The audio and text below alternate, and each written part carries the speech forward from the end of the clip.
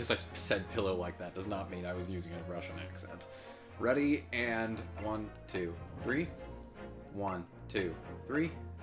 1, 2, 3. 1, 2, 3.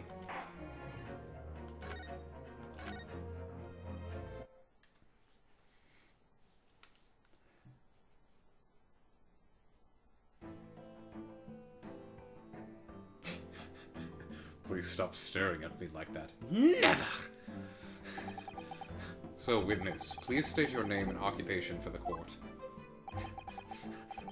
Eugene Mikotoba, lecturer in forensic medicine at the Imperial Yume University in Tokyo, Japan. Can we do something about her? She keeps staring at me. That's... And... With Mama? Professor Mikotoba, the young lady beside you is... this is Dr. Maria Gori. She wouldn't leave. Scotland Yard's practicing coroner, the daughter of Dr. Scythe, I understand. Yes, Dr. Scythe. Do they not use periods after titles in Britain? Is that just a cultural thing? Because, like, it really has been bothering me. Like, I haven't said it in 2 games, but, like, I do not like it how they don't put periods after Mr. or Doctor or Miss or whatever. Well, they might do Miss because they might spell out Miss, but... Mrs. But, like, it just looks wrong. I'm afraid I can't tell you why she's... I can't tell you why she's here. She just appeared. What? You summon this strange Japanese man as a witness to that autopsy? But you don't summon Mama? That makes no sense. She was there too. That's about the size of it.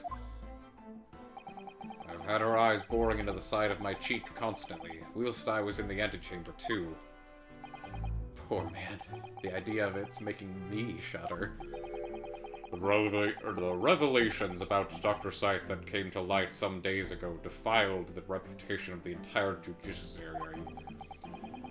She was therefore deemed unfit to appear as a witness in today's proceedings. The Ministry of Justice's decision on that is final. Well, we wouldn't want to make... wouldn't want any more perjury to be committed, would we? Laugh track ensues. I knew I was funny. The Ministry of Justice. Some questionable strings are being pulled, I think. I remember you, Dr. Mikotoba, but I certainly never expected to be meeting you under these circumstances. Yes, it's been a long while, Lord Strongheart. The prosecution understands that you were a visiting student of forensic science in London until 10 years ago. That's right. I studied under Dr. Wilson at St. Sinners. So you were present at the autopsy of my brother, Lord Clint Van Zeeks? Now he's just corpse Clint Van Zeeks. I was, yes. I assisted Dr. I was gonna laugh so hard if I just got away with that one. I was, yes. I assisted Dr. Wilson with the entire procedure. Excuse me while I deck this motherfucker. Excuse me, sir. Do you mind repeating that, you son of a bitch? Mama is far more skilled I than... can be arrested for assault because it's something I'll actually do. You're just... Hold the fuck up. What did you say? Mama is far more skilled than any Japanese man. Well, Dr. Wilson asked me to be his primary assistant on that occasion.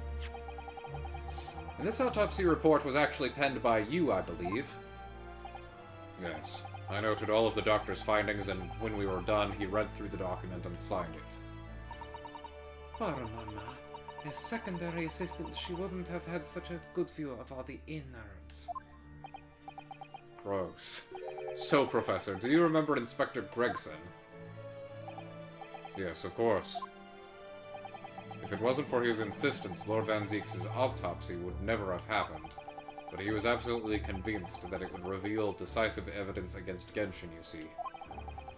So Lord Strongheart had to entreat the nobility to allow it to take place. Do correct me if I'm wrong, my lord.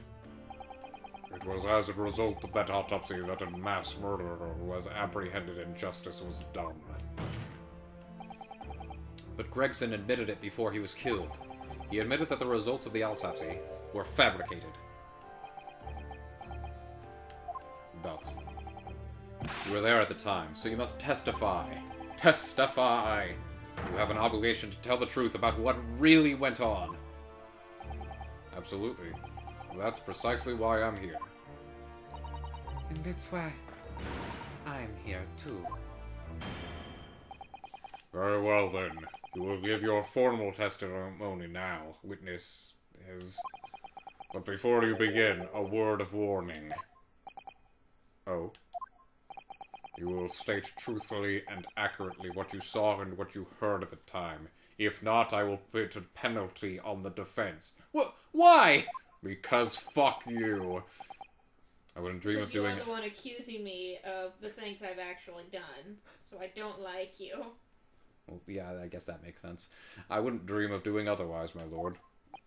The moment your testimony verges on supposition, I will expel you from my courtroom. And life. Remember that. Dots. Welcome back to Side by Side Plays. I'm Shikuquaza. I'm Waifu. And today, we're doing the rest of Great Ace Attorney 2, And no matter finishing. no matter how long it takes us. We're gonna be here for 12 hours, boys and girls. Oh, and God, everything I in don't think I'll between. be late for work. You're not gonna be late for work. It's only 1 in the afternoon. I will be too exhausted to wake up. Nonsense. Now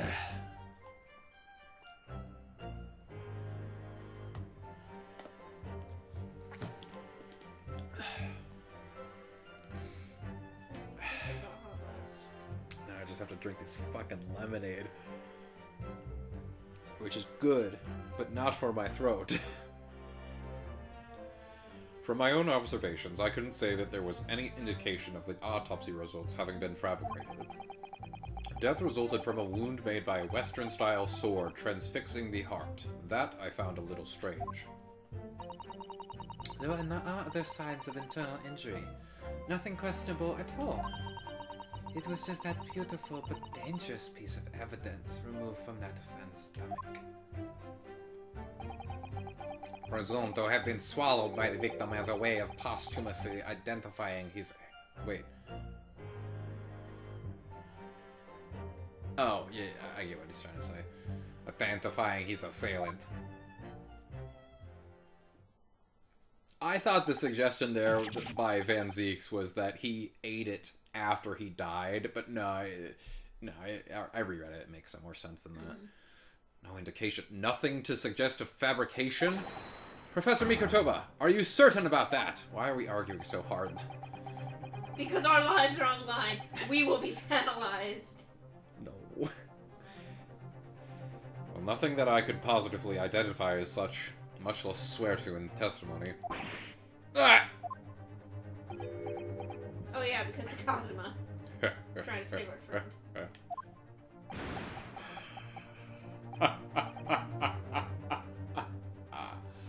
Well, that clears things up nicely.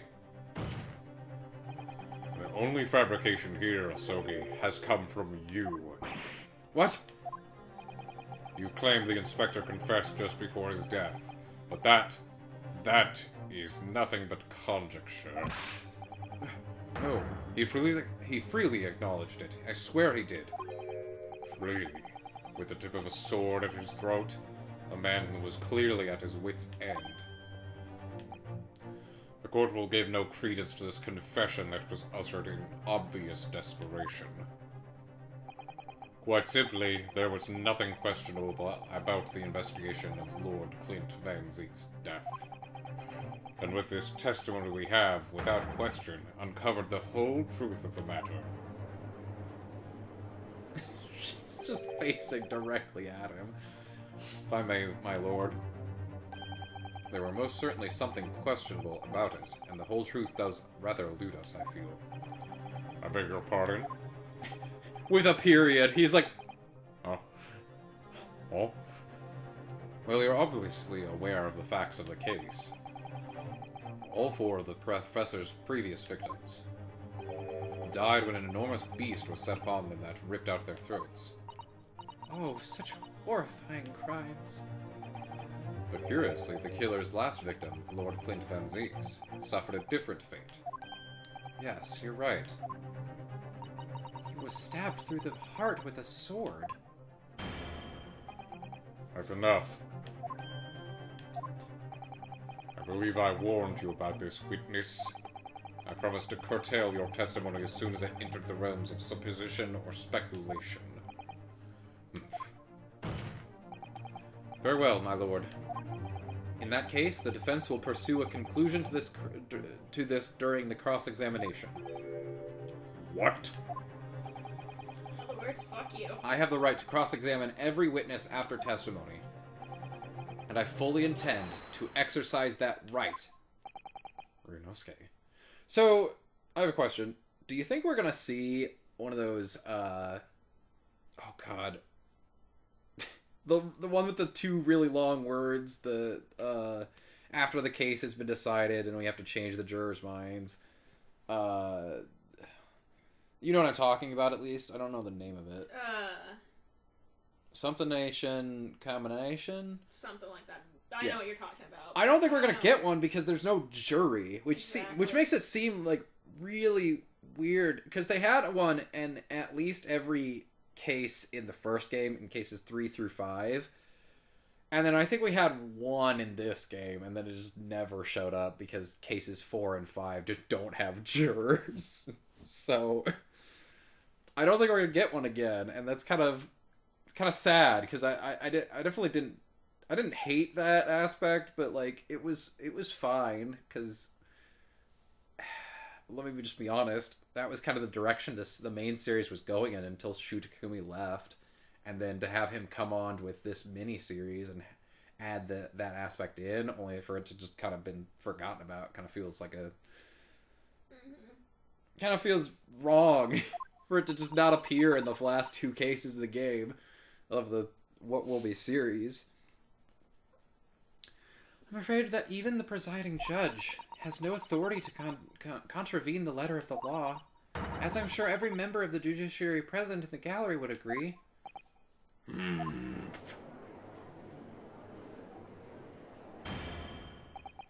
Very well, you may begin, counsel. However, the moment your argument strays from the established facts, I will not hesitate to bring the cross-examination to an end. Proceed with caution. Yes, my lord. So basically, if it wasn't for the fact that we have the people in the pier, Oh, absolutely. we've gotten away with this. Absolutely, yeah.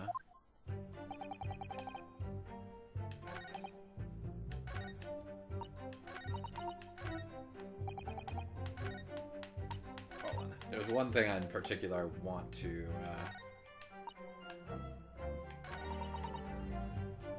I want to fucking press on this. Give me that. What evidence was in the tummy? What exactly was it, though? What does beautiful but dangerous mean? A gun. Well, it was sparkly and round with a hole, as if it might slip over a finger, perhaps. Ring? You mean a ring? It was a ring. Belonging to Genshin Asogi. My father's ring was inside the victim's stomach.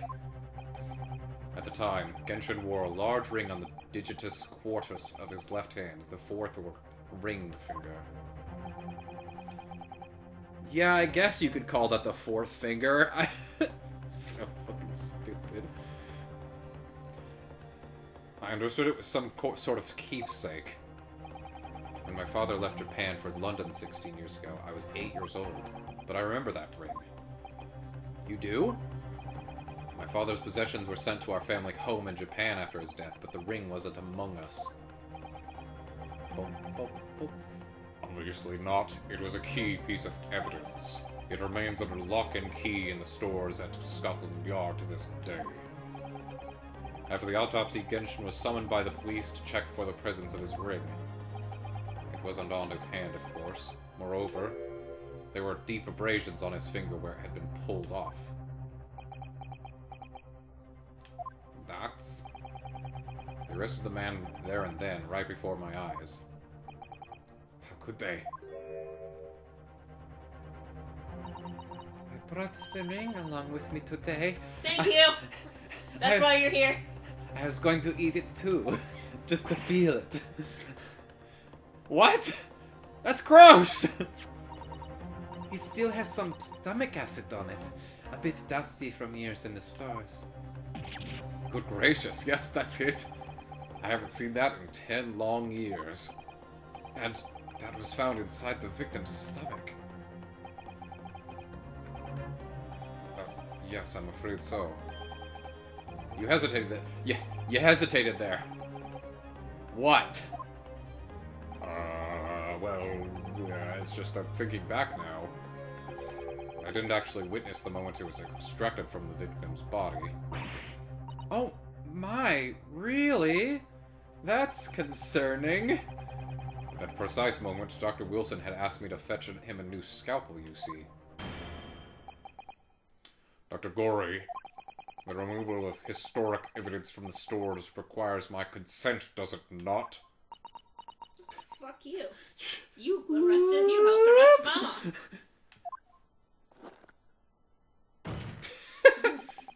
However, we're just gonna ignore that. However it came to be here, the court cannot deny that this is crucial evidence for today's proceedings.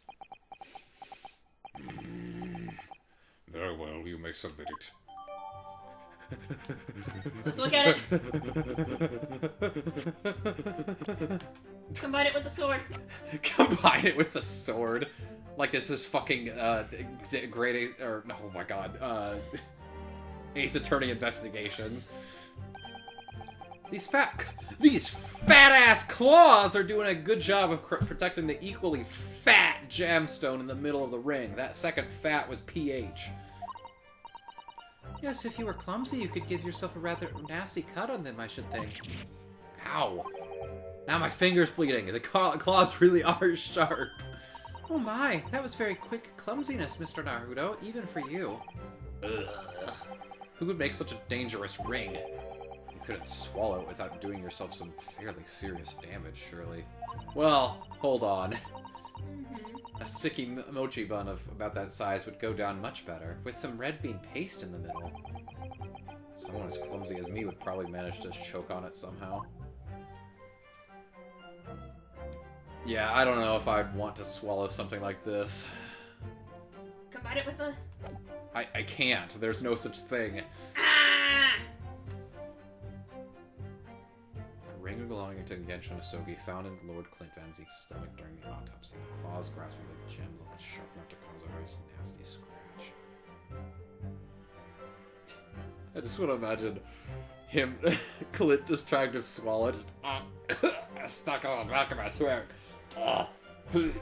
Help me out! He's like trying to drink water, but he can't swallow it, so he's just gushing water, and he's like crying because he's trying to swallow so hard, and he just can't. You're gonna make it before It I hurts. Just while the fucking sword of Genshin is stuck inside of him. Oh god. It's not the sort of ring normally seen in Japan. They almost look like claws protecting that jewel. We must examine it very closely, Mr. Naruto! Yeah, Susato, we did. Don't you see my bleeding finger?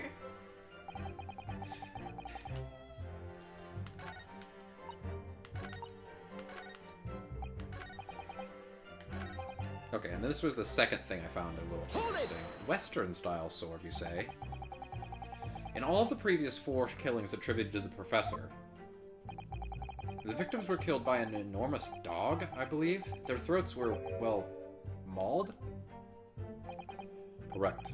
And yet Lord Van Zeke's was stabbed. Do you mean to say you think Lord Van Zeke... I'm just gonna call him Clint. Do you think Clint Van Zeke's may not have, in fact, have been one of the professor's victims. What did I just say? But Genjin Asogi confessed to all his crimes upon his arrest. He admitted to having taken the lives of all 5 members of the aristocracy. yet the beast that was used to carry out the killings was never identified. No evidence was found to suggest that Genjin had ever kept a dog. A true hound of hell. Nuts. Okay. Wait. Actually, that's a good point, because we already have the evidence against this. We can just present this right now. Because Western-style sword, that's not this sword. But was he killed by that sword? Because wouldn't that have been kept as evidence? Yes. With the ring. Yeah, that's the point, because they're arguing that Genshin Asogi killed him with his sword. Okay? They may not have said it's explicitly his sword, but this is the sword that Asogi had. It is very clearly not a Western-style sword, so this is a contradiction. Like, obviously I feel like it has to be something with this ring, because we got it because of this cross-examination, so logically speaking, we could have done this before without getting the ring. I also would have mentioned no other injury, because again, if you'd swallowed it, you would have cut up your throat. Oh, that's a good point. Hold it! Yeah, we'll probably have to present the sword thing at the next cross-examination. You weren't actually present at the autopsy yourself, were you, Dr. Grigori? I was 6. Does that matter? Well, I just wonder how useful your testimony can be in that case, really. I mean, it would be different if your mother, Dr. Scythe, were in the stand, but... I am a much more interesting character. I've read all the paperwork about that case, and Mama's told me the story countless times. The statement I just made is exactly what's written in the autopsy report. I did confirm that myself at the time, it's true. Besides the stab wound, there are no other signs of internal trauma. I see. Thoughts? Mama told me all about it. She said, a bad man named Mario kidnapped Mama. Sorry, Sunshine will forever be stuck inside my brain. My first ever video game with some of the most questionable voice acting choices I've ever heard in a video game. She said there was nothing of note internally. But they did find an amazing piece of evidence. Something unbelievable. Unbelievable. What did you mean? What do you... Come on, Ryunosuke.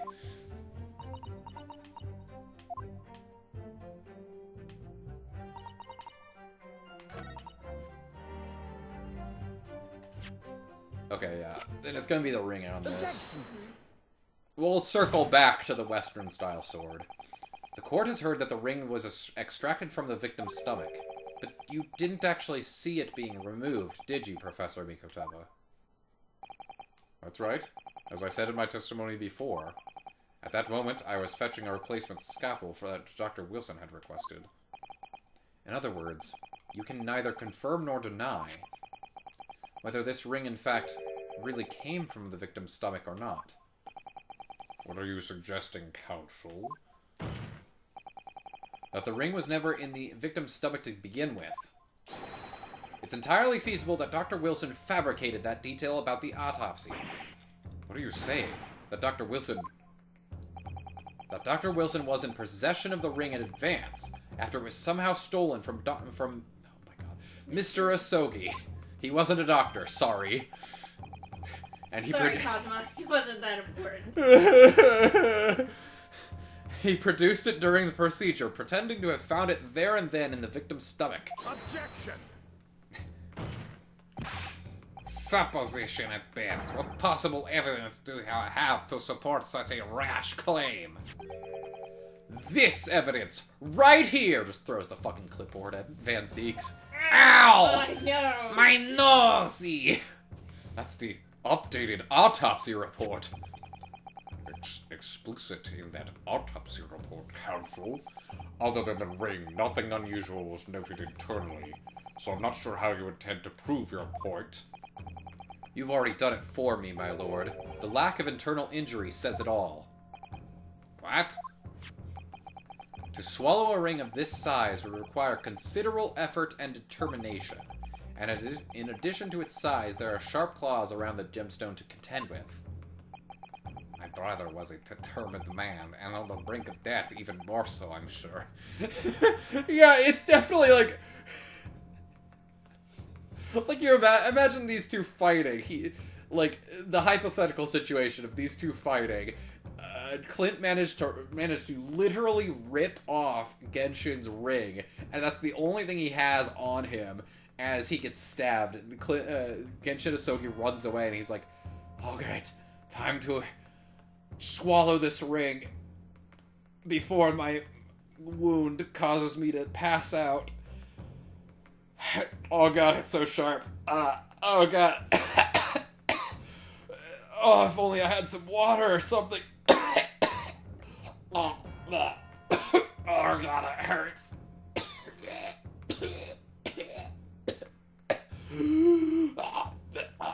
Then some guy just standing next to him. Do you want me to go get help? No, I'm fine. Just let me die.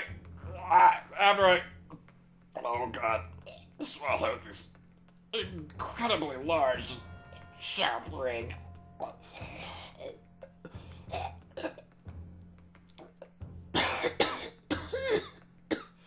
I'm good. Okay, you can stop the bit now. Sorry. I got really into it, as you can tell. And on the brink of death, even more so, I'm sure. So determined. What an honorable way to go out, totally not choking himself to death on a really sharp ring. He would have stopped at nothing to ensure that evil killer was brought to justice. But, wait a second. Why would he have swallowed the ring instead of just holding it in his hand if he knew that autopsies were not done on the aristocracy? Mm-hmm. If he had swallowed the ring, it almost would have been the opposite, that he was trying to conceal who he was killed by. Oh shit, I never thought about that. Oh, that is a head-scratcher. It's inconceivable that no traces of its passage down his throat would have remained as internal trauma. No. Now that you mention it, and there you've arrived at the sticking point. That's precisely why I had my doubts about the findings myself 10 years ago. And why didn't you say something at the time? 'Cause I was leaving. I still remember the conversation I had with Dr. Wilson in the laboratory that day. I don't think I ever made a voice for Wilson. No, he was dead. Because he showed up in the in-between segments with Sholmes in the like flashbacks, but I never settled on a voice. Whatever. Texan. Look at these. I can't do accents. We've established that many, many times in this playthrough. Now this here is a very curious thing to find on a man's stomach, wouldn't you say? But isn't that rather peculiar, Dr. Wilson? Well, say it now, Mikatoba. Well, if he swallowed a ring of that size with those sharp metal claws that it has, surely you'd expect to see damage to the throat and esophagus. What the fuck is that word? That's not esophagus. That's... No, that's esophagus. No, it's not. It's esophagus with an O in front of it. Torn mucous membranes, at the very least. Oh, right, I was looking at porn before this. What? He just said.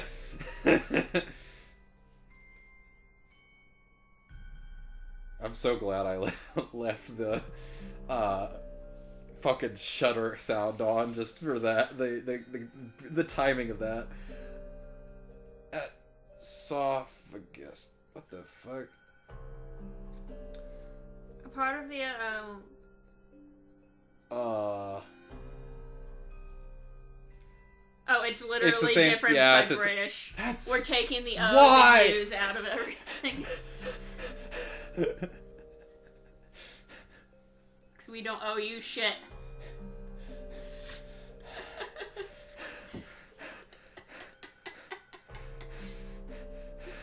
Alright, did I kill you? I'm sorry.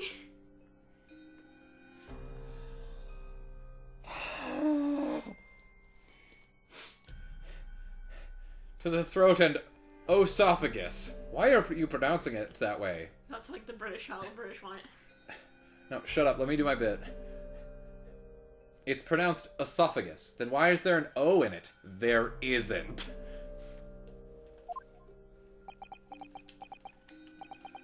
Dr. Mikatoba, may I remind you that I have vastly more experience than you. I'm terribly sorry.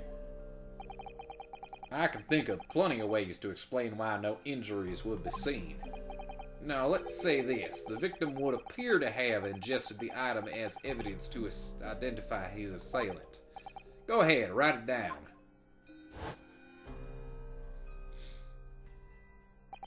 So I was right. Dr. Wilson deliberately fabricated the results of the autopsy to implicate my father. I'm disappointed, counsel. That argument is nothing more than speculation. What? Dr. Wilson was Britain's leading authority on forensic science and autopsy work. There is no scientific basis on which to doubt the man's expert opinion. So now we gotta... Pardon the interruption, my lord, but damage to the mucous membranes of the throat is easily identified even in living subjects. Using a device called an endoscope, recently demonstrated in practical use in France. I want one. The government can pay. I don't think so. I'm not paying for fucking shit. And Dr. Gorey, rest assured that your removal of evidence from the stores without permission will not go unpunished. That's... We open up the dead to find the truth. I beg your pardon? But Mama, she chose to stitch her corpses up with all her secrets inside. That's wrong. That's... Dr. Gorey is looking as though she's chosen to walk a different path to her mama.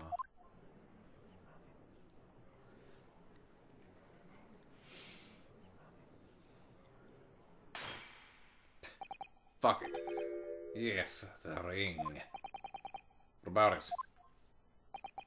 I've just remembered something. An earlier incident. What incident? The one I recounted to you before, about the memory I have. Of Genshin Osogi saving my life. What? My father saved your life? It was 10 years ago, on a foggy night. Genshin and I were walking down some back streets at a late hour. All of a sudden... Don't make a peep. You come with this. All of our assailants were armed with pistols, their faces obscured by scarves.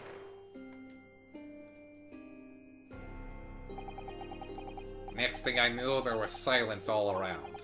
Genshin lay on the cobbled street. Blood was seeping from his left hand. He'd shielded me.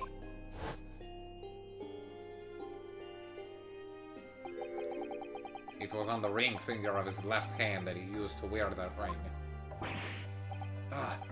Are you saying... I've always believed those thugs were after me, but now I'm starting to question if perhaps I wasn't the intended target after all. Wait, but... Genshin was arrested 2 days after that attack, and in that short interval, the decisive evidence needed to indict him was miraculously found. You mean, the ring was stolen from him? You think that's what those thugs were after that night? Objection!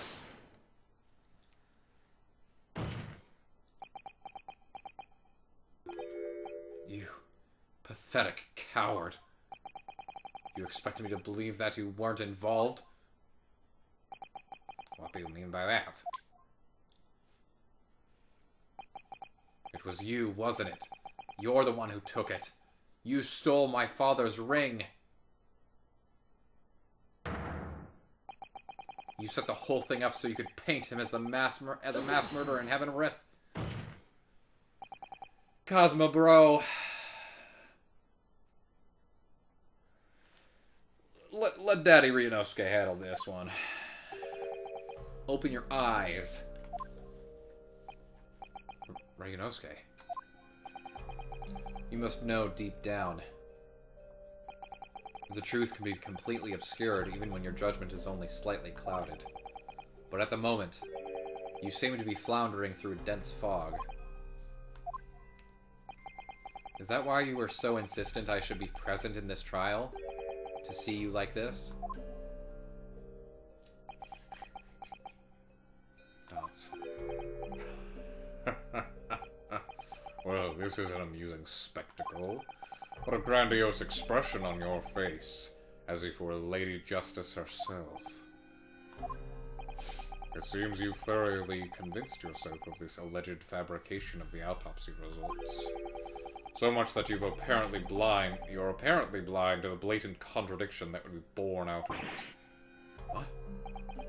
Though it's extremely hard to believe, let us imagine that there was some misconduct during the autopsy. If that were the case, why would Asugi not have disputed the findings in his trial? Oh. In the closed court hearing 10 years ago, the defendant never once denied the claims against him. Isn't that right, Lord Van Zeeks? Yes, that is indeed correct. Upon hearing the verdict of guilty, he merely closed his eyes, quietly accepting the judgment. The actions of a man who has accepted the responsibility for his deeds and is resigned to his fate. But then... Oh my, that is very strange. If Mr. Soki did nothing to oppose the charges against him, then... that would surely mean there was no fabricated evidence. An obvious conclusion at which you should have arrived many minutes ago, Prosecutor Asogi. Your twisted loyalty and clouded judgment are hampering your ability for logical thought. Precisely why he should not be the prosecutor in this case, but, you do you, I guess. We need that dramatic. Genshin Asugi's silence at his hearing can only mean one thing.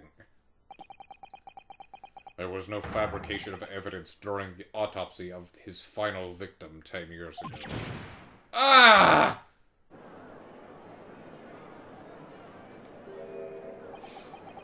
If that autopsy was all above board, there'll be nothing to stop Lord Strongheart bringing this trial to an immediate conclusion. Objection.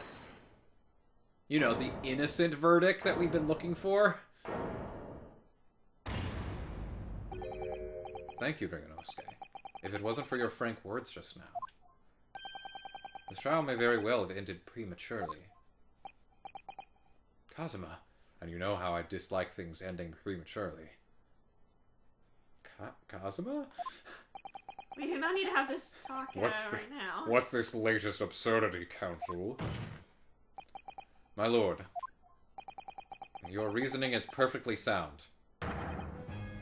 But for one giant hole. I beg your pardon? A butt hole. A hole in which I may say the word butt. You claim my father's silence was due to the fact that there was no fabricated evidence, but there's another possible explanation. He had his tongue cut out. What? You've overlooked the possibility that he had a reason for maintaining that silence. Objection. Hold the fucking phone. Silence that would lead to him being convicted and sent to his death? If the autopsy results were an invention, there's no conceivable reason why the man wouldn't have protested. Look at the way I'm holding my hand, by the way. He's so fucking weird. Objection. Oh, those results were an invention, alright. There's no question of that. Or are you forgetting that 2 people with a connection to that autopsy have been assassinated? This is true. If I force the grievances I feel from my mind, I start to see you in a very different light. I think perhaps it's you who's been living in delusion these 10 years. Me? Kazuma-sama has created one last chance for us here, Mr. Naruto. If we can only show there was a reason for his father's silence in the trial, a reason why the man would have said nothing even though he was innocent. Could it have been part of some negotiation, perhaps? Enough rhetoric. The court must be shown evidence. What proof do you have that could possibly explain Asogi's silence in court? It's gotta be the Asogi papers, right? So that everything, Goes to his everything family. goes to, yeah, everything goes to his son. Take that! This! Oh, I don't think this is right. No. Fuck.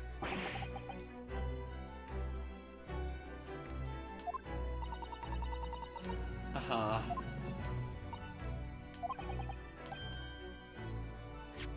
I'll save. Unless if he was protecting. That was my first and only idea, so I'm just gonna save here just so we don't have to go through every piece of evidence. There must have been a reason for his silence. Using in exchange?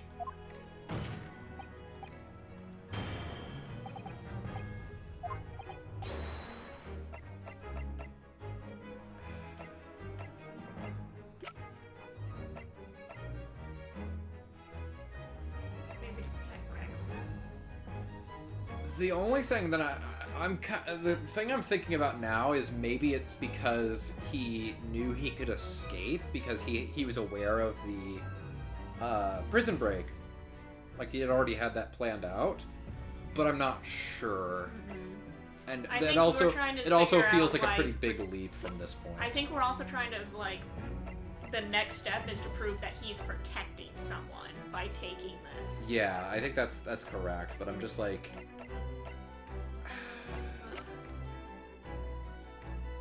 What's that next one over? the evacuation drill. I think it maybe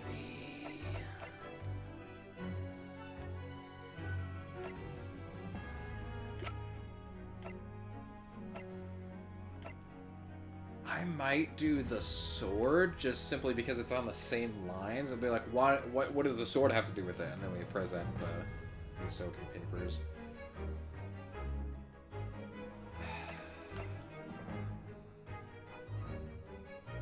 I could see the dismissal notice.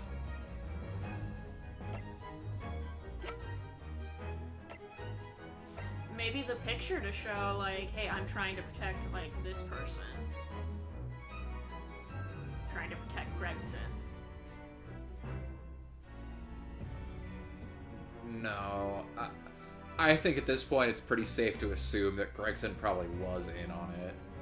Like, there's not gonna be a twist that no, Gregson was actually a good dude the whole time.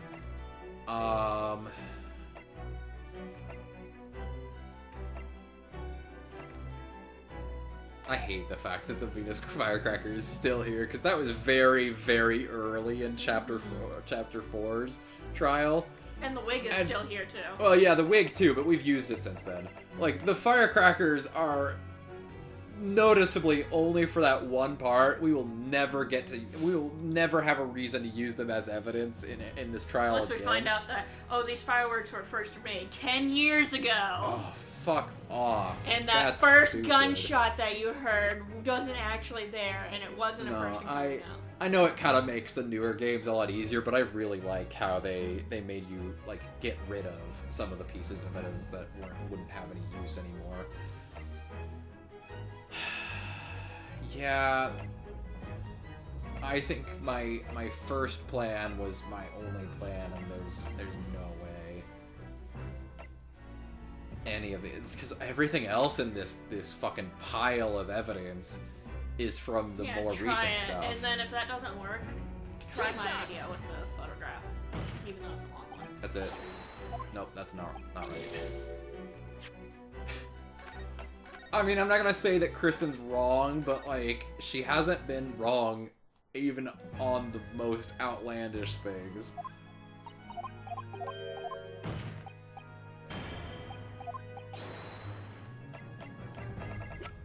I don't understand how it's this, but... Nope. Nope. That's not it. Alright, I'm gonna try the, Try the autopsy report? No, what was the other one I was saying? I don't know. What? I just said, I was like, I pointed out, like, this is the one I was thinking it was as well. The dismissal notice, that's what it was. It's true that, yeah! Hey, you did. It's true that Genshin Asogi's silence during his trial resulted in his conviction. But that didn't actually lead to his execution. On the contrary, it led to his escape. An escape that was only possible because he'd been sentenced to death. Although I find it hard to believe my father would have negotiated in that way. The defense is correct. My underwear says that a fake execution, falsification of a death certificate, and a jailbreak inside a coffin. Clearly such an elaborate plan couldn't have been carried out by my father alone. He must have had the help of a collaborator from the judiciary. I have here the dismissal notice of the chief warder who was working in the prison at the time. The notes read, there are indications that the jailbreak was in planning prior to the inmate's incarceration. Yeah, okay, if we had looked at the description, we probably would have figured that out faster. In other words, there were suggestions of some sort of negotiation between Mr. Asogi and the British government.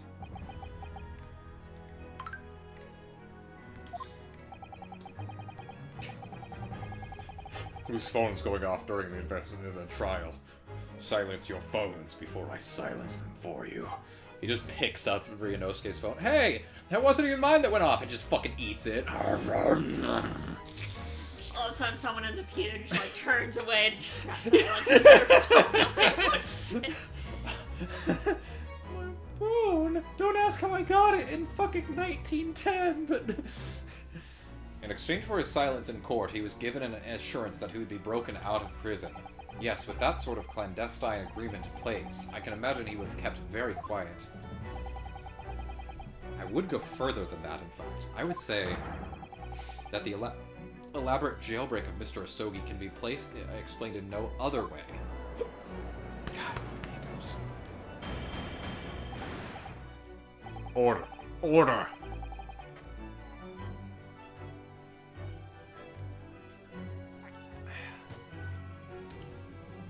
First fabricated evidence and now a jailbreak conspiracy?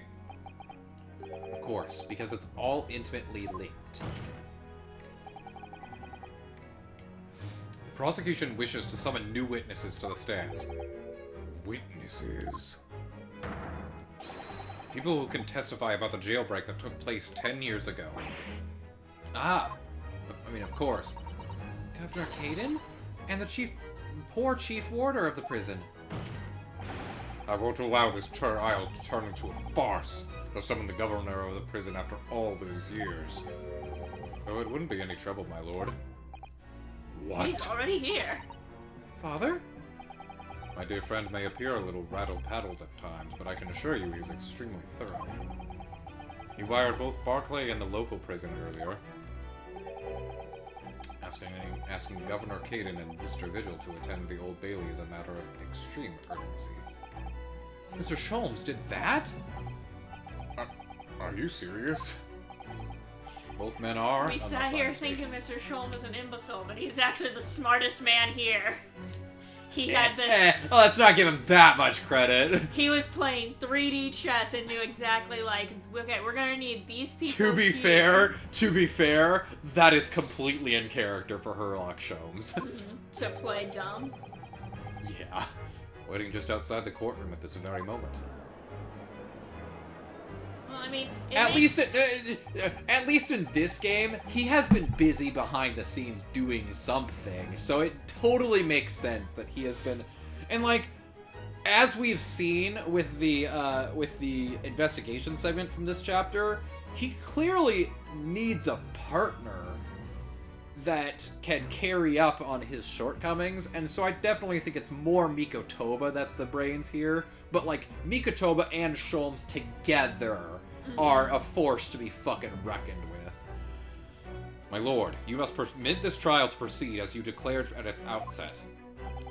You promised that we would stop at nothing to uncover the whole truth behind these disturbing findings.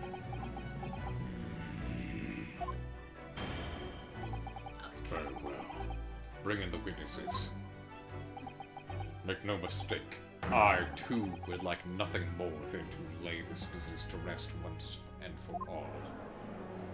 What are you furiously typing over there? Oh, to my brother. Oh, okay. Teddy's kennel has 2 doors, so... 2-door garage. And I am still here. You know, if we bring any more witnesses, I'm gonna fall off the podium. Oh, that's nothing. There's a spin-off game where there are fucking 7 people on the witness bench at the same time. Would the new witnesses state their names and occupations for the court, please? I, Barry Caden, Governor of Barclay Prison, mate. Everyone calls me Gossip. I sell jaunty little tidbits to passerby. Your other persona, if you don't mind. I do beg your pardon, of course. I'm glad these two have established voices already, I'm gonna be honest. My name is Daily Vigil. I used to be the chief warder at Barclay Prison. The reason you've been summoned here to court today is to testify about the jailbreak of the so-called professor 10 years ago. Lost the professor? We've already been through all that a decade ago. And the conclusion was that there was not anything untoward happened. In English! A convict escaped from your prison, Governor. Hardly what you'd call nothing untoward. Ah, well... The convict's death certificate was somehow falsified after he was allegedly executed, and he escaped the prison inside his own coffin. A plan of that complexity could never have been carried out without the help of somebody of influence inside the prison. Governor Caden, don't imagine that the passage of time will afford you any protection. If it turns out that you were involved in the plot to break Mr. Sogi out of your prison, then of course, the consequences will be very serious. In all likelihood, a capital punishment. Gads! Hold on there, laddie. All I did was...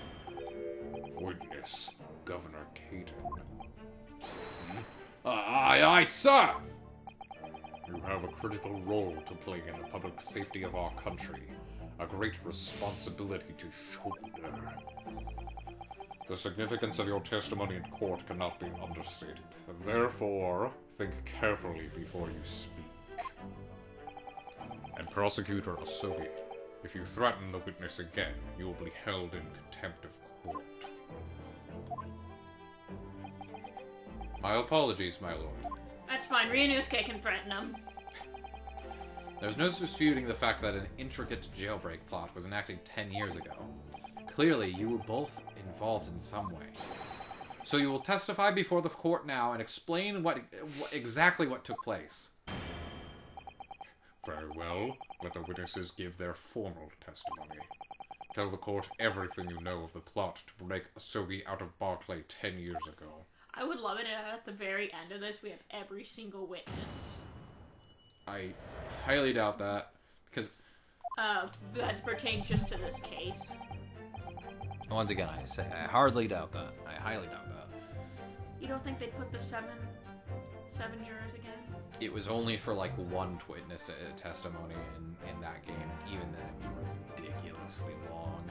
Like, think about what you'd have to justify more than 3 or so witnesses on the stand at the same time. Each of them needs a line to speak. Otherwise, why put them on the stand? So that is a long-ass witness testimony to have to cross-examine. It is a notoriously bad case in the Layton versus Ace Attorney game because of that part. It was the day that Japanese jock was found guilty. The directive came from the prosecutor's office. I saw the convict to the chief ward of vigil here and put the plan into action behind the scenes. Oh, he's just willingly admitting to it. I was responsible for Asuki right up until the night of his execution, but I knew nothing of any plot. I don't know, Ken, if there were some negotiations between the convict and the prosecutor's office. All I did was carry out my duty for Her Majesty's Great British Empire, of which I definitely am a part of, seeing me accent and all. A directive from... I may have been born and raised in Scotland, but I now have my English passport. Yeah, the Scotland-Australia part of the country. A directive from the prosecutor's office. Are you saying that that was the jailbreak plot? Aye, that's right. Who sent it? Who authorized that plan? I don't know, can deny can that? You're saying you don't know? I genuinely don't understand you with the weird accent you have. Listen, there was not a thing about that professor case that was not unusual in some way.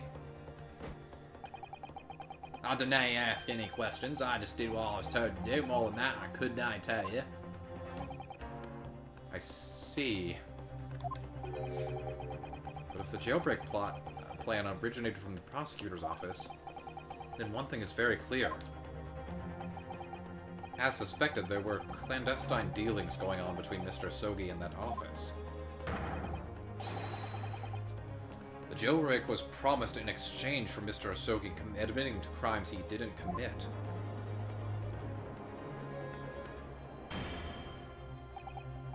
That, counsel, is nothing more than speculation on your part. So, let me ask the defense. Oh, yes, my lord? I fail to see how these witnesses have any more pertinent information here. Do you intend to assert your right to a cross-examination? No! I have no intention of squandering a single opportunity, my lord. Seems all you Japanese are fiercely tenacious. Also, I don't want to, like, derail too much, but, like, do you remember when we wanted to call Mikotoba to the stand, and he's like, oh, not another Japanese. Like, dude. Very well. Counsel, proceed. Bitch. At least you're not being as racist today, sir.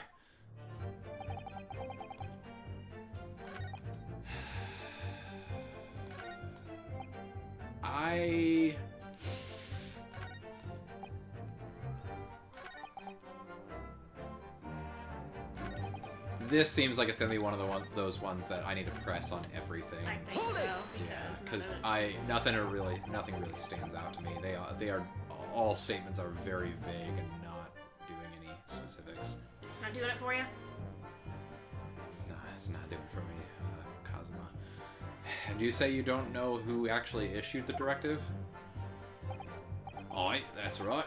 All I can be sure of is that it was official. But if it was from the prosecutor's office, that narrows down who could have issued it straight away. And it wasn't me. Not it.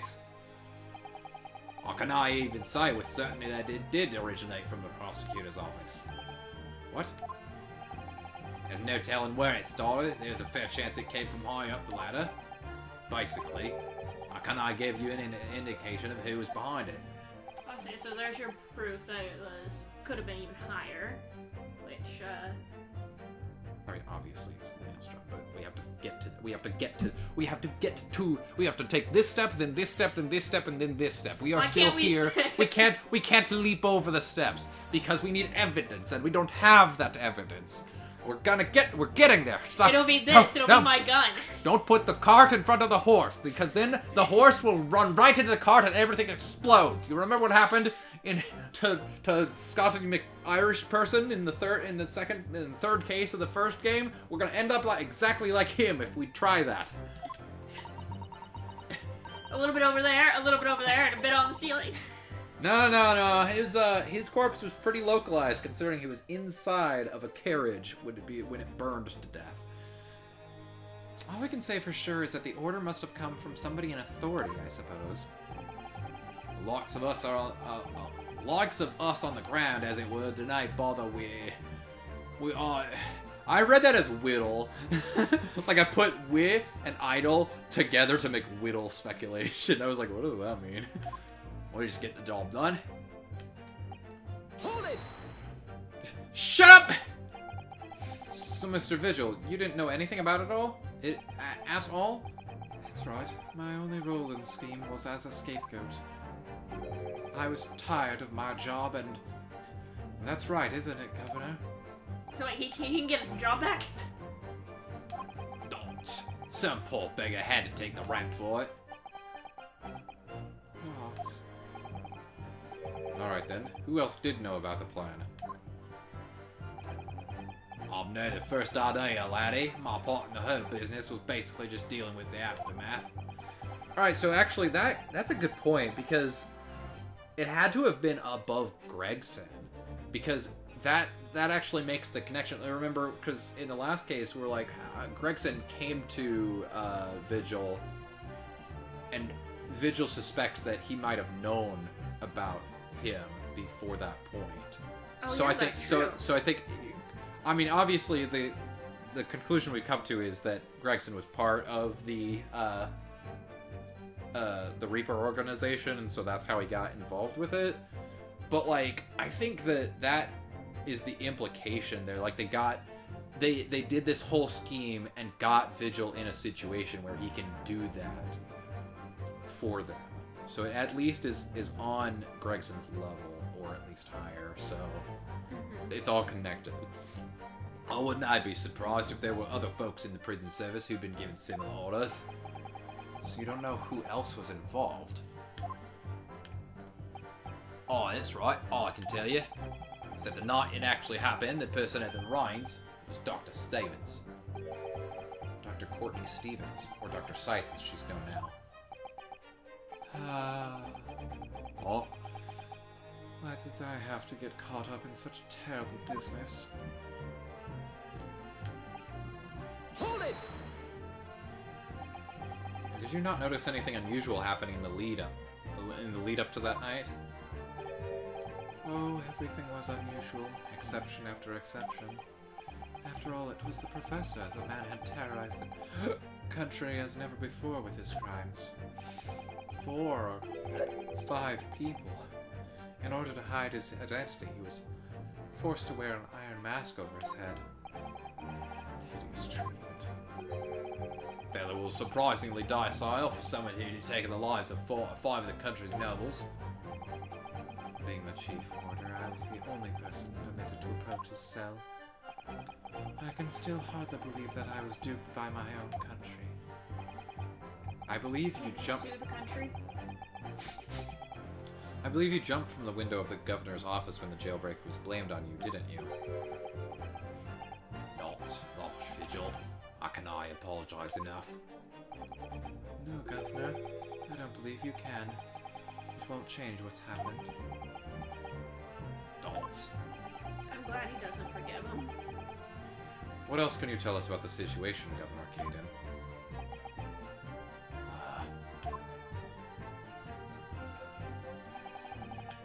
Hold it! But you've already acknowledged that orders came from the prosecutor's office to arrange for the man's escape. There must have been some sort of negotiation. It's the only explanation. Aye, well, be that as it may, I don't ken nothing about that. The witness stand is no place for telling what you don't know for sure. I ken that much, I do. And I presume you also know this. Not telling what you do know is a criminal offense. So you were just following orders, is that it? I'm afraid that won't absolve you of guilt here. The man was still killed illegally, even if... even if he was a condemned criminal. You may very well be found complicit in murder, Governor. Fuck you. Thoughts. Yeah, this is kind of a weird situation because, like, he wasn't executed, but he was killed. So the killer, even if he was, like, a member of the prison staff trying to...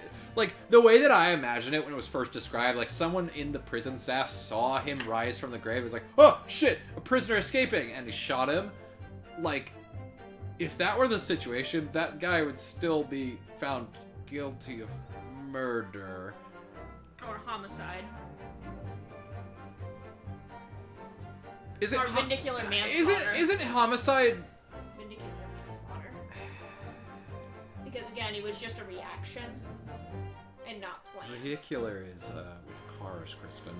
Or, sorry, manslaughter. What did I think ridiculous? Actually, vindicative homicide might be something. I don't think so. I'm not going to take the time to look it up. So that's what it has to be, is it?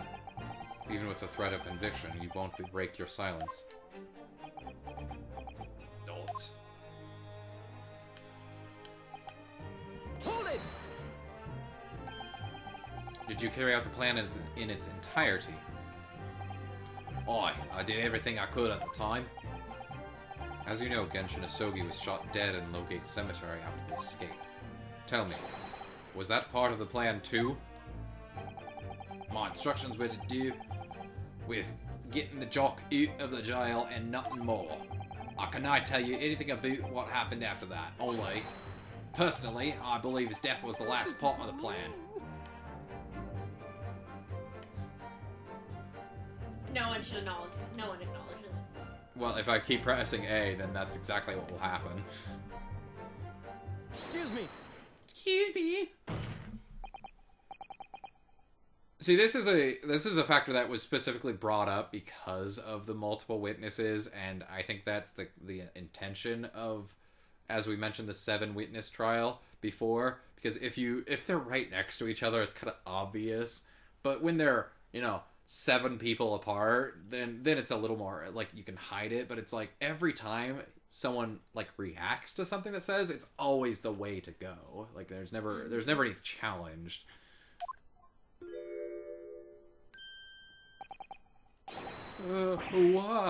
Yes, sir. What can I do for you, sir?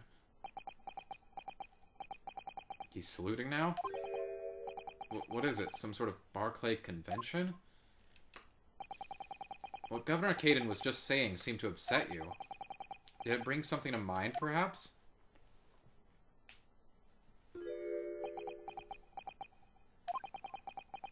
For the last 10 years, I've completely blotted out the memories of that time from my mind. I was betrayed by my superiors in the name of my country. What? Just as my father was betrayed, it seems. Dots. But you see, thinking back now... Why? I tried to catch it.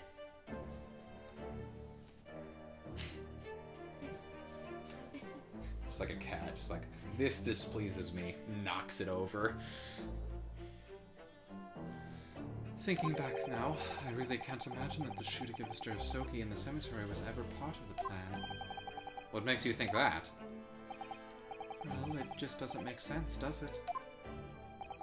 To make the man admit to crimes he didn't commit with the promise of a jailbreak only to kill him in the end.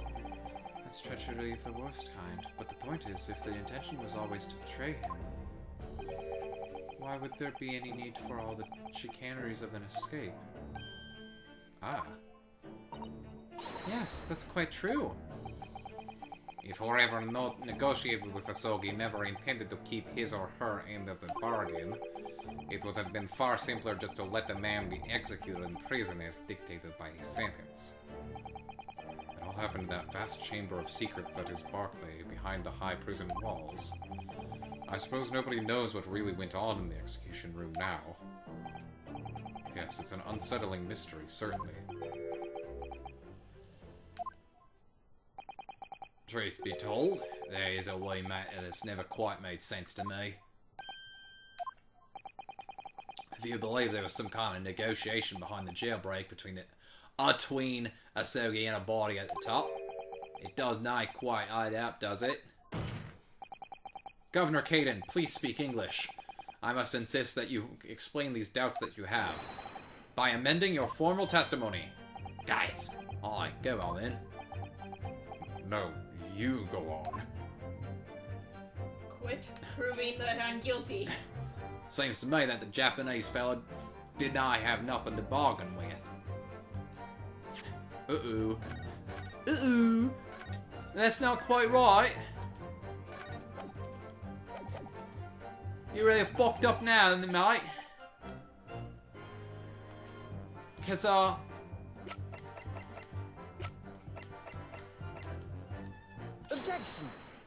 uh-oh.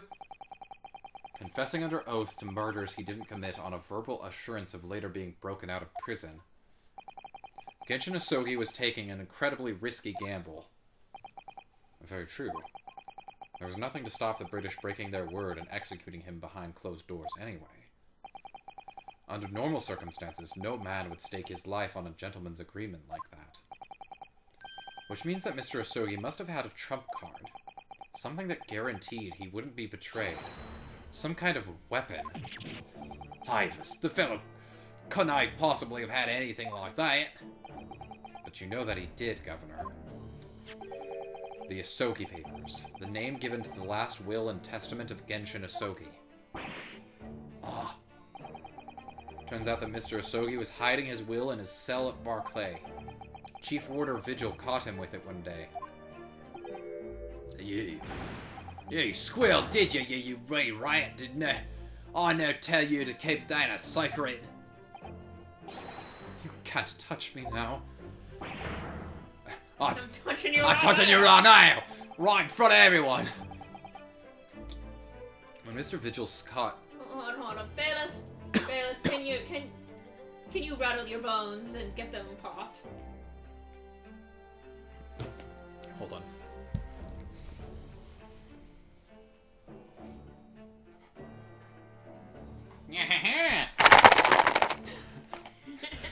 It's the closest we're gonna get to rattling.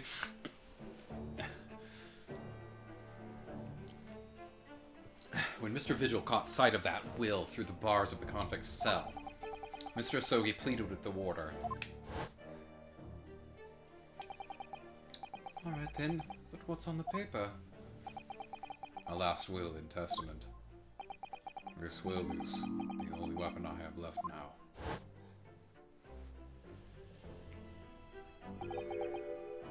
A weapon? After the convict had been killed following the elaborate pretense of the jailbreak, that document mysteriously disappeared, didn't it? Well, yes, all the prison warders searched through the belongings in this cell, but that will was just nowhere to be found. So where did we find it again?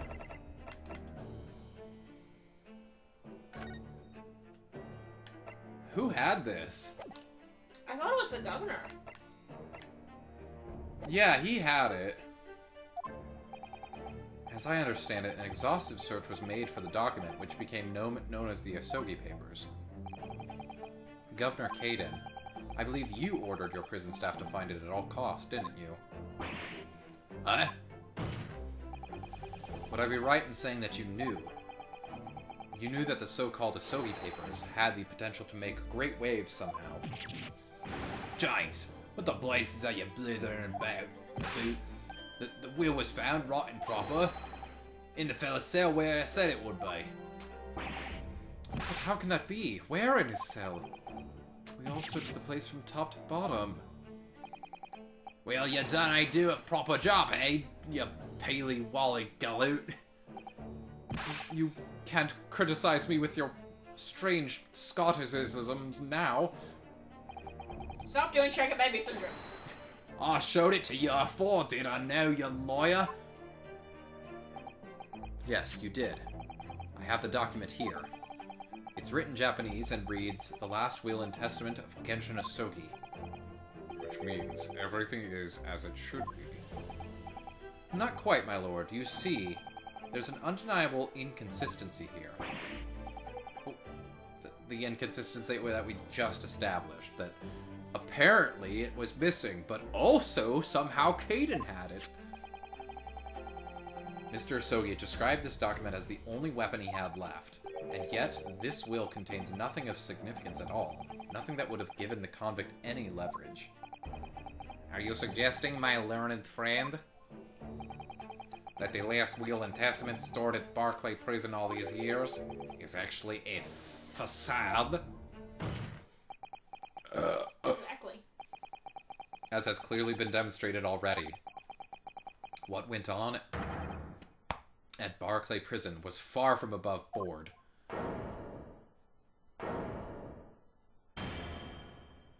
That is nonsense. That last vilification by the defense was an affront to the entire British legal system. So was with the coroner, so what's to say it wasn't bleeding everywhere else? This absurd notion of a weapon is something for which we only have the former Chief Warder's word. The man could quite easily be lying, or at the very least, sorely mistaken. What? No, I definitely heard him say that, I swear. Clearly we need to get to the bottom of this. We need to know exactly what happened with these so-called Asogi papers. So these are fake papers, we need to find the real ones. A waste of time. If the will was fake, where is the real document? On the back of the Constitution of the United States! Wait. Mr. Vigil was stabbed... the sword. I'm gonna be right, and you're gonna owe me kisses. No. Mr. Vigil was stabbed in the back by the judiciary 10 years ago. He lost everything. Very nearly his own life. And now you're going to do it again. You're ready to brand him a liar and turn your back on him without even letting him defend himself.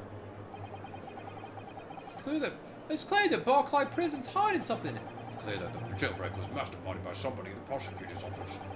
It's clear that it's some illicit negotiation. Is your lordship good for a lot of blah, blah, blah, blah, blah. Who said that? We should buy him from the West Chief Justice. Have him testify again. Problems go on. That's what we should be heard. It would seem that a vocal few here are utterly blind to the truth. Very well then. Let the witness testify again. Tell the court precisely what you think you saw of the convict's last will and testament. Yes, sir, my lord.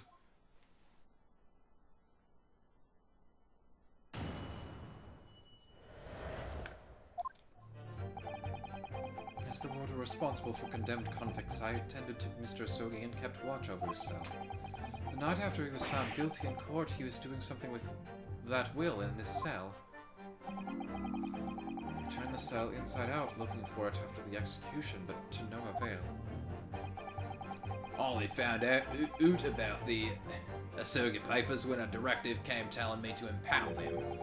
Document was in the folds of the fella's robe that was left in his cell. Hey, kimono, I think it's called.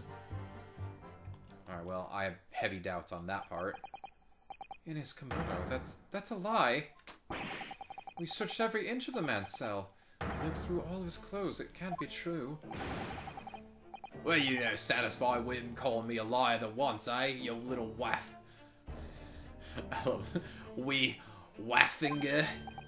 Ha, there's nothing you can do about it now. You don't have any hold over me anymore.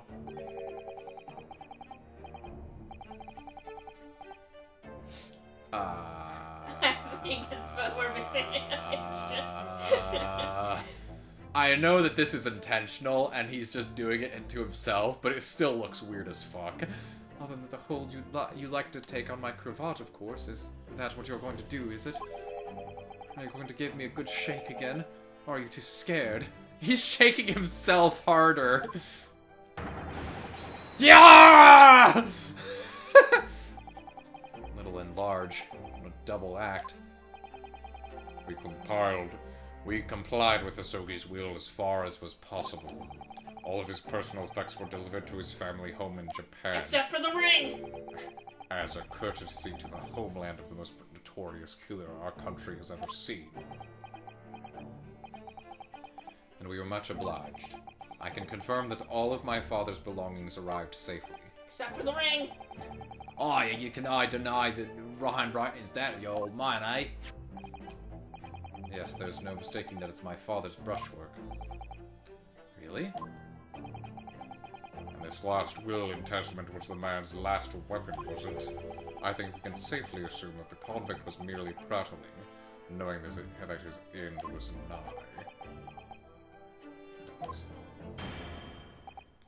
So, counsel for the defense, your cross-examination, please. Break that brain, Husky. Yes, my lord. It is not nap time. That is not what that gesture means in Japan.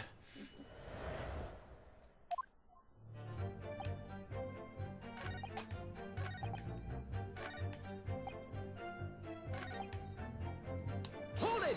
Alright, let's see here. In Mr. Asogi's kimono. Aye, the one he brought with him when he was locked up. Yes. He was permitted to have his personal effects with him during his incarceration, I understand. That's right, he was granted as much freedom as possible during the few days before his execution. Indeed, he had a number of items of personal significance, I remember. He was very reluctant to part with them. Some books, that kimono, his sword. His sword? Karuma, the famous sword of the Asogi clan. The one I just broke. It bears the soul of my family. And I just broke it. I don't doubt it, but I wasn't really getting at that. Forget it being the soul of the clan. Could the man have had a more obvious weapon? Have some respect for Inosuke. Respectful silence? Warders carry firearms at all times, and the inmates have shackles round their ankles. He couldn't have hurt anybody with that thing, I doubt. Still, he was allowed a sword, but no writing materials. Aye. I wrote that will afore he came to stay with us at Barclay, you see. Dr. Mikoto was asked to bring the necessary Japanese writing implements to the prosecutor's office. A Suzuri inkstone, black sumi ink, and some Hanshi rice paper, no doubt. I was present when he wrote it, but I'm sorry to say, letters just look like a swimming mass of jet black earth. Warums? Is that a Scotticism? Earthworms? That's so weird. But anyway. Excuse me. What I read looked like English. I'm guaranteeing that that's exactly what's happening. Like he wrote one in his cell, and then there was one that was written elsewhere. However, that's not how wills work, unfortunately. But yeah. May not have been a will. Ooh, it was Scarlet, sir. He was writing his own fucking blood. What? Oh, I'm terribly sorry.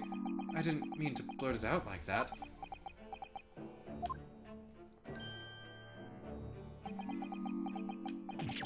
Less swaying and more explaining would be helpful. Is it something about the testimony we just heard? Have you recalled something of importance? Something of importance, possibly, or possibly not. I'm unable to tell which way he's leaning, I'm afraid. Neither am I, as he leans from one side to the other, literally. My lord, the defense asks that Mr. Vigil be permitted to supplement his testimony with this possibly or possibly not important detail. Permission granted.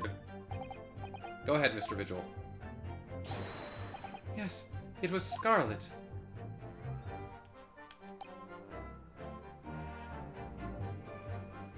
Oh, it was written in blood.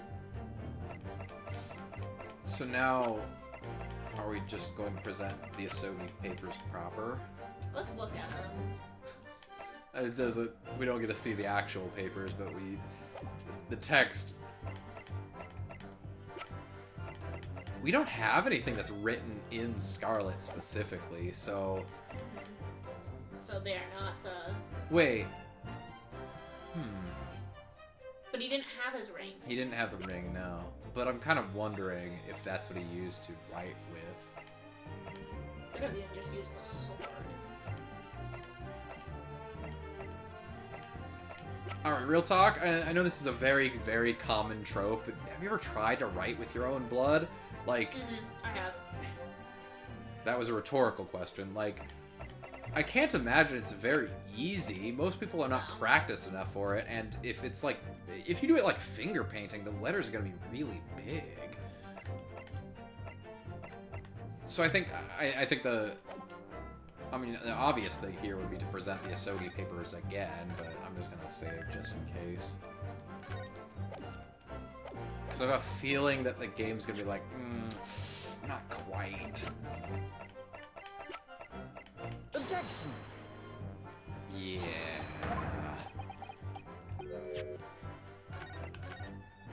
So what is it then? Maybe press again. Well, yeah, I guess I do need to press this statement. Scarlet, you say? Well, yes, I mean, I only caught sight of it for a brief moment, of course. But even by the dim light in the cell, I remember thinking that it was an unusual color. At the very least, I'm quite sure it wasn't black. Shut up! Shut the fuck up! Witness! Is that really what you saw? What? Sir.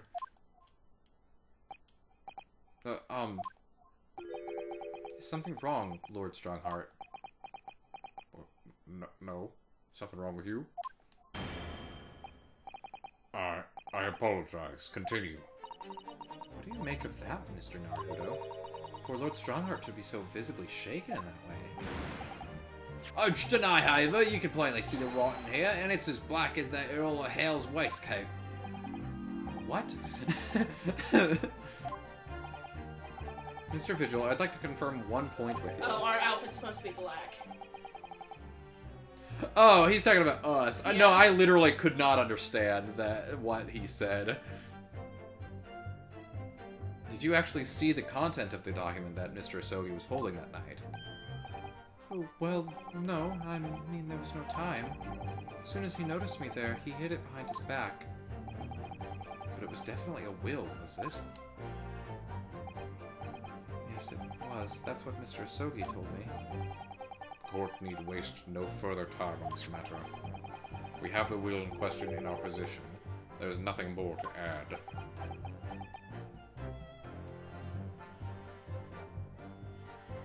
So if it was written before he came to the prison, and the assumption is that it was found in the kimono, whether or not that be true,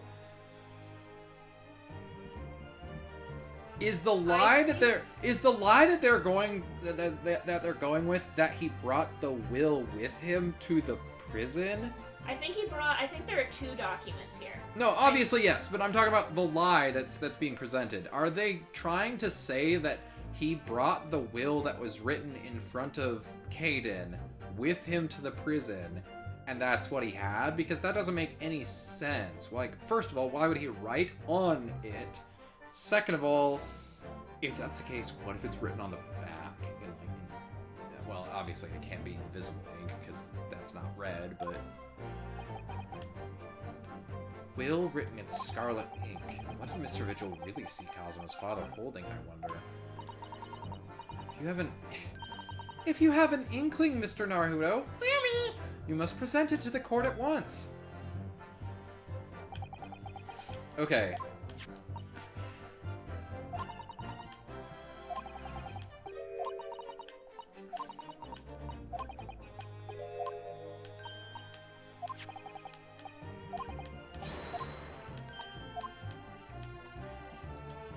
So, we don't have anything that's written in red ink.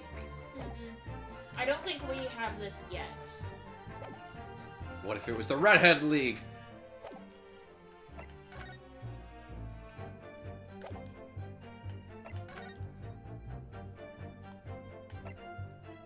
He wrote your own dismissal.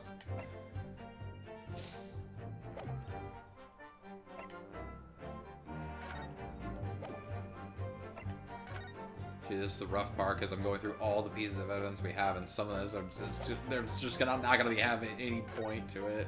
But you're doing it just in case.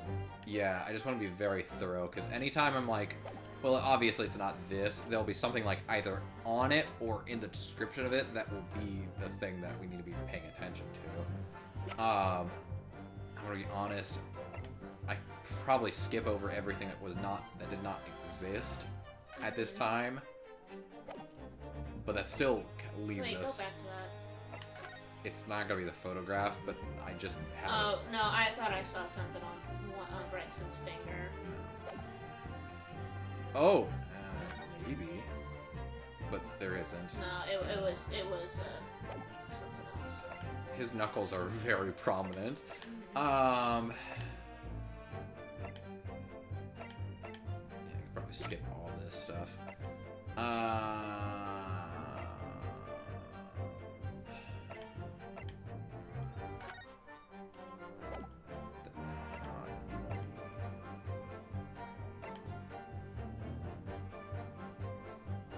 Again, we have the problem of we don't have much evidence from that point in time. Wait. There it is! Oh, Scarlet stinks. Yeah. So this was Clint's papers. Wait.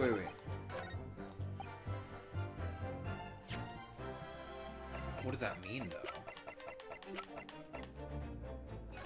Clint wrote something and he No. Recent scarlet ink stains visible on the little and ring fingers of the right hand. No document with corresponding ink was found. Objection. That's very interesting. Scarlet-colored writing is what you said you thought you saw, Mr. Vigil. And I believe that's exactly what you did see. So I think the implication here is that it wasn't something that Mr. Asogi wrote himself. It was something that Clint wrote. What? So I think he's trying to protect Clint, like his reputation. We'll see. I have my doubts about that. Hivers again, you've no evidence to say that. I have a mountain of evidence! And within it, I produce this autopsy report. That's my brother's autopsy report. Yes, and there's something in here that's bothered me since I first read it. It states that scarlet-colored ink stains were noted on the fingers of the victim's right hand. So it does. It's also here on my underwear. I think you should go to a doctor if you have scarlet stains in your underwear. I'm not familiar with the habits of the British aristocracy, I freely admit. But I would hazard a guess that they don't go around with ink stains on their fingertips, do they? Your weight is not appreciated. A man has died. My brother was a well-bred and fastidious man. Should ink have sullied his fingertips, he would have cleaned them immediately. What is your point, Counsel?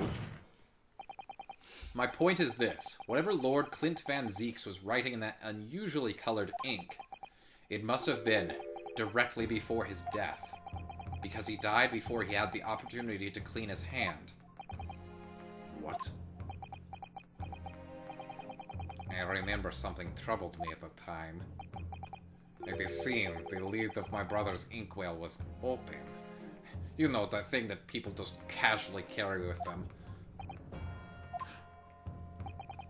But Clint was punctilious about such things. It seemed unusual. And no document penned in the color of the ink that was in the inkwell was ever found. I think we actually had this established before. Like, Van Zeeks, when he was telling us about Clint's death, actually mentioned this as well. Mm-hmm. So this was very well foreshadowed. This has just been so long. Well, no, I remembered the autopsy report mentioning the red ink. It took me a moment because that was 2 days ago in real life, but yeah, no, they mentioned it then, and they mentioned it just recently too, so they actually were a pretty good job of foreshadowing that. So the document had disappeared. Are you suggesting that the document my father had in his hand that night in his cell was the same document that Lord Clint Van Zeeks was writing moments before his death? Then, it was. If Mr. Vigil's testimony is to be believed, it can only mean that yes.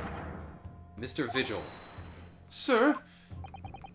When you spotted Mr. Asogi with the document in his cell, his precise words were as follows, were they not? Alright then, but what's on that paper? A last will and testament. This will is the only weapon I have left. So it's not even his. It's a will. It's a will. A last will and testament. Ah. How did he remember it so clearly 10 years later? I remember everything about that night. I remember everything. I see beyond the boundaries of space and time. He's just fucking spasming. And then he glitches out of existence. Boop.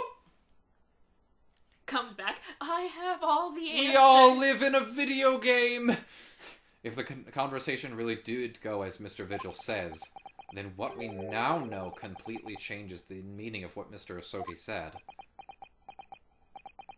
You really think? Mr. Vigil did indeed see the convict with a will, but it wasn't that of Genshin Asogi. It was the last will and testament of Lord Clint Van Zeeks. No! What? Objection! Surely it can't be legally binding, right? This is madness. My brother's last will and testament? I think Clint asked Asogi to kill him. That's why it was a stab wound. Stop predicting shit! Sorry. That would mean that he had chosen to die. That is what it would mean, yes. No, impossible. That is utterly out of the question. Lord Van Zeeks. Clint was pursuing the professor. It consumed him day and night. Whatever happened, he would never have abandoned his investigation before its conclusion. Never. He wouldn't rest until the job was done, until the killer was caught. The idea that he would willingly accept his own death, it's obscene. Objection. And yet, we could be sure that he was writing his will moments before his death. That Genshin Asogi came to be in possession of that document. So what could the will possibly have contained? Clearly something that couldn't be made public under any circumstances whatsoever. Because armed with that document, my father was able to negotiate with the judiciary for his life. It was something so damning that it prompted the powers that be to enact that daring jailbreak plot. Yes, there can be no question that the will contained information of the utmost secrecy. Information of the utmost secrecy. No, it couldn't be.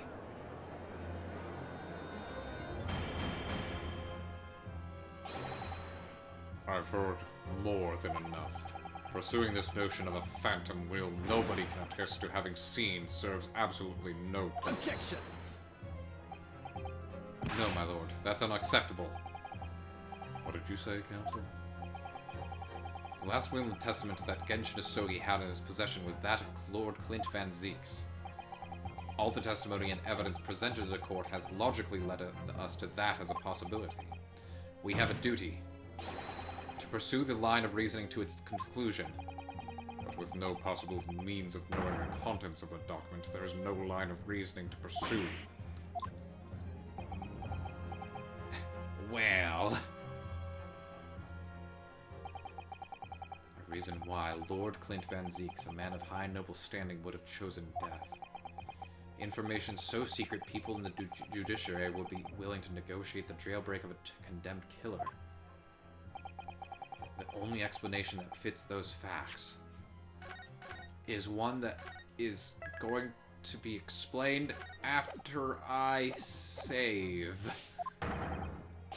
Is an unthinkable truth that turns absolutely everything on its head. But it's just too hideous. Mr. Naruto, however difficult the situation might become, you work with your client in pursuit of the truth. That's what you resolved to do when you entered the courtroom this morning, if I'm not mistaken, Miss Usato. So hold your head high and keep soldiering on. Yes, you're right. 10 years ago, in his final moments, Lord Clint Van Zeeks left behind a will. A will that Genshin Asogi was able to use as a weapon to negotiate his escape from prison. In all probability, the details in the will were related to the Professor case. But if defense's last statement is mere conjecture. What are you getting at, man? Inosuke.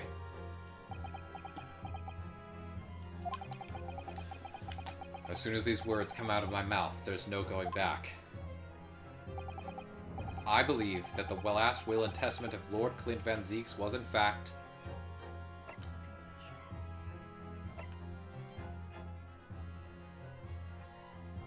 You want me to go with a confession? Oh, because it could be an accusation. I think it's accusation. That was my first thought. I'm still thinking confession. I don't think it's confession, I'm gonna be honest. Obviously, it must have been an accusation. An accusation? Yes, revealing the true identity of the professor. Which would explain why Asogi took it, since it was he who was implicated by the document. No, in that case, the will wouldn't have given Mr. Asogi any bargaining power at all. Then you're suggesting the accusation was against some other person. No, if that were the case, the two men would surely have collaborated to pursue the culprit together. Then your whole argument falls down. Shit. Well, I'm not sure what report would be. Because I think Because that just leads us to the exact same conclusion. So maybe it was a confession, although. I think I know what it is because Well, I just thought of something fucking about- don't even say that. Don't even say that you think you know what it is. Then.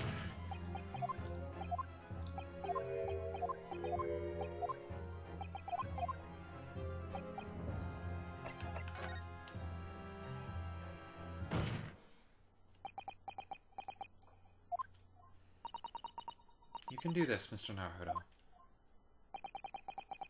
I believe that what Lord Clint Van Zieks actually penned that day was a confession. A confession? Regarding the mass murderer known as the Professor. And his true identity. Objection!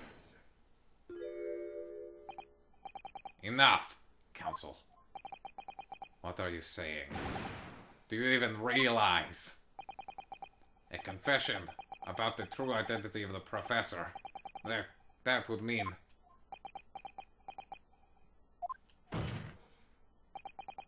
Lord Van Zieks, I appreciate this must be hard to take in. But it's the only explanation that fits. The killer that terrorized London a decade ago and became known as the Professor. The man believed to have murdered 5 members of the aristocracy. Wasn't Genjin Asogi at all. No, you can't be suggesting. It was in fact the man believed to have been the 5th victim. Lord Clint Van Zieks himself. Now I will destroy this.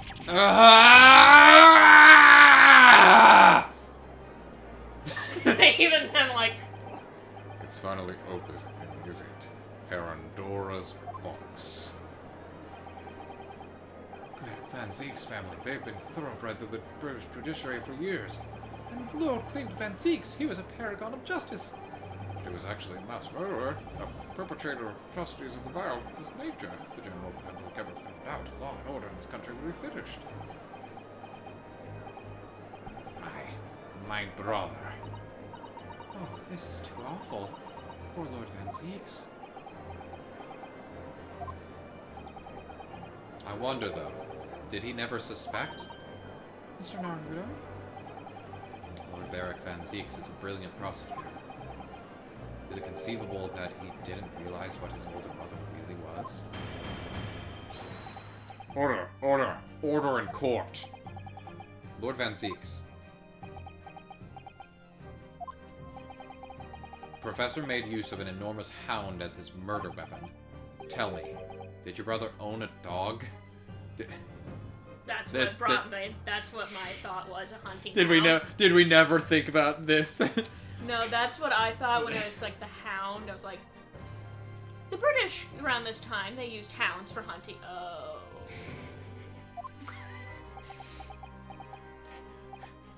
Yes, he did. Balmung.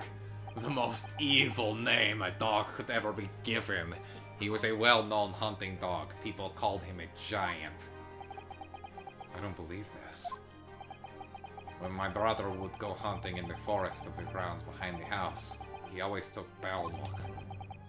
After Clint's death, the creature passed away too, almost as if he were following his master. He was a magnificent hunting dog, worthy of the jewel-studded collar around his neck. Jewel-studded collar, huh? Wait a second! That's right. Though sadly, some years ago now, it was stolen by a thief who broke into the house one night. Oh hey, I have that in my back pocket, actually. You stole it? You what? Wait, how?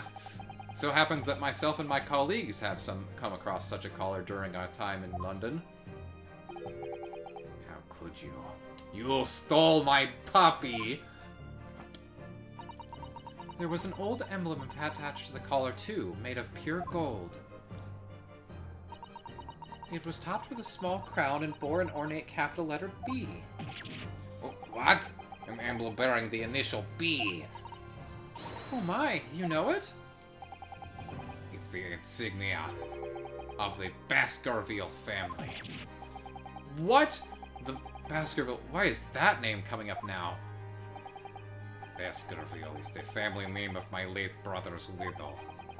That pure gold emblem was an heirloom which Clint acquired upon their marriage.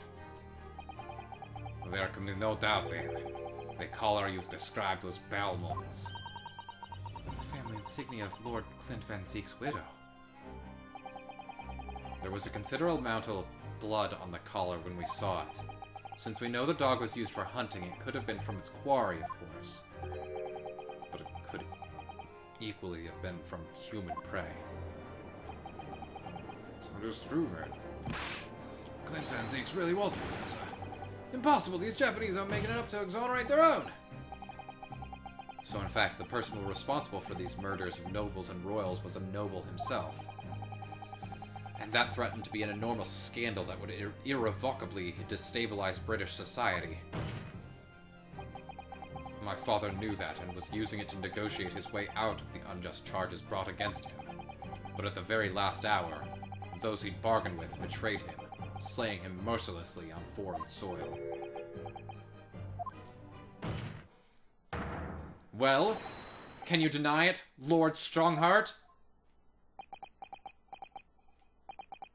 10 years have passed, and still now the 6 million inhabitants of our great capital rest easy, believing that justice was done. That though his non-immunity remains, the diabolical murder was caught and executed.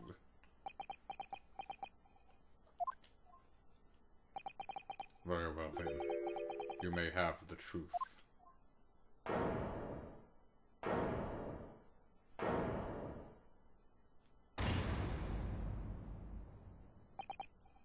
Tell me then. Tell me what Clint really was. Lord Clint Van Zeeks was too pure of heart. When he became a prosecutor and went in pursuit of the black roots of crime, he drove himself into a corner. He came to the uncomfortable realization that to fight the most fiendish of criminals requires one to become even more fiendish oneself.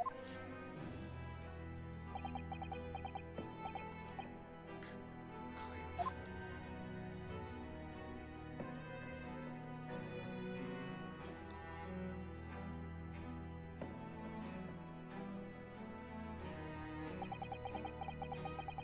The 19th century was a truly miraculous 100 years for Great Britain, and indeed the whole world. New industry, new technology, and with the birth of the Metropolitan Police Service, new law and order. But these dazzling new developments meant even deeper shadows were cast on society. Water sullied by factories, air thick with noxious fumes and crime, growing daily to darkness. Lord Clint Van Zeeks made it his mission to combat that darkness. But as time went on, it slowly ate his soul, until eventually he was consumed. So you knew this all along. It's ironic, really, and somewhat surprising that the truth has once again been unearthed by Japanese. Once again, what do you mean? 10 years ago, your father, Genshin Asogi, turned up at my office one night.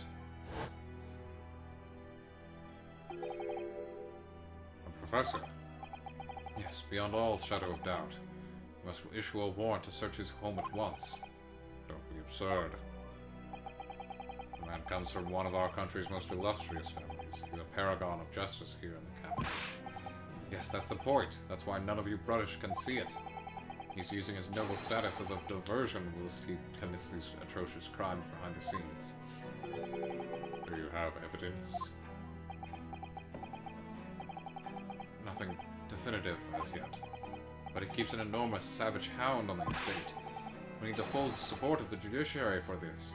We're up against a member of the aristocracy.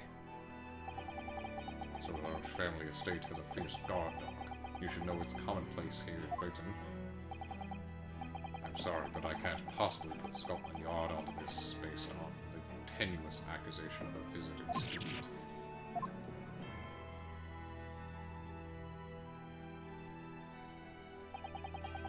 So I turned down Asoki's plea. And as a result, he took it upon himself to visit the Van Zeeks mansion on his own. We can only imagine now what happened between the two men. Though we know the outcome, of course.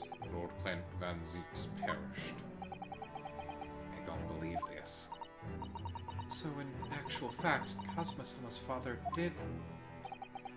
He made the late Lord Van Zeeks meet the same fate. He put a permanent end to the professor killings by taking the drastic measure of ending the perpetrator's life. As soon as I heard to the mansion. When I arrived, it was easy to grasp what had happened. And? What about the will? Asogi must have already taken it. Nothing of that nature was found at the scene. We had no idea of the existence of such a document at the time.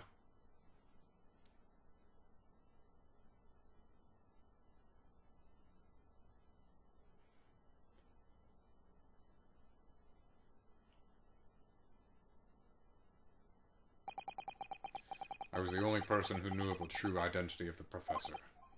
So, I resolved to keep it a secret and to guard the secret to the bitter end. So you're admitting to it, that you were behind it all. It was you, then, who pinned the crimes on my father. Correct. I did what needed to be done in order to protect the law and order of the British Empire. Even if that meant employing an unforgivable ruse. Then it was you who arranged this fabricated evidence. I ordered that detective to take care of it, whilst keeping the truth from him, naturally.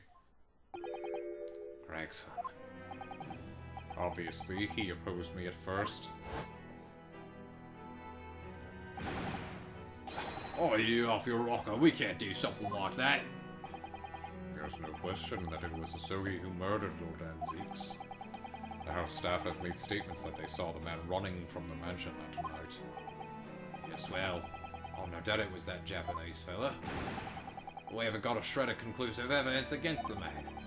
And worse than that, he doesn't keep a dog, so it's short of a murder weapon to boot. We're short on time, Gregson. Let's put a stop to this man's rampage for the good of the country. So we'll use whatever means necessary. Do I make myself clear, detective? Blimey.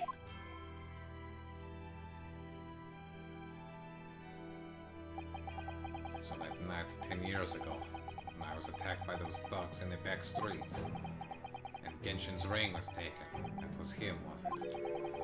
That was Gregson and some hired help? The detective handed the stolen ring to Dr. Wilson. who feigned its discovery from the victim's stomach during that autopsy. In the light of that decisive evidence, Mr. Osogi was found guilty of the charges brought against him. However, behind the scenes, he had actually already struck a deal with his accusers, in which he agreed to silently accept the charges. But I just don't believe that part. As far as I knew the man, my father despised such underhand dealings. It was extremely easy to make him comply. You see, he had one crippling weakness. What weakness? Isn't it obvious? You, Kazuma Asubi. Me?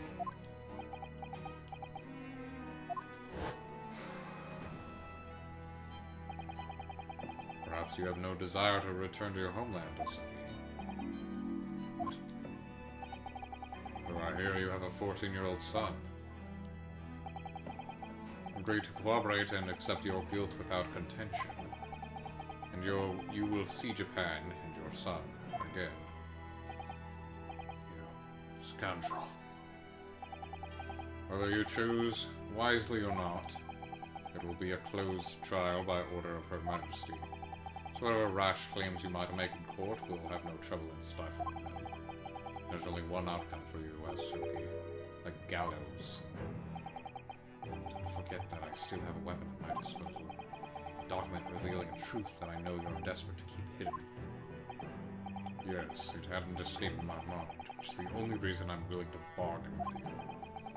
I only want to protect this country's law and order, you understand. So, what's it to be, Asugi?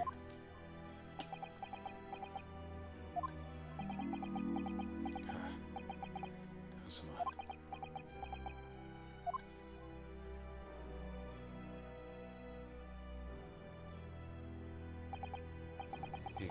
He did it for me. And as I told him at the time, my motive was simply to protect Britain from the damage the truth would do. To protect this country's law and order at any cost. Why are you smirking? Objection! I've never dared let myself even consider this possibility until now. But in the light of all this treachery, I have to ask. The mastermind behind the Reaper of the Bailey. Was it you, Lord Maelstrom, Heart?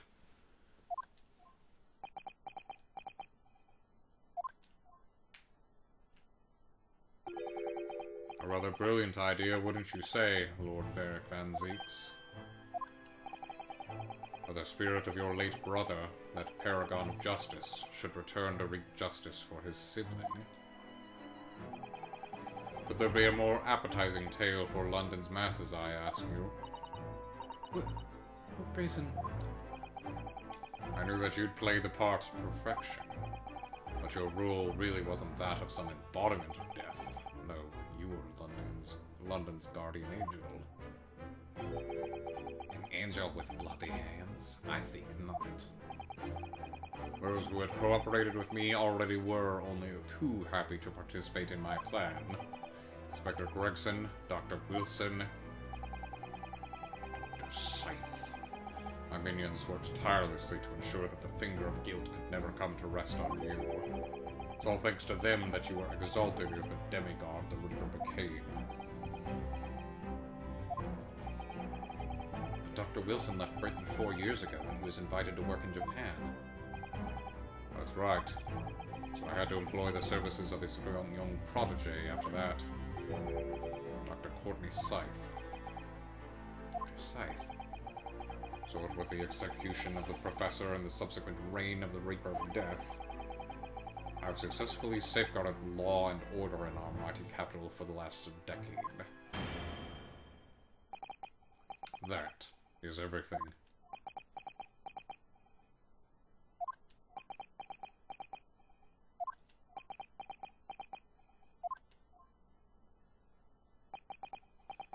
My lords, ladies, and gentlemen, I do hereby confess. It was I who sired the concept of the Reaper. However, let me say in my defense, It was all for the preservation of law and order across the entire empire. Strongheart did it? An unforgivable collection of crimes, but still. All those who died at the... Yeah. It's all I We're need. gonna find out it wasn't for long. It was for his own benefit.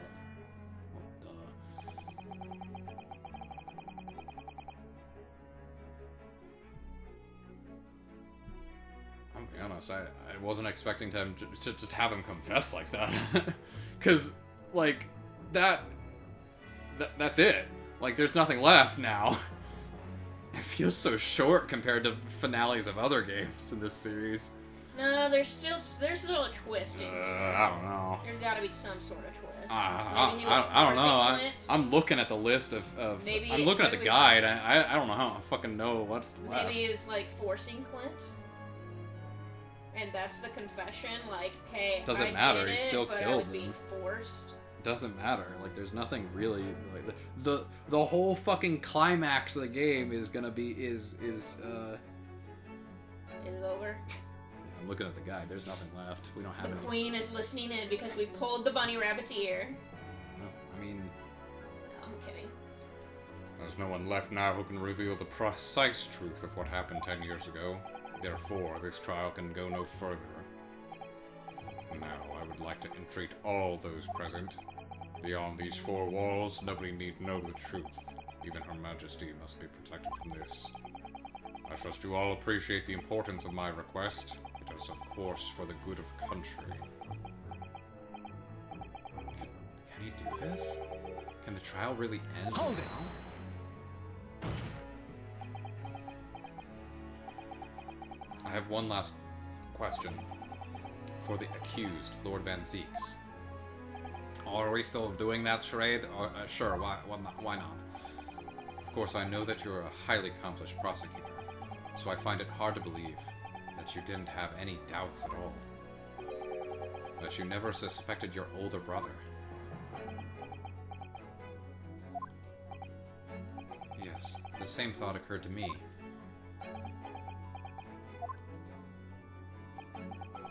It was only once, but yes, I couldn't say I never had my doubts. My brother's sense of justice was extremely strong, perhaps too strong, I observed. At the time, there were members of the aristocracy who were bleeding the country dry for their own gain. And since they were nobles, they were untouchable. For my brother, it was a source of great turmoil. And coincidentally, at the same time, the professor began his terrifying reign. During the time of the professor killings, my brother did not appear to be himself. And that made you suspect? Yes. But it was only once, not more. Only once, really. Clint wasn't the culprit. That was my conclusion at the time. And I still believe that now. Do you have any evidence to support that idea? A third victim was the Lord Chief Justice at the time. There it is. It was he who had recognized my brother's potential and trained him as a prosecutor. No matter what the circumstances, it's unthinkable that my brother could have killed his friend and mentor.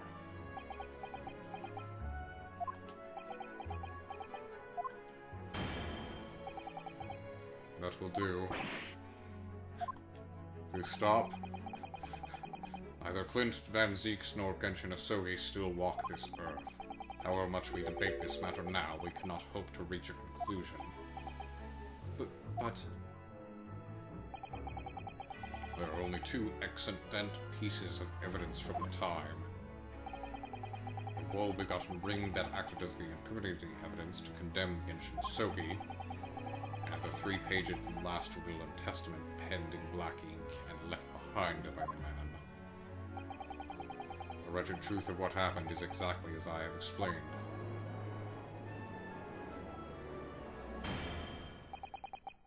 Later today, I will present myself at the Ministry of Justice for whatever sanction is deemed appropriate.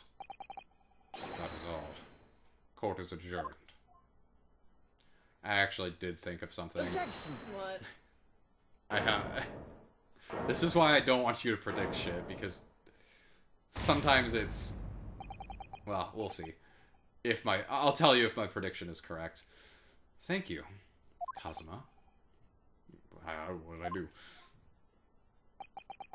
If it wasn't for you, I wouldn't have made this 11th hour discovery. What discovery? My lord, I'm afraid I must insist the trial continues. I wish to tell you a tale. Is that some sort of fucking joke? As the court has been reminded today already, we must stop at nothing to uncover the whole truth. But it's lunchtime! And to that end, one particular statement made by somebody in this courtroom moments ago revealed a very subtle contradiction. What contradiction? But all I did was ask the accused one simple question. Well, it began with Lord Van Zeeks and his recollection about his brother. But Lord Strongheart didn't permit the defendant to speak at length. I merely pointed out that we can draw no further useful conclusions here. So where on earth is the contradiction? One of them definitely just said something contradictory. It's time to identify who. I think it's Would it be Van Zeeks?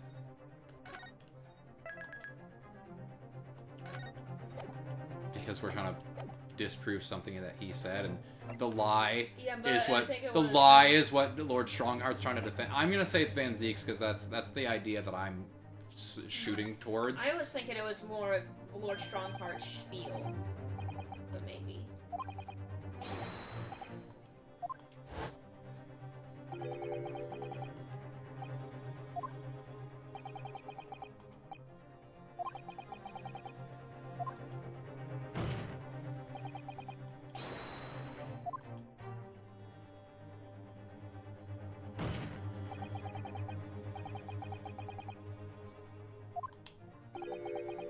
What exactly am I supposed to make of those pitiful nipple in his eyes? Wheeze? Ooh.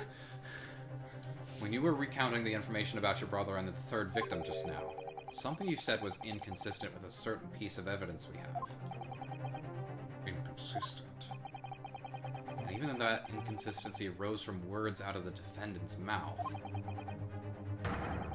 we have a duty here to pursue an explanation. What are you playing at? I fail to see the defense's intention here, but clearly the court cannot ignore this new development. Okay.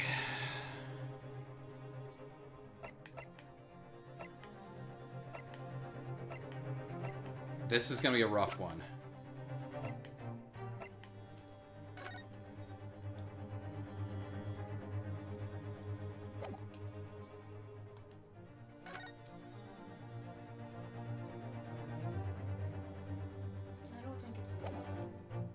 I feel like it could be because we just haven't used it, and just like, we did use it in case 4, so I would not be surprised if it wasn't that. I could also be on the wrong track, but I don't think anything that Maelstrom said contradicts evidence.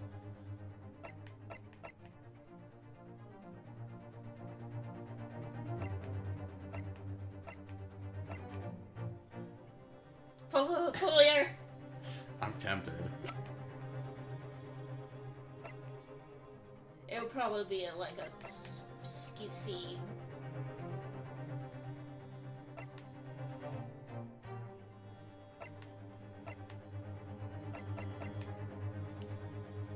Okay, let me look over this again.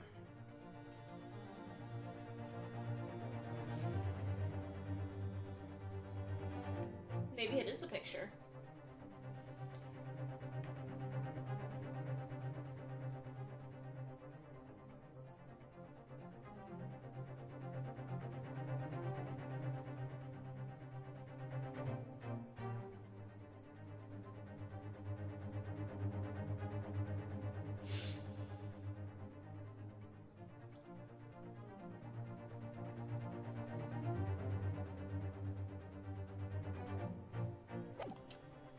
I'm gonna try the picture.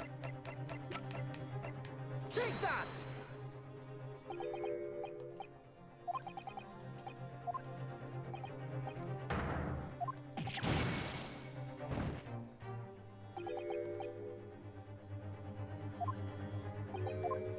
Oh my god, everybody stop roasting me, please.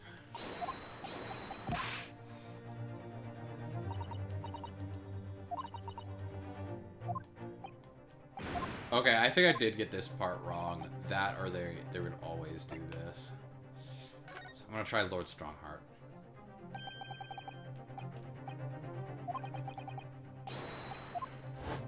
What was his words that were that the game thinks are contradictory? Ooh.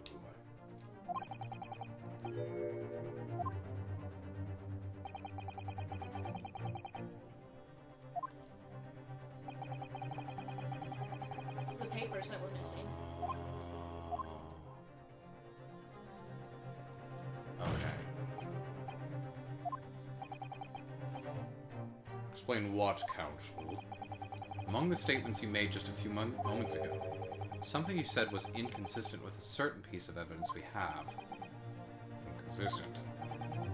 And whilst an inconsistency remains, the defense has a right to pursue an explanation. Ryunosuke, what?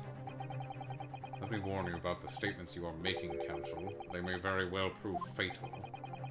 You claim my words contain a contradiction with what piece of evidence, I ask you?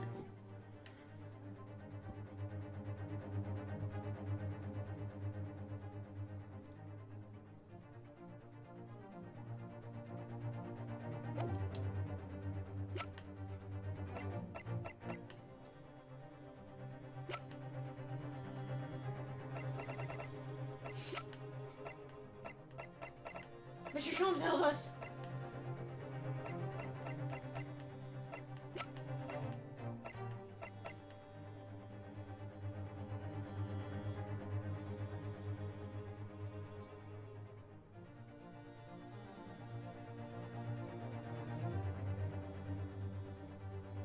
I'm gonna scream. Take that! Nope. I thought for a moment there that it was gonna be inside the fucking sewer, and you were really right. And I was like, that's the only thing I can come up with. And then I would have gotten kisses! Okay. So let's see how far it puts me back. Oh shit. It doesn't tell me one way or the other. It doesn't tell me which one's got a contradiction. So we have to figure out what piece of evidence contradicts Either of their statements.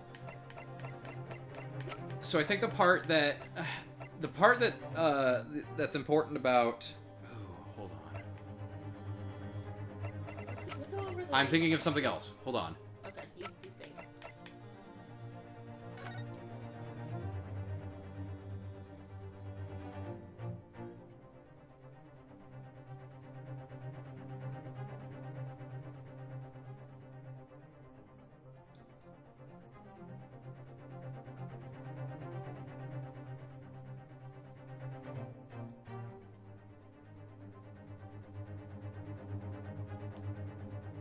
God, he looks so happy.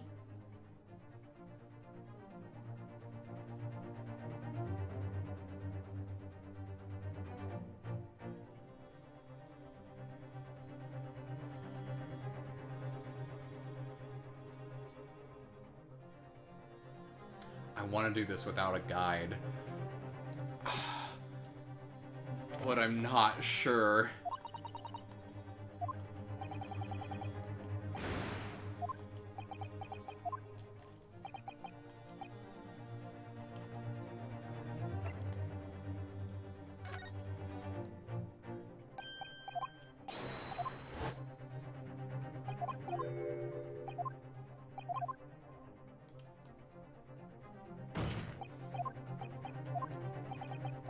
Would it be the autopsy report because it showed the red ink again?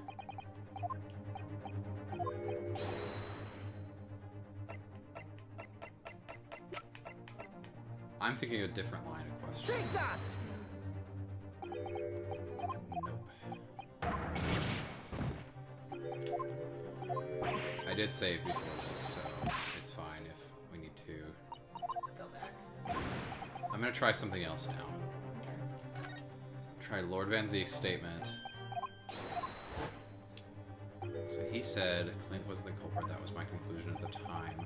The third victim was the Lord Chief Justice at the time. It was he who had recognized my brother's potential and trained him as a prosecutor. No matter what the circumstances, it's unthinkable that my brother could have killed his friend and mentor.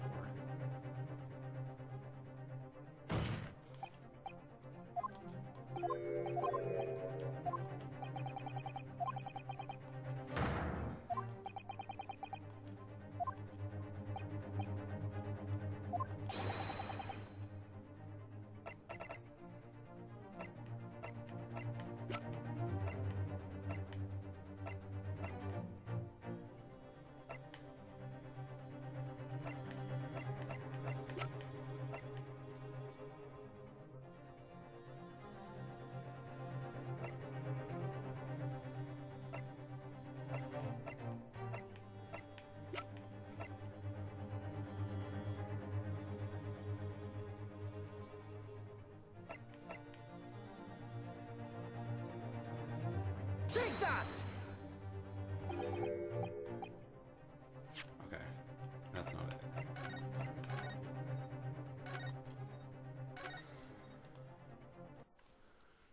Okay, let's see.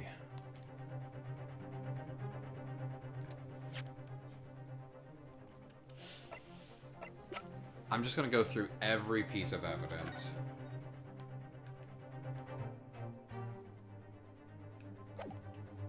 So Strongheart says that there's only 2 pieces of evidence from the time. The ring and the papers, which is correct. Ignoring the sword, which I already tried. Can we look at the sword again?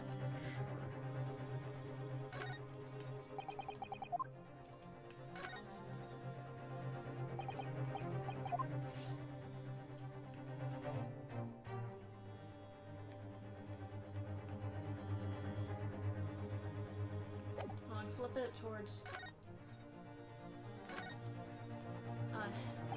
hilt head towards us.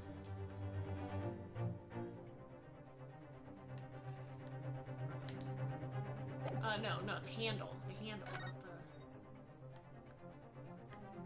Okay, sorry, never mind. That was my apologies. I thought that was the.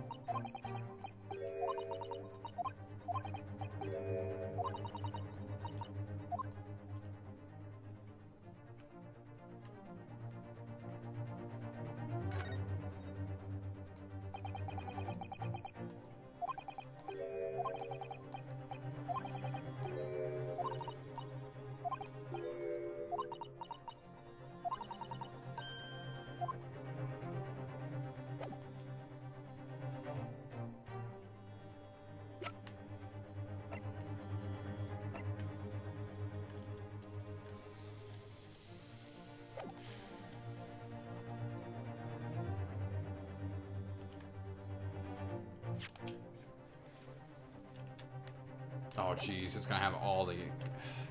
Shit.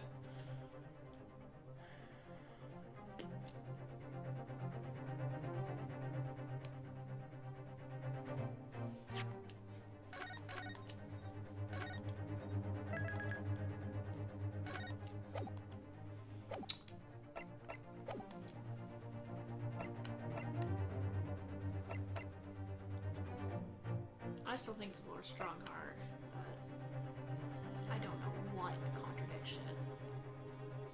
But it might also be Van Zeeks with his brother. It could be Lord Strongheart, but it could also equally be Lord Van Zeeks. No, because we already did the photo with Gregson. Yeah, that's the problem. It's like, just trying to think of what evidence we haven't used. I'm fairly certain we've used everything at least once.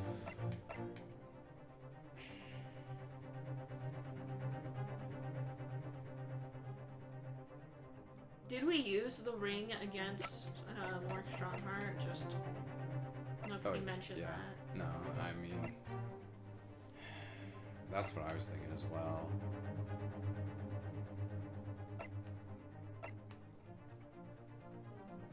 I have one more idea.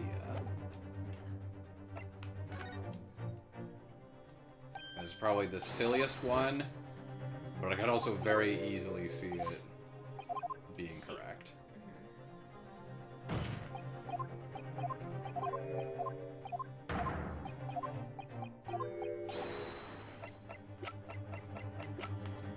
Take that! Sholmes! Nope.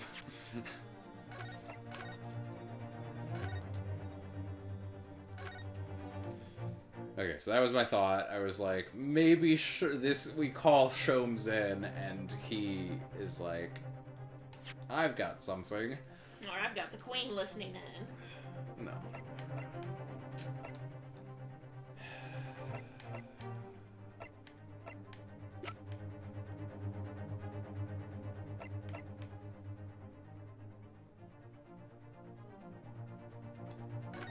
Problem is, yeah, it needs, either way, it needs to be something from that era, and we have startlingly few pieces of evidence.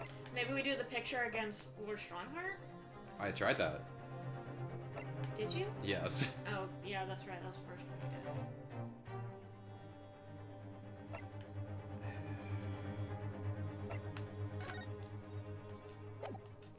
Look at that. Did you do the autopsy report I against did him? not.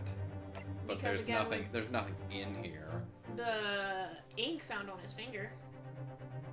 Well, that would just lead us to the thing that's missing. Yeah, but that still contradicts what he said, That's so it's only fine. two things.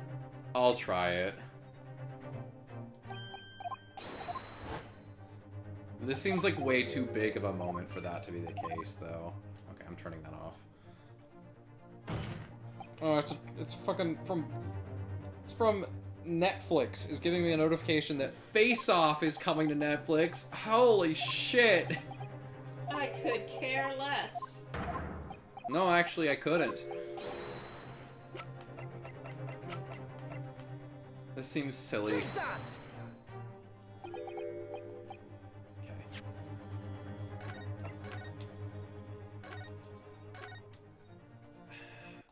I want to look at a guide simply to see which of these two options it is, because that'll help it narrow it down at least that much. Because we're looking at we're looking at You want me to amount. look that No, up? no, no, no, no, no, no. I don't want to do You it. don't want to do it? I don't want to do it because it'll be way too easy for it to just have both options right next to each other. Have we given the... 'cause the only combination, the other combination I can think of, and I'm only doing this because it's just a combination we haven't done, not that I have like an idea of where it would be going. Have we put the ring against Van Zeek's statement?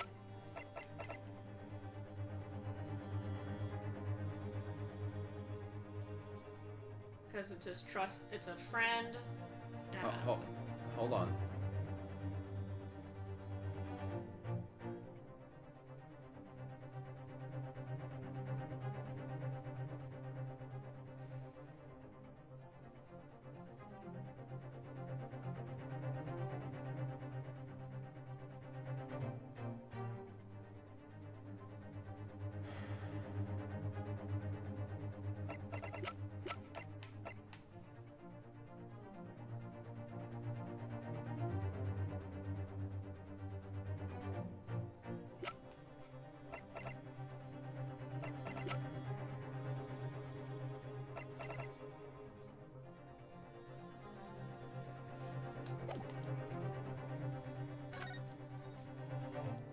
does Van Zeke specifically say?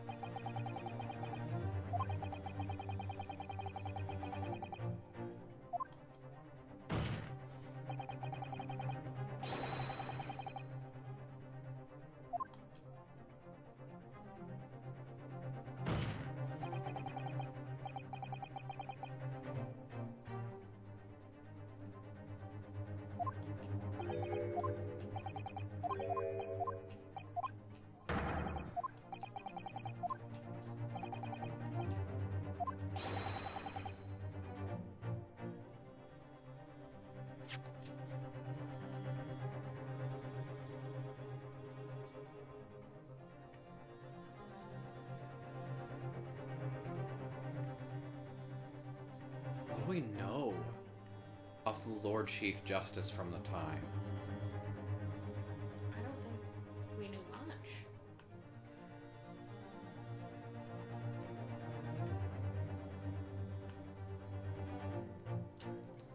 Their victim was the Lord Chief Justice at the time. It was he who had recognized my brother's potential and trained him as prosecutor. No matter what the circumstances, it's unthinkable that my brother could have killed his friend and mentor.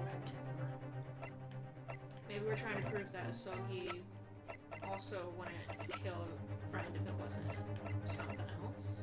If, like, his hand wasn't forced. What? I don't fucking know.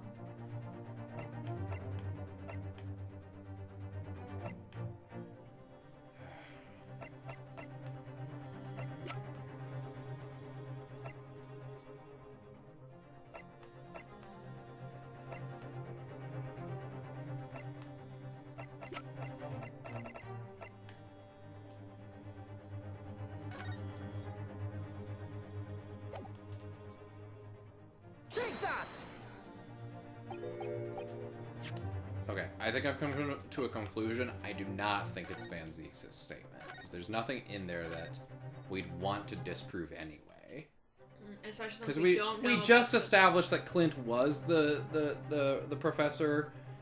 I don't think that we're gonna try to disprove it now.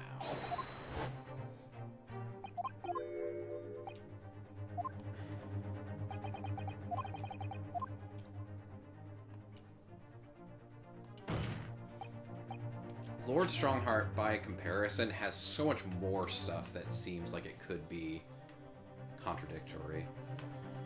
Neither Clint Van Zeeks nor Kenshin Hisoki still walk this earth. However much we debate this matter now, we cannot hope to reach a conclusion. There are two extant pieces of evidence from the time the woe-begotten ring that acted as the incriminating evidence to condemn Kenshin Hisoki, and the three-paged last will and testament penned in black ink and left behind them. And we tried Wait a second. How many pages?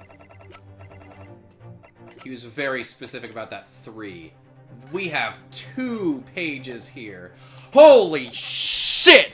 What did you do? What did you do? with the third Oh, I'm so glad. I'm so glad that we fucking did that ourselves. we did that ourselves. Yeah. That's so satisfying. Ryunosuke, what? Or he knew about Let the me 3 no. Let's play it. Let's play it out. Let me warn you about the statements you are making, Counsel. They may very well prove fatal. You claim my words contain a contradiction? With which piece of evidence, I ask you? You learn to count to 3, fucker. This here is the will left behind by Mr. Asogi. Yeah, see? All 3 pages. The 2-paged will. Shit.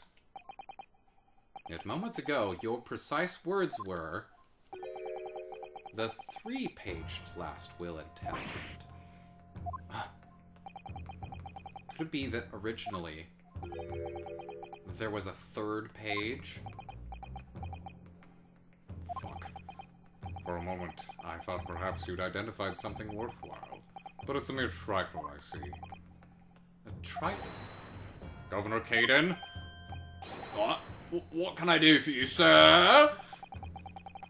You were present when the Japanese man penned his last will and testament. Aye? I was there for sure. I remember the black wearing like squirrels to this day. And I'm quite certain, my lord, that there was a third page at the time. What? Only the first 2 pages were in the actual will, though. If I mind correctly, the third was a message to his lad back in Japan. For legal purposes, we required only his will. We will not have any wanted any uncomfortable words about Britain to get back to Japan, eh? So it was decided that the third page ought to need to be seen. Objection. How dare you make that decision? I had a right to know what it said, to hear my father's final words to me.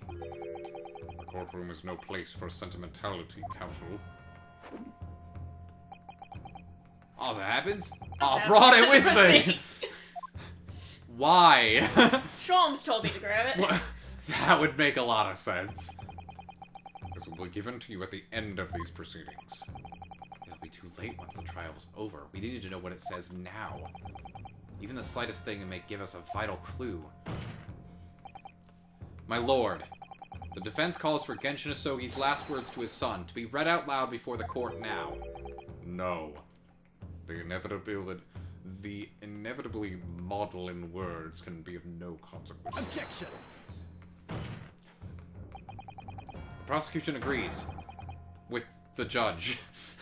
The court should know the contents of that message. Every possible piece of evidence must be thoroughly examined. Oh, I'm the judge, so nah. Why am I agreeing to this? Very well, Please then. read it. For Governor Caden. We will read the third page of the document for all present to hear. Yes, sir! I should point out, my lord. I can't read. I can't actually read what's written. Or read Wareham language. This beautiful handwriting. Shame on you, Barry. Zhup. I was here all along. And here I am. If I could be of assistance here, I would be happy to translate the words into English for the court. Father! You just appeared out of nowhere. You're still here, are you, Dr. Mikutoba? Naturally, I consider myself a member of the judiciary, albeit a lowly one. But perhaps I should quietly withdraw after I've translated Genshin's message. Your cooperation is much appreciated.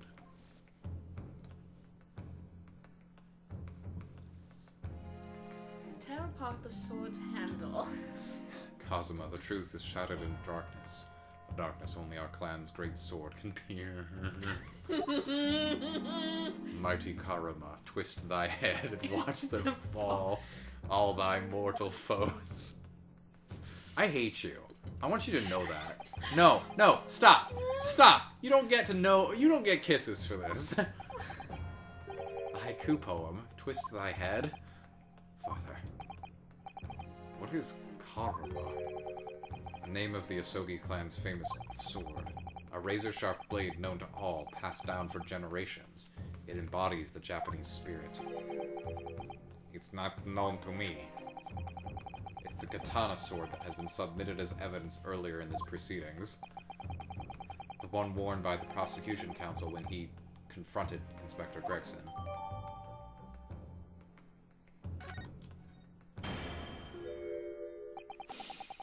All these procrastinations. Are you sorry for fucking giving away the ending of the game so long ago? No. But I'm sorry. I should have kept my mouth shut. I'm beginning to try my patience. Adjournment of this court is long overdue. As the presiding judge, I have been as accommodating as possible of the will of the courtroom. However, despite all that, no new information has come to light.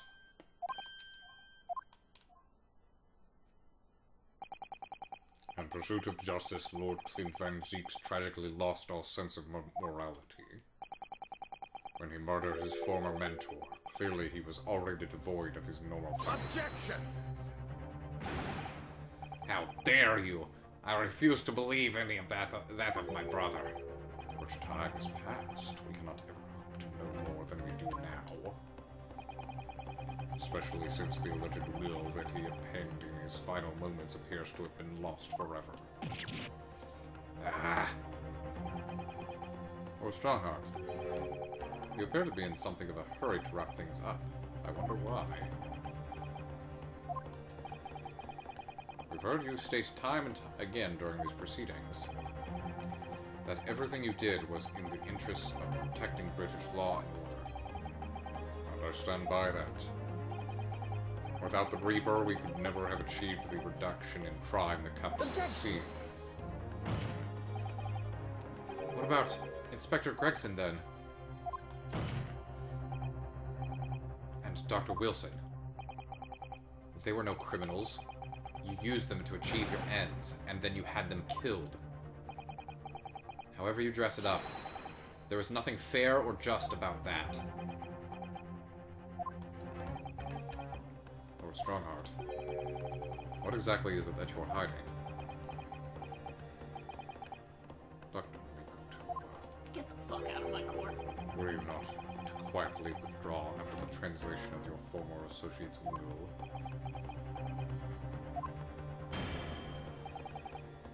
In this courtroom, no argument carries weight unless it is supported by evidence. And it would seem that the defense has no more evidence to present. In which case, I hereby order all discourse from these proceedings to be struck from the record.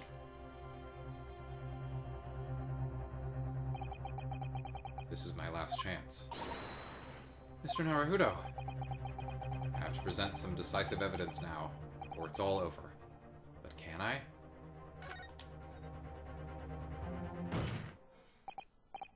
Wait, my lord. As it happens, the defense does have evidence to present. Don't be absurd. There's nothing of relevance remaining from the time. It's high time that you realize something, my lord. This gentleman has an uncanny habit of producing evidence at the final hour that had escaped everyone else's attention. Nonsense. What is it, Ryunosuke? What do you have? The sword! I have this. Shut up, Kazuma. I'm getting to it! I dare I have say... this gun! This gun I found! Bang! This final decisive piece of evidence that will reveal the whole truth about this rotten tale. How can you... Decisive. Well, it would appear there's no escaping it now, my lord. Let it be so then. Present whatever you think you have that can settle this decade-old enigma. If you're capable. What exactly is this evidence that the defense claims to be so decisive? I'm gonna just be sure real quick. Can I open it before the game, or do I have to open it now? Yes! Oh, thank God. Okay. See, I was gonna say I was gonna guess that you present the sword now and then they open it together because we haven't been able to. But the fact that I actually think this is worse. I wish that they didn't have this, because this whole time we haven't been able to do this. But now all of a sudden, out of nowhere, it's like, hey, go examine the sword again. That's the proper way to use a sword, is it? Maybe I should try it. It hurts my neck. That's the trouble. Mr. Naruto, if I might make a suggestion, I think perhaps it doesn't mean your head. Oh. I once studied the history and development of the katana some time ago, and as I'm sure you're probably aware, the sword's head is the part at the very end of the hilt. It's written as head in Japanese, but it's pronounced as kashira, I believe. Kashira. So Mr. Asogi's words mean twist the butt of the hilt. You don't think... Wow, almost like somebody predicted this hours and hours of gameplay ago, and so it's not at all in, like, Sorry. there's no tension here. Look what's inside it. Is that a tightly wound sheet of parchment? Wow, crazy. It's written in red ink. So, I'm just gonna say this. I thought for the life of me that this was gonna be the Hound of the Baskervilles parchment that Sholmes had in his trunk the whole time. I thought that was what that was, but now I'm just confused as to what the fuck with the book was. Because we haven't found out. That was never explained to us. I penned this, my last will and testament, in the final moments before my inevitable and willing death. This is it, isn't it? Mr. Naruto, look at the signature at the end. Clint Van Zeeks. And the date, 10 years ago, on that fateful night. So for 10 years, it's been silently concealed inside Karama, and nobody knew. The last will and testament of Lord Clint Van Zeeks. Wait, oh my goodness. Look at this. This is unbelievable. Okay, now we have that as a piece of evidence which we can inspect. Apparently not! You just give it out, and they'll probably tell us what happened. Oh, wait, I mean, there's no way it's not like this, right? Oh, shit. There is a single piece of evidence that can clarify what really happened 10 years ago. Now, I have a question. Should we let the game play itself out, or should we read it? Read it. Alright, you're no fun. No. It won't let me. It won't let us. Okay, It wants to read it for us. never mind. Ha! A wonderfully astute observation, I'm sure. But in case it had escaped your notice, that document was lost long ago. Whoa, I'm so evil. Here it is. What? I have it right here. Discovered just moments ago. What? Ah! Nonsense! Impossible! That can't be. No. Now we need what's-his-face to be shaking the other guy. Everything that's happened comes back to this will. This document is the key that will unlock the entire mystery. Ah! My brother's last will and testament. Where did you find that? It's rolled up inside this. Inside Karama. That ultimate weapon Genshin Asogi obtained has lain undisturbed in the hilt of this sword all these years, just waiting for the right time to emerge and reveal the truth. The signature and seal certainly look official. Oh my god, it's true. It is my brother's handwriting. There can be no mistake. Everyone shut the fuck up. I forbid the contents of that document from being read out. Do you hear me? I strictly forbid it. Nuh-uh. What do you... The fuck you mean, nuh-uh? I demand that you hand it to me at once. He just fucking eats it. What are you trying to hide? Could it be that you already know what's written on this page? What are you implying? Court is adjourned with immediate effect. Clear the courtroom. Nuh-uh! Look at my fucking boot! The fuck you mean, nuh-uh? Lick my boot! Do that, my lord, and you'll suffer a fatal blow as Lord Chief Justice. I beg your pardon? Forcibly ending a trial without good reason, and not any trial, a closed trial by order of Her Majesty the Queen. To defy the monarch's will is treason.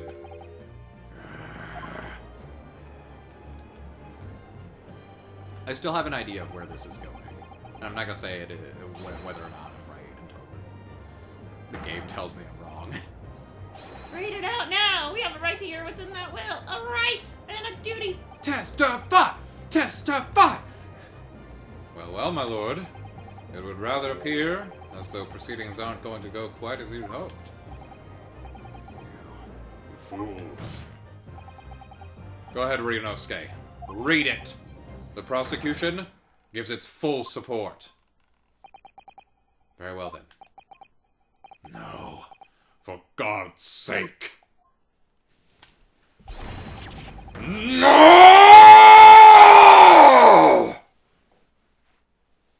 Baby needs a sippy cup.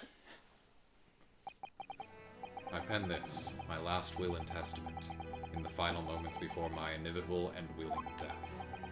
The hour is 11 p.m. and I sit at my writing desk at my office. My good friend Asogi stands at my shoulder, his blade through my heart.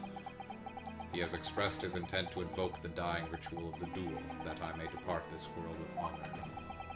An honor of which I am utterly undeserving. The Japanese are a truly merciful people. I, Clint Van Zeeks, Lord of the Manor of the Van Zeeks estate, hereby confess to the following. I am the killer who has come to be known in society as the Professor, guilty of 4 counts of murder. I will not here discourse the corruption rife among the aristocracy, which is to me, as one of them, so apparent. However, 6 months ago, I took the life of a member of the House of Lords at the heart of the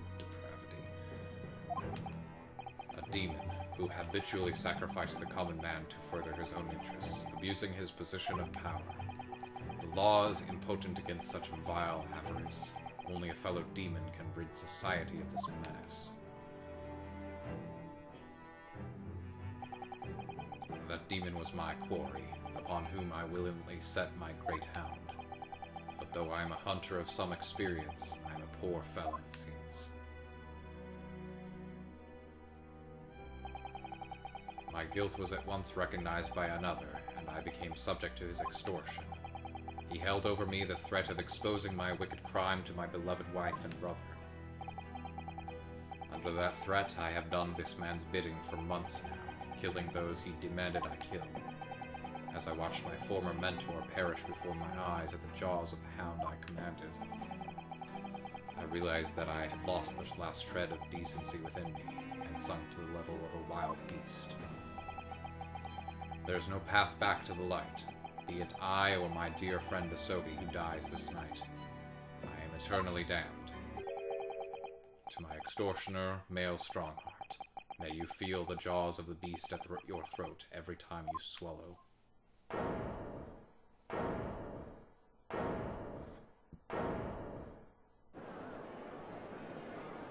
He's still grinning. We've missed something. So now we know. Yes, Clint Van Zeeks was a murderer, but somebody was directing him and naming his victims. His extortioner, Lord Male Strongheart. It was you! Oh, Strongheart, a moment ago, you claimed that what the court has just heard could destroy justice in this country, but you weren't trying to protect justice at all. All you were trying to do was conceal the secret of your true nature and the countless lies you've sacrificed up until now.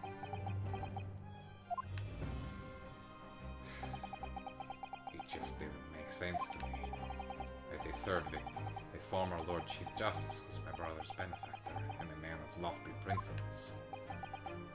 As I said, Clint had no possible reason to kill the man. But you did, didn't you, Lord Strongheart? But you did, didn't you, Lord Strongheart? To eliminate the man who stood between you and the office you'd set your sights on. So you used your own hunting dog, Lord Clint Van Zeeks, to take him down. It had to be done. London's unsavory shadows are deep, and the arm of the law fails to reach their depths. Crime must be cut off at the roots, but the Lord Chief Justice at the time couldn't see that. He was weak. Lofty principles, you say. Tantamount to cowardice, if you ask me. Which is why I took his place, in order to fight the crime he was allowing to spread like wildfire. By murdering the man, the Reaper, the Professor, the main name makes no difference. As I've explained countless times already, it was all done with the furtherance of law and order. Objection! Not your own pocket? I'm gonna say no. Are you going to legitimize the murder of my father now, too? Genshin Asogi. Well, that was unfortunate. I fully intended to send him back to Japan as we'd agreed. I don't believe you. It was you, wasn't it? You killed him. No, it wasn't me who took your father's life. Then who? It was Van Zeeks. The night following his execution, I went to Logate Cemetery at 3 in the morning with Shikuquaza. Judge Shikoku. There had to be a collaborator on the Japanese side who managed Asogi's treatment after his reparation.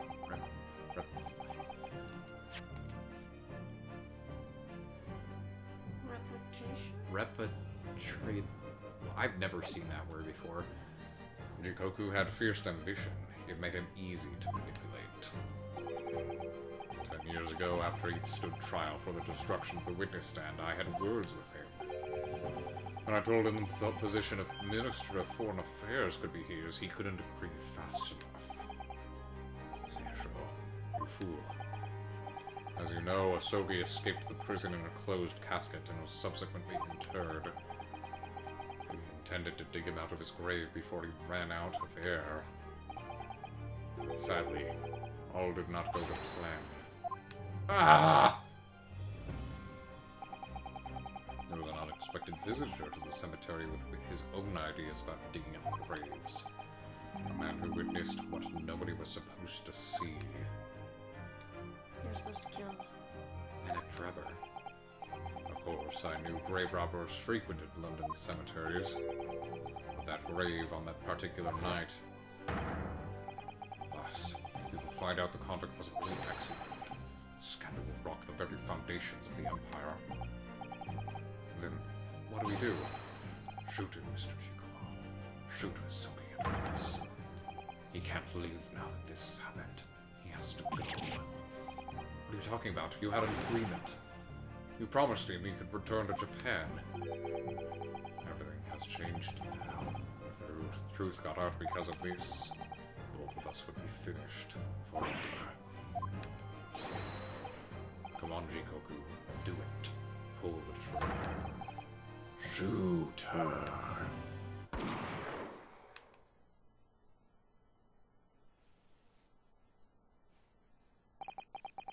Shikoku shot Asogi from the shadows. The grave robber was so close, the blood sprayed over his coat. He fled as fast as his legs would carry him.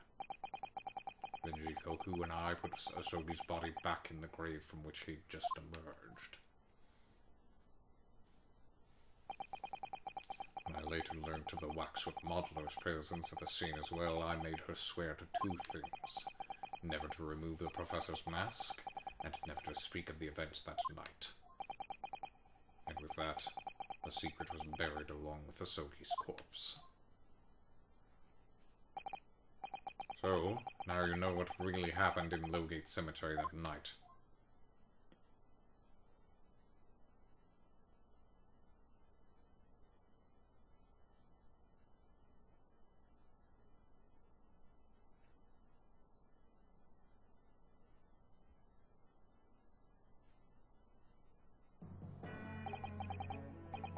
It was Shikoku, your Japanese acquaintance, who killed Asogi in the end, you see.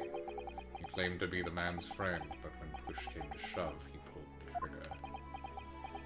So you can see, I did not commit any murders. I told a lot of people to kill other people, but me, my hands are clean. What's to be done? Just before Mr. Shikoku left the courtroom earlier, he said that the assassin exchange proposal was a demand from his British counterpart, not a request. So you coerced him too, using what happened in the graveyard. By that time, Shikoku was the Minister of Foreign Affairs negotiating international treaties with Britain. You can imagine what would have happened if it came to light he'd murdered a compatriot 10 years earlier. He would have lost everything. I merely reminded him of that.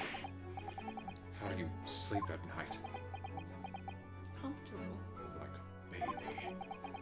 These past 10 years, I've fought tirelessly with the darker recesses of London's criminal underworld. And I've used whatever means necessary to ensure that justice prevails and law and order reign supreme. Objection!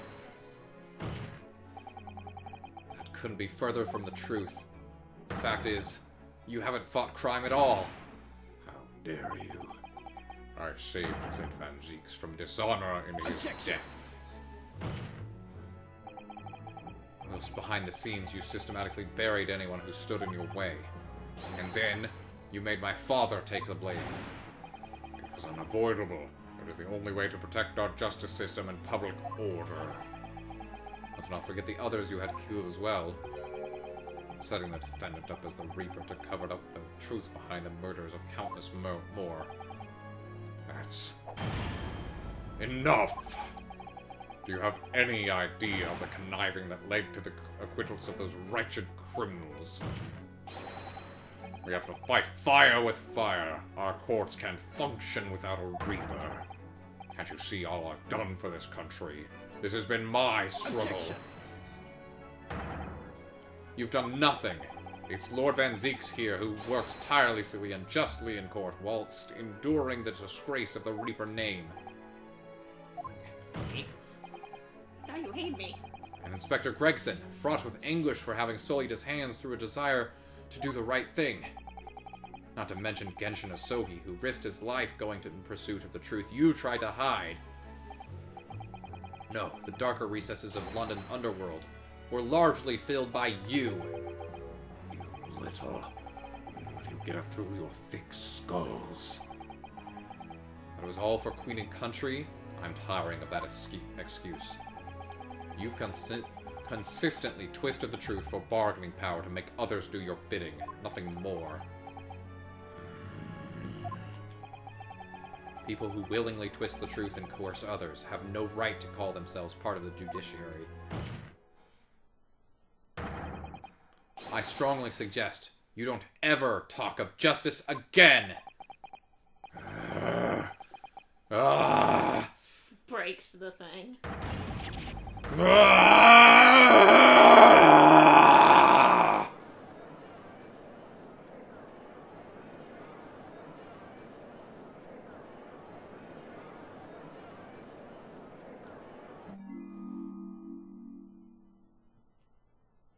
Oh no.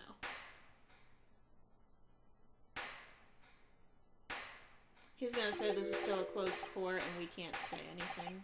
Stop predicting things, Kristen. Right. Well, well, well. Dear me, my dear fellows, dear me.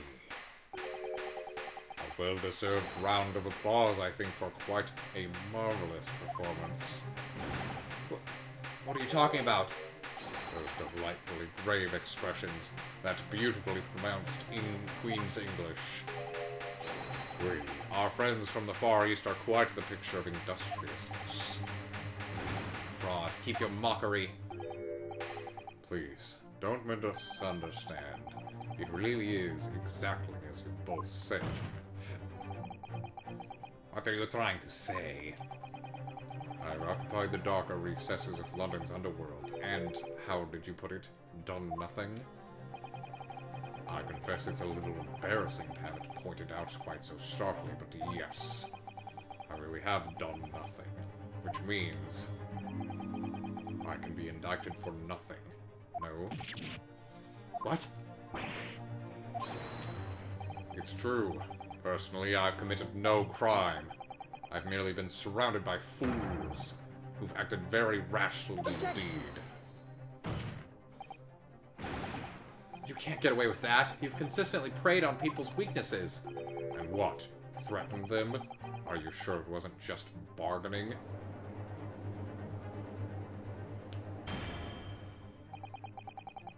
I would like to address all the good lords, ladies, and gentlemen of the judiciary here present.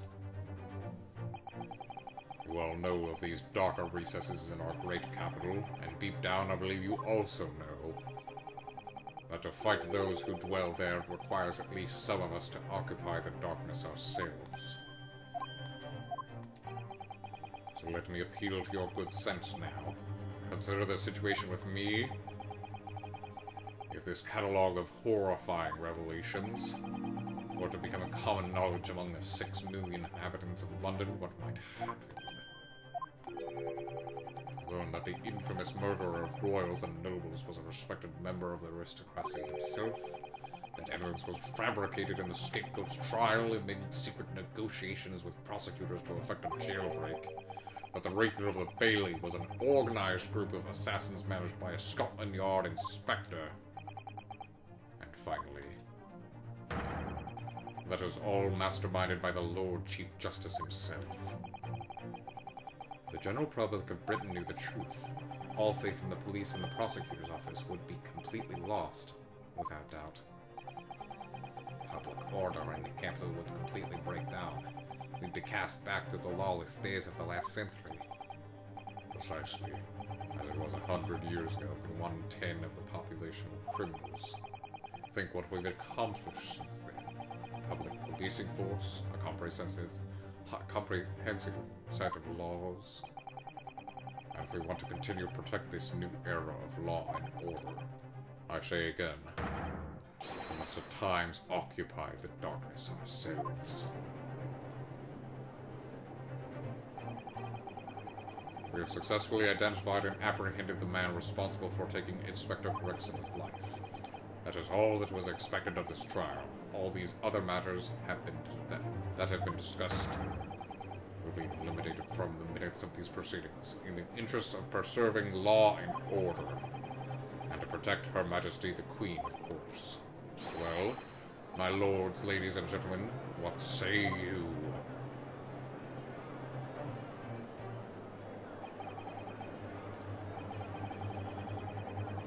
This is you. Things will try to unpredictable. On the other hand, isn't it our duty to maintain the law? Keep going too fast. It's not me. Oh. Fair means are foul. That's all thanks to Lord Strongheart. Don't cheer him! They don't give a fuck. Wow, that turned very quickly. Are you hearing this? This is the will of the British judiciary.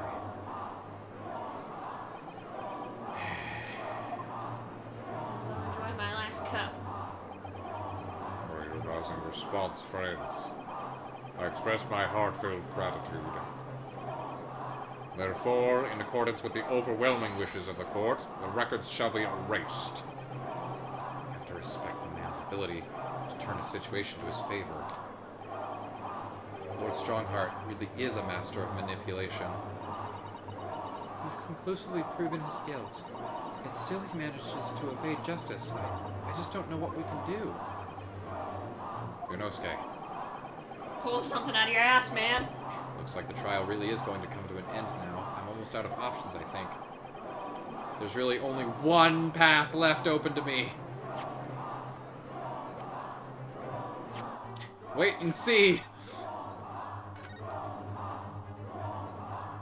Pull the ear, man. Pull the ear. I'm doing the ear.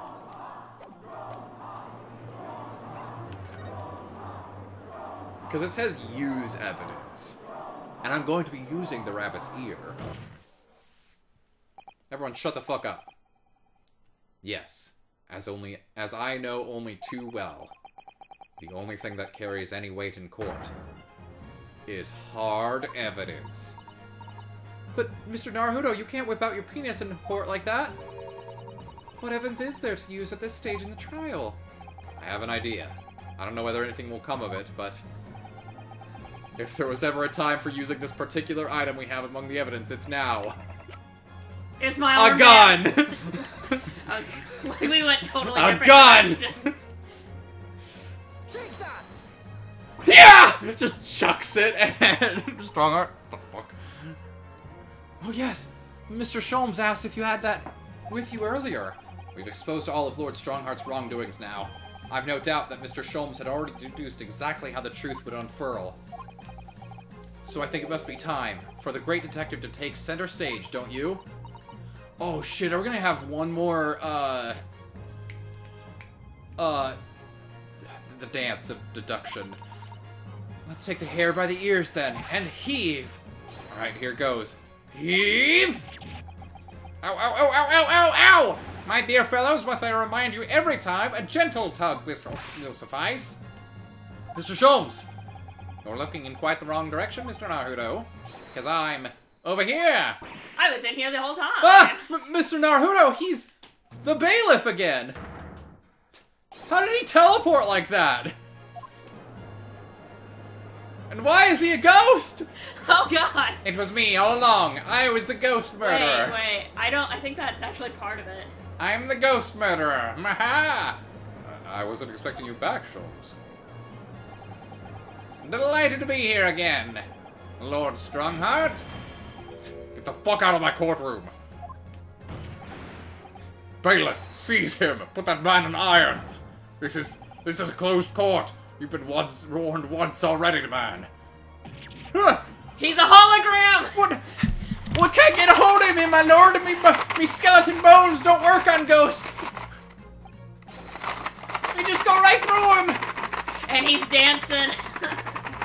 He just does the default dance. Have fun. I'm afraid your efforts are wasted, you see? The great detective you see before you is composed entirely of light and shadow. In image, if you will. Mr. Naruto, I must congratulate you on your fine deductions. He was already a god. He was a god this entire time and just fucking with everyone. He's the trickster god, Loki, made you manifest. Mr. Sholmes. I've come here to bargain. What on earth is... Are you familiar, I wonder, with the invention known as the telephone? Sure. I hear that some public telephones have been installed recently in Tokyo. The sound of the speaker's voice is converted to an electrical signal and transmitted instantly to another place. Quite. Sounds are transmitted, so could not images keep them company, I mused? Iris and I did some modest experimentation to develop such a device specifically for this very day. Modest experimentation, Mr. Sholmes? What a modest description. And, somewhat incidentally, I thought we might just as well transmit an entire scene. Somewhat Wait, are you telling me that you are projecting a pre-recorded video message that you were able to predict entirely, and including our responses? Do you mean to say you're not actually here, Sholmes? I knew my trusty partner would have no trouble grasping the concept. Except he's grasping the stand to steady himself after your shock arrival. Poor father. I would have hoped he might have been forewarned, being the great detective's great partner. Leave my courtroom at once! Get out, or I swear to you! Did you know that I've been publicly transporting this throughout all of... Dear me. You, on the other hand, Lord Strongheart, appear to have a very poor grasp of the situation. Allow me to reiterate, I am not here, which would, I hope, lead naturally to one asking, where exactly are you? Precisely! I'm at present enjoying the air in a rather splendid garden. A garden? Not just any garden, you understand? A garden at Buckingham Palace. What? You can't be Buckingham Palace. What's Buckingham Palace, Mr. Sato? I've never heard of it. Do you ever read the news, Mr. Naruto? I feel like that's also a very, very common place that you should know by now. Mr. Sholmes? Is Iris with you there? Ah, well now. Iris is currently enjoying some tea. With Her Majesty. Her Majesty? Not just any Her Majesty, you understand? Her Majesty the Queen. Yeah, that part was implied. What? What on earth is this all about? Buckingham Palace is Her Majesty the Queen's residence in London, Mr. Naruto. Order in court. I demand immediate silence. Her Majesty the Queen? You can't be. I mean, no. This is some sort of unforgivably distasteful trickery by a third-rate detective with a fourth-rate dick, that's all. Unforgivably distasteful trickery? What an apt description. A closed court session attended by elite members of the judiciary is a rare event. I presumed that Her Majesty would be more than a little curious about the proceedings, so I decided to show her everything, from start to finish. Huh? You showed her? Indeed! by dint of the Herlock-Sholmes remote cinematograph. What did you say? You meddling. This is some kind of nightmare. Just as I appear to be standing before you, regaling you with talk of my latest invention, no doubt you've inferred that the reverse is also true. You don't mean... Her Majesty has seen and heard every moment of the proceedings. I assume there would be no objection. After all, every trial in this country is conducted under the auspices of Her Majesty, as you know. You... I confess I am quite impatient to hear Her Majesty's opinion about the unforgivably distasteful trickery in which you've been engaged over the past 10 years. No, I was merely... Oh, I'm sorry to keep you all waiting. Vicky and I had so much to talk about. Iris, you can't refer to the Queen Victoria as Vicky. Yes, she can, because she's so adorable. In fact, I'll have a little message here from Her Majesty. A message? Well then, if everyone is sitting comfortably, ahem. From my underwear. Forthwith and with immediate effect, all authority previously afforded to male Strongheart is hereby revoked forevermore. Furthermore, he will be prosecuted for crimes against his country in a public trial by a jury in the coming days. So, it seems that Her Majesty doesn't believe we need to fight fire with fire. Justice in this country needn't be administered from the shadows at all. Male Strongheart, I'm just enjoying this moment. Just enjoying it while I still can. He flips him off. He flips him off. The darkness you fostered to conceal your despicable actions these last 10 years is a thing of the past now. After today, your brand of law and order has no future, because no longer are you the Lord Chief Justice. In the eyes of the law and Her Majesty the Queen, you are nothing but a criminal. Why are you pointing at me, Ryunosuke?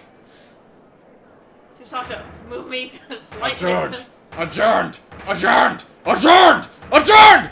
Break. Court is adjourned! Yay! Fuck! Fuck! Fuck!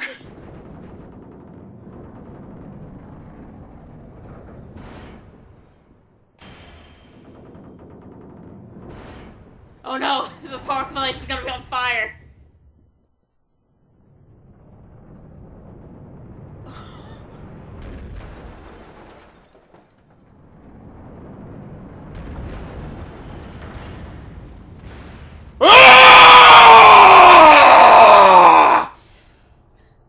Kazuma, Ryunosuke, Holy shit, everybody's dead! Well, I didn't quite see that coming.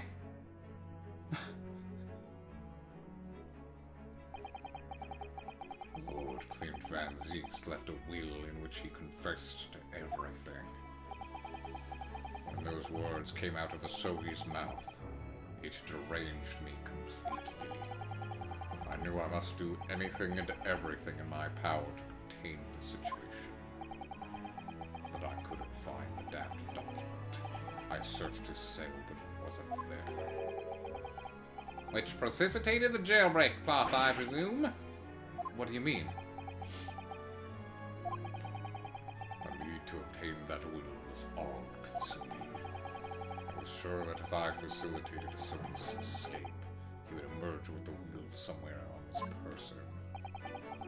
But despite searching his limp body in the cemetery that night, it still eluded me. Do you think Asogi knew he was never gonna get out? I think he had an inkling. It never even crossed my mind that it was concealed in the sword's hilt.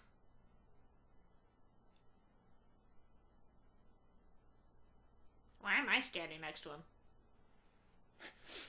Why am I still here? punches him in the face. Decks him in the face. I do want to point out, Mm-hmm. whenever Van Zieks is having a moment of quiet contemplation like this, he's clutching this part of his suit, which I noticed earlier is from his brother's outfit. Oh, that's so cute. I didn't have a chance to bring it up earlier, but I feel like this is necessary. What pains me now is that my brother left this world without a word to me. I'm sorry, Lord Van Zieks. In point of fact, I think perhaps that isn't the case. Sorry? How can that be? There is more to his last will and testament. What?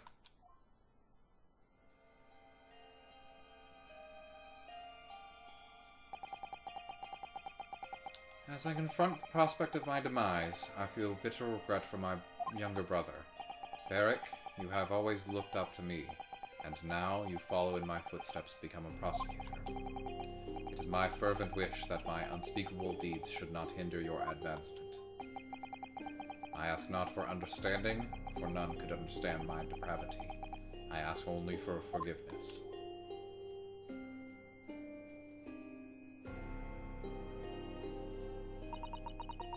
Asogi is a fine detective and a hunter worthy of respect. He has agreed to honor my final 2 wishes. The first is that this document survives. The second, I cannot commit to paper. I have confessed my sins to my wife. May she find resolution in my death. With my eternal gratitude to my Japanese friend, I rest my quill. Clint Van Zieks.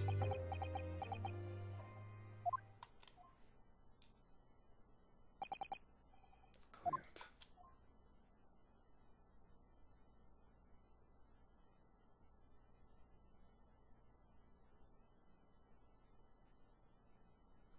Decks him in the face. No Strongheart? You colluded with Seishiro Jikoku in a criminal plot so immense it spanned the oceans. And you cold-heartedly murdered all those who knew the truth about what happened 10 years ago. But why did you say about that now, a whole decade later? To ascend to the very peak. These last 10 years made me realize being the Lord Chief Justice wasn't enough. Short of becoming Her Majesty's Attorney General, I could have no real power to effect the changes needed in this country. And for that promotion, I needed to ensure no remnants of the past remained. How could you? I like everything to run smoothly in the exact manner that I prescribe, like a well-oiled machine. And I was just a step away. And for your ambition to succeed, did you even bother to count the number of brilliant people you had killed? 10, I think.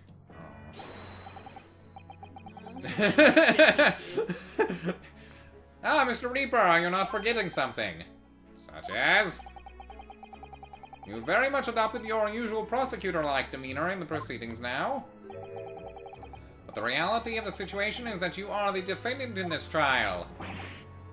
But However, the presiding judge would appear to have fallen from the bench, as it were. Where did you come from? May I suggest, therefore, that we entrust the final adjudication to an old friend? My lord? as a member of the judiciary, I have been following the proceedings from the gallery. Oh, he's always been here.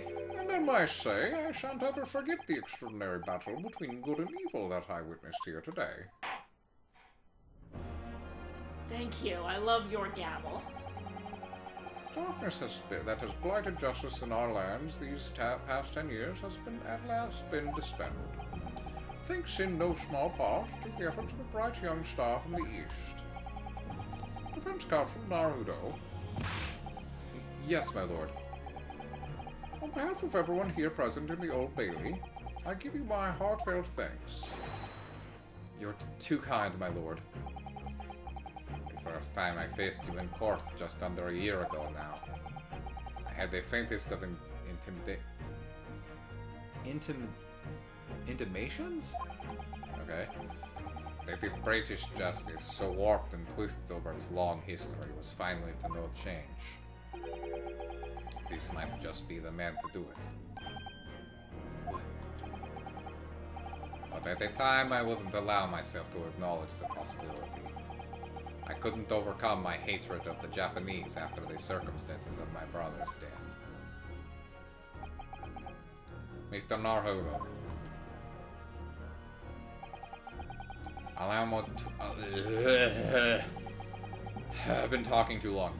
Allow me to apologize for countless discourtesies on my part. You are a lawyer of boundless talent. Am I dreaming? Lord Van Zeeks. I don't accept your apology. When I first arrived in Great Britain, I was literally a nobody, certainly not a lawyer. The truth is, my fortunes have entirely been made by the miraculous people I've met. My best friend, Kazuma Sogi, who led me here to Britain in the first place. My loyal and ever-patient judicial assistant, Miss Susato, who helped me study to become a lawyer. The brilliant Lord Van Zeeks, who never failed to challenge his Nipponese rival. And not to mention, the exceptional master of logic and reasoning, who showed me the true art of deduction. Professor Mikotoba. You mean me! Saving the best for last, Mr. Naruto! What a relief! And then all thanks. And this all would have never been possible if not for Mikotoba. Fuck you! I'm well aware that without all these people's help and support, I wouldn't be where I am today. The truth is a guiding light that always leads to happiness. I've lived by that principle for a long time now, but actually it's not true. The truth can also cause great pain, sometimes even leave people on the brink of despair. And for that reason, there are those who feel the need to hide the truth, who do it instinctively even. But as soon as we allow our eyes to settle on something other than the truth, the darkness takes hold. And from there it grows until eventually it makes us blind to the guiding light of the truth altogether. So that's why it's my belief that we must all resolve never to avert our eyes from what is just and true.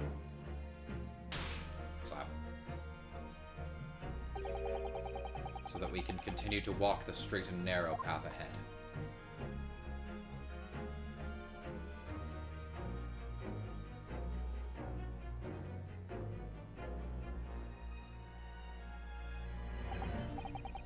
Well, I must excuse myself now. But before I go, Mr. Naruto, let me compliment you on your grand opus. What? Without your beautifully composed cage against Lord Strongheart, Her Majesty would have been unable to act. Thanks to you and your fellows, the haunting undertones corrupting Britain's justice system have been silenced. Thank you very much.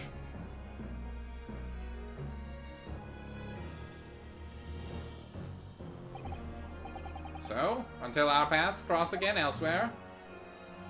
Bye! Well then, it will appear that this long trial has finally come to an end. My apologies for any anxiety caused, my lord. No, seriously, I want to get this over with. Stop talking. This is the only case in the entire series that takes 2 chapters to complete.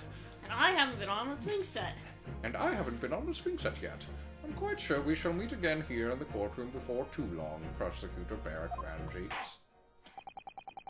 In conclusion of these proceedings, I hereby declare the defendant, Barrack Van Zeeks,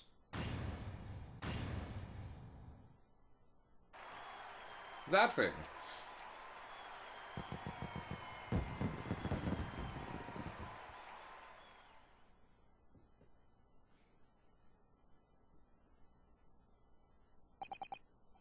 That was all. Get the fuck out of the courtroom.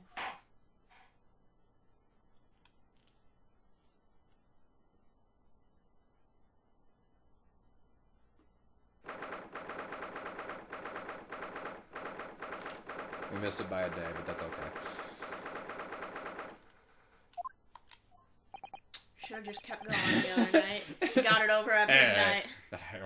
Did you really want to... No. It really is all over. But did I sacrifice too much? Mr. Naruhodo, one more Susato takedown for the road? No! I really must congratulate you. It was truly, truly splendid performance. Honestly, I couldn't be happier for you. Oh, thank you very much. But I really couldn't have done it without you at my side through it all, Miss Susato. Oh. Your kind words mean so much to me. It really was a very splendid show, that, Naruhodo. So when are you joining the family? So, when are you joining the family? I'd have thought you'd be smiling from ear to ear, but you look rather glum. Well, I never got to find out what the Hound of the Baskerville story was about. But in exposing the truth, I'm afraid I've caused my client a great deal of pain. I'm really not sure that's what a lawyer ought to be doing. Oh well. Boo-hoo. Moving on. I'm quite sure that when you see Lord Van Zeek's smiling face, everything will seem much better. I don't think I've ever... I don't think I've ever smiled in my life. Objection! I have proof! Objection! Everything seems worse. He has a face like thunder. Oh dear. I really shouldn't have presumed. Mr. Naruhodo? Yes? Almost a year it's been now since I first encountered you here in this very courthouse. For you to have risen to the level of excellence you demonstrated today, well, it's quite remarkable. But I exposed the most unpalatable truth you could ever have imagined in court today. I feel as though I've robbed you of something you held so dear. What was it he said? To fight those who dwell in the darkness requires at least some of us to occupy the darkness ourselves. But that was just a feeble excuse of a coward. Only those with a steadfast eye for the truth have what it takes to fight the dark forces of crime. You made fine work of establishing that fact in court today. Oh. Well, thanks, I guess. What magnanimous words. I'm quite sure that Kazuma-sama would have a smile on his face at this very moment if he were here. I just wanted to cut to him, and he's also frowning. Ah, what a beautiful smile you have. So Mr. Mr. Sato, I hate to tell you this. There's another face like thunder here. Oh my! And he really was here. Hides behind Miss Susato. I'm going to be very... Lord Van Zeeks. Allow me to congratulate you on your acquittal. Congratulate me, or curse me. You failed to bring down the Reaper. I owe you an apology. And yes, he did. Yeah, I was gonna say, but it's not exactly true, is it? No, it is I who should apologize. Your father, Genshin. If I had been stronger, then perhaps I made an unforgivable error of judgment. I can offer no excuse. And I can offer no forgiveness. That said, I suppose you fought for justice and the truth. For that, at least, I can't withhold respect. Your words mean more to me than you could know. I will hold them dear. Kazuma-sama.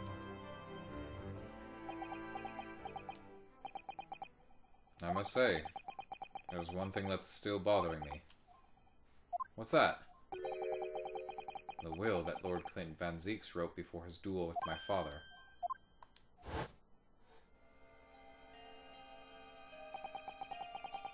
Soki is a fine detective and a hunter worthy of respect. He has agreed to honor my final two wishes. The first is that this document survives. The second, I cannot commit to paper. I have confessed my sins to my wife. May she find resolution in my death. With my eternal gratitude to my Japanese friend, I rest my quill. Advances. What can the second of his final wishes have been? That your father agreed to honor, you mean? I think perhaps Oh, good job. I might be able to shed some light on that. What? Father? It was 10 years ago, as you know, the day before the execution was scheduled. I went to the prison to say my farewells to Genshin.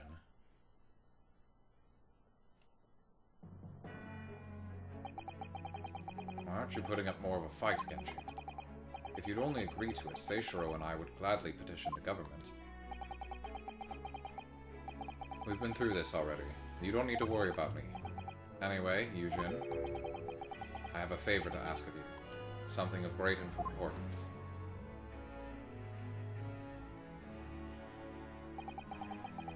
You're one of my greatest friends, Genshin. Whatever it is, consider it done. I'm going to tell you an address. I need you to go there at once, in secret and telling no one. You should find a lady of the gentry in hiding there. Lady of the gentry? What's the gentry? Do you wanna... What's a gentry?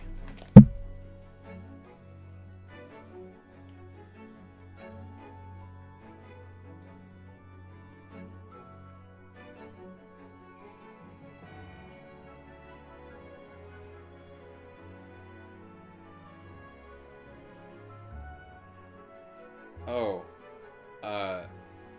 It's upper class, but specifically the class below the nobility. Interesting. She's not in a good way, and she's with child. The birth is imminent.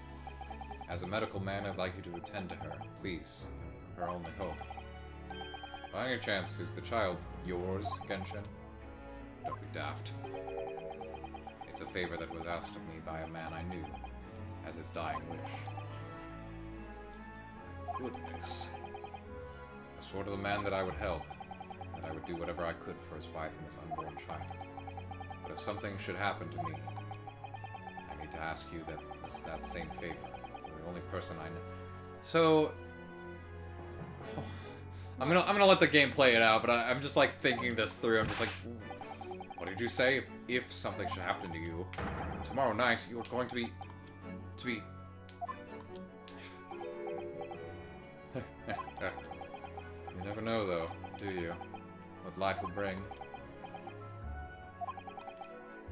Alright then. Tell me the address. I'll head there at once, with Seishiro and... No, not with him. Pardon? This is a favor I'm asking of you, and only you, Yushin. Right, I see. Very well then. You think he couldn't trust Seishin? I don't know if he had a reason to, but I definitely think that he had an inkling, like he had probably a suspicion that Seishiro couldn't be trusted. He definitely didn't have a reason why, though. That very night, I caught a train from Paddington to Dartmoor in Devon. These words. I found the old house. In the middle of nowhere it was. An old hunting hound lay asleep in the grounds.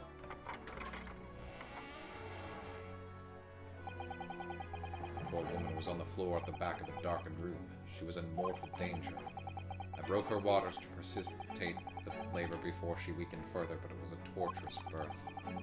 I did everything humanely possible for her and their child.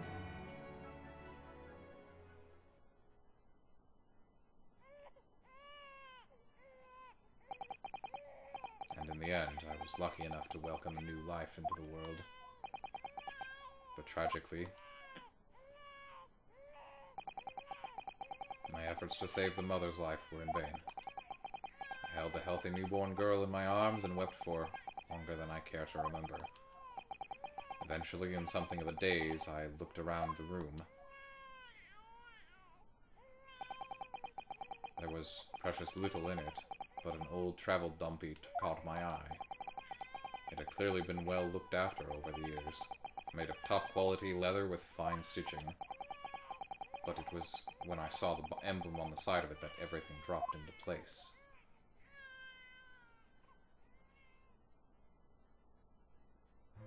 B for Baskerville. Baskerville? With the upbeat music.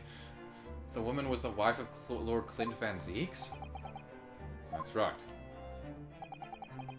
The newborn was his daughter.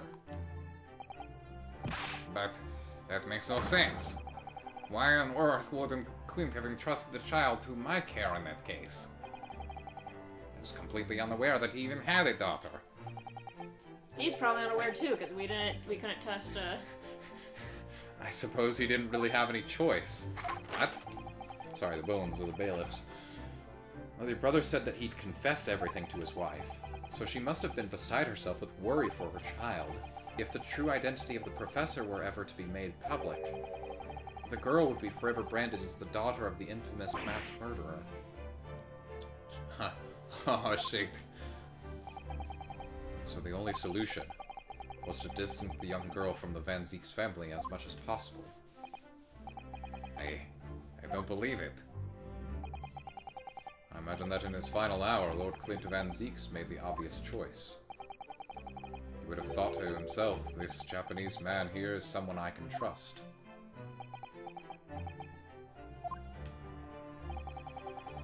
I honored my promise to Genshin, of course. However, only a month later, I was summoned back to Japan, and without disclosing the parentage of the child, I couldn't obtain permission to take her with me. Oh, how awful. I was completely at a loss. In the end, I had to ask my great friend. I asked him if he would be a father to her. That being Mr. Sholmes, I presume? No? What? What gave you that impression? He was Genshin. He was still alive, of course. He took one look into my eyes and agreed to it on the spot. Mr. Sholmes, he has a heart of gold. Really, all it can be said is that... All it can be said that I did for the child was to give her a name. Oh? When I'd come to Britain, I was trying to escape from the grief of losing my darling wife. So it was her name that I gave the little girl. Your wife's name, Professor Mikotoba. In other words, the name of my mother. Ayame Mikotoba. Oh. That's right. Ayame. Or in English, Iris. Didn't they establish this when they first met Iris? That it's like, it wasn't Susato like, oh, that was my mother's name. I gotta go back and watch just to be sure. That's crazy. I had no idea. Ah! Ah! This little thing just pinched me in the behind through my trouser pocket. Hard. Ah, my dear fellows. Pinchy, pinchy. Mr. Sholmes, is that you? Ow! Yes, yes, we can hear you! You see what excessively tugging can do? Let that be a lesson to you. Tugs back. Mr. Sholmes, we weren't able to thank you properly before, but you were simply marvelous. Your checkmate move was a stroke of genius. Indeed it was, wasn't it? Don't ask how I got, an audience with the Queen herself. That's not important. And the great Sherlock Holmes. I just imagine he fucking climbing the outside of Buckingham Palace with Iris in a backpack, just like, and this is how we will get to see the Queen, and when she's done calling her guard, we'll be like, here's this bunny rabbit that can show you images of wildly outrageous circumstances. It had become apparent to me that to stop the Lord Chief's injustice... the Lord Chief injustice would require such measures. Runo Susie! Oh, Iris. Oh, I'm so pleased. What a wonderful outcome. Her Majesty Queen Vicky said she thought my special blend was delicious. Oh, I'm sure she did. After all, no one brews a more delicious tea than you do, Iris. Let's have a party to celebrate. And Mr. Reaper, you simply must come too. I'm so glad Iris wasn't in that trial for most of it, because holy shit, her voice is way harder than you might think. I'm good, actually. The Reaper of the Bailey, flustered by a 10-year-old girl, again. No, really, Apu. But I give you my word. Niece, I shall present myself at your residence in the near future to express my gratitude. My little niece. What'd he say? I said it would be nice. I hit my knee. It was a nice knee. How lovely. You promised now, I won't let you forget. Bye for now, then. Alright, Iris, thank you for all your help earlier. Oh, that was nothing. Just come back home soon. Ah! One final pinch goodbye, was it?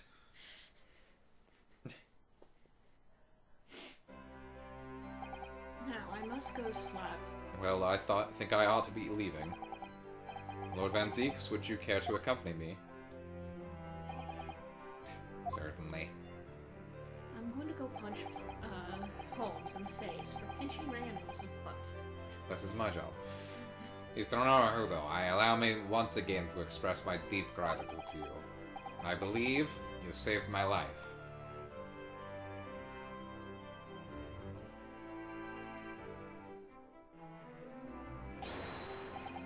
Wait, Lord Van Zeeks! I just moved 2 steps, what? Can I have one of your wine glasses? Here, For a memento? take the rabbit. What are you intending to do now? Well, clearly I shall have to resign from the prosecutor's office. Oh no! I intend to publicize the full truth about the professor case. Once that's done, the Van Zeeks family will be ostracized completely from London society. Surely not. So as soon as I am free from my employment, I shall leave the capital. Oh, I see. Don't be a fool. I'm still here. Are those the actions of a man once feared as the mighty Reaper of the Bailey? I beg your pardon? For the past 10 years, you've endured that pseudonym and been cast as one of the dark forces yourself. Now that you've finally been freed from that repute, your battle is just beginning, surely. Well, I certainly never expected to hear those words from your lips. I waited a very long time to come to London. Now I'm properly here, I intend to learn all that I can. Anyway, goodbye for now, Ryunosuke Naruto. Kazuma Osogi. Seems as though he's really matured suddenly. He's not the only one who's matured, Mr. Naruto. I have too. Well, I think we should make our way back to Baker Street. We must help Iris with tonight's dinner. We must! We must! We must! You remember what happened last time I tried to help with dinner, right? It was I'm then still paying. that I came to an important decision about my future.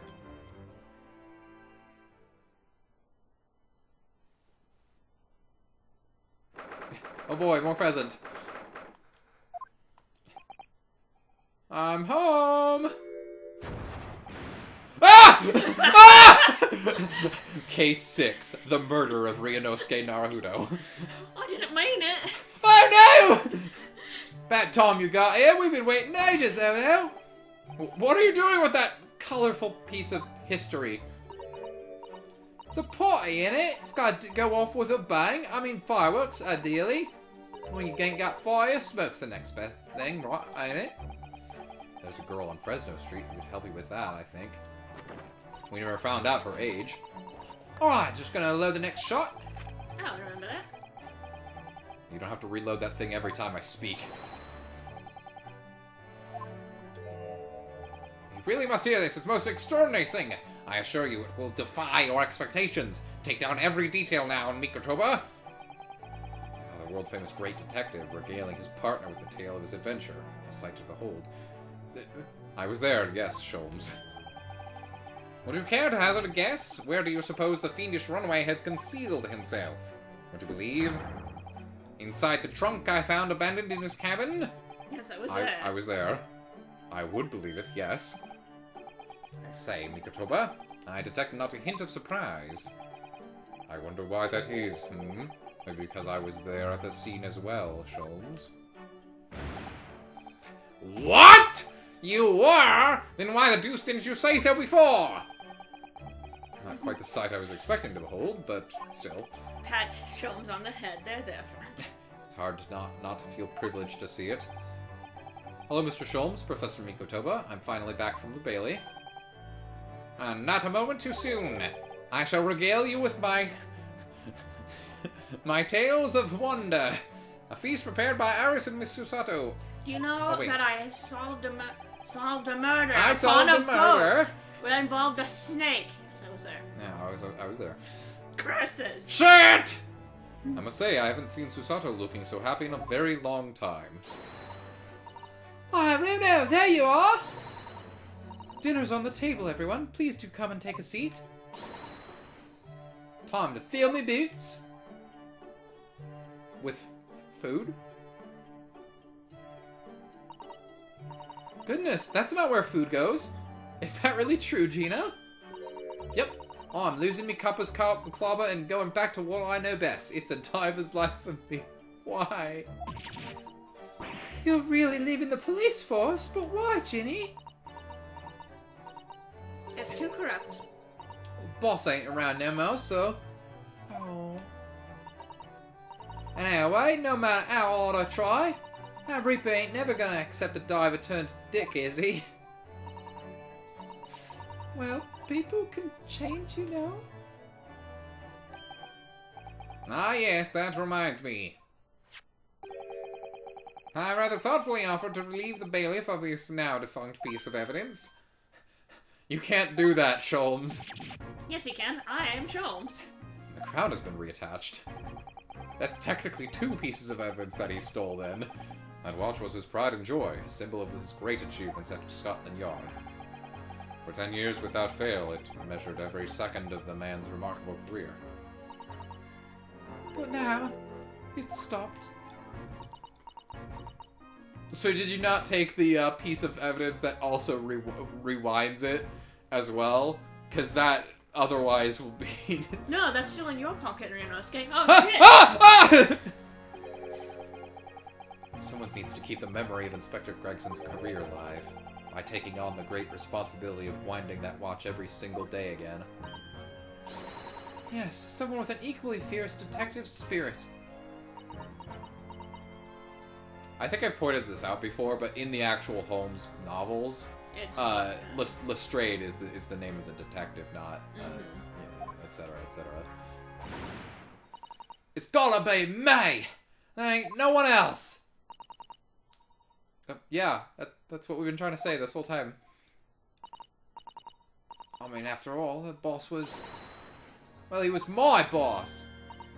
Yes, Jenny, yes he was. Ah, little smirk. Oh yeah, I made you a promise and all, didn't I, Aris? Then I'd become a proper detective one day and track down your old man. Oops. Oops.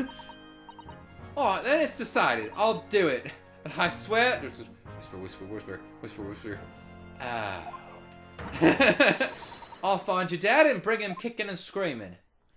Well, you won't be doing that. I'm not entirely sure that would be appropriate. Yes, I think, Gina, it might be best to, well... I think I'd like you to forget that promise, Jenny. Huh? Iris? Well, obviously I've always wondered about who my real part is. Of course I have. Wanted to know where I've come from. I thought it might tell me something about myself. Imagine if Van Zeek's actually did come with. But I've caused such a lot of trouble trying to find out for so many people. Hurley, Bruno, Professor Mickey. No, not at all, my dear. Really, you owe no apology to anyone. Well, anyway, I've decided to give up on it because I finally realized my daddy is the greatest in the world. I don't think it matters what his name is or where he's from. Don't you agree, Hurley?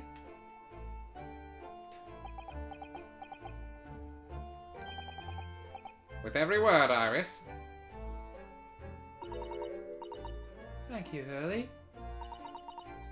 Thank you, Daddy.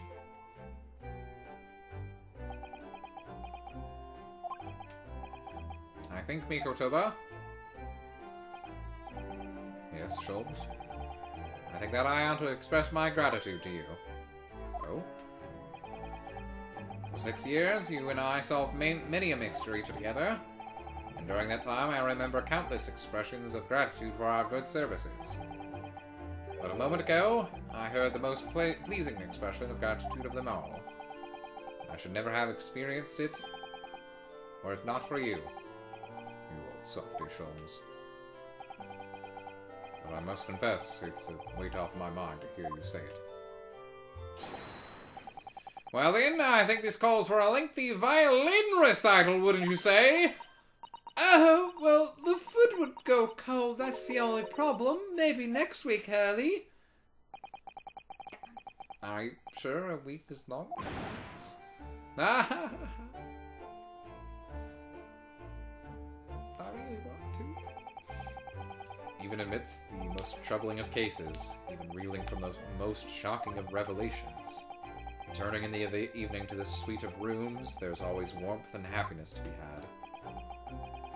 The home of the world's greatest detective, and my home too, with my greatest family.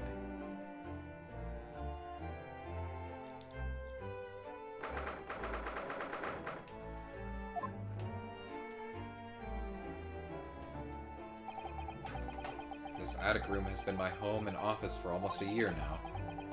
I've certainly had some unforgettable experiences whilst I've lived here. But I think now, time has come. Time to bid this place farewell. Naruto. I was using the voice of my daughter.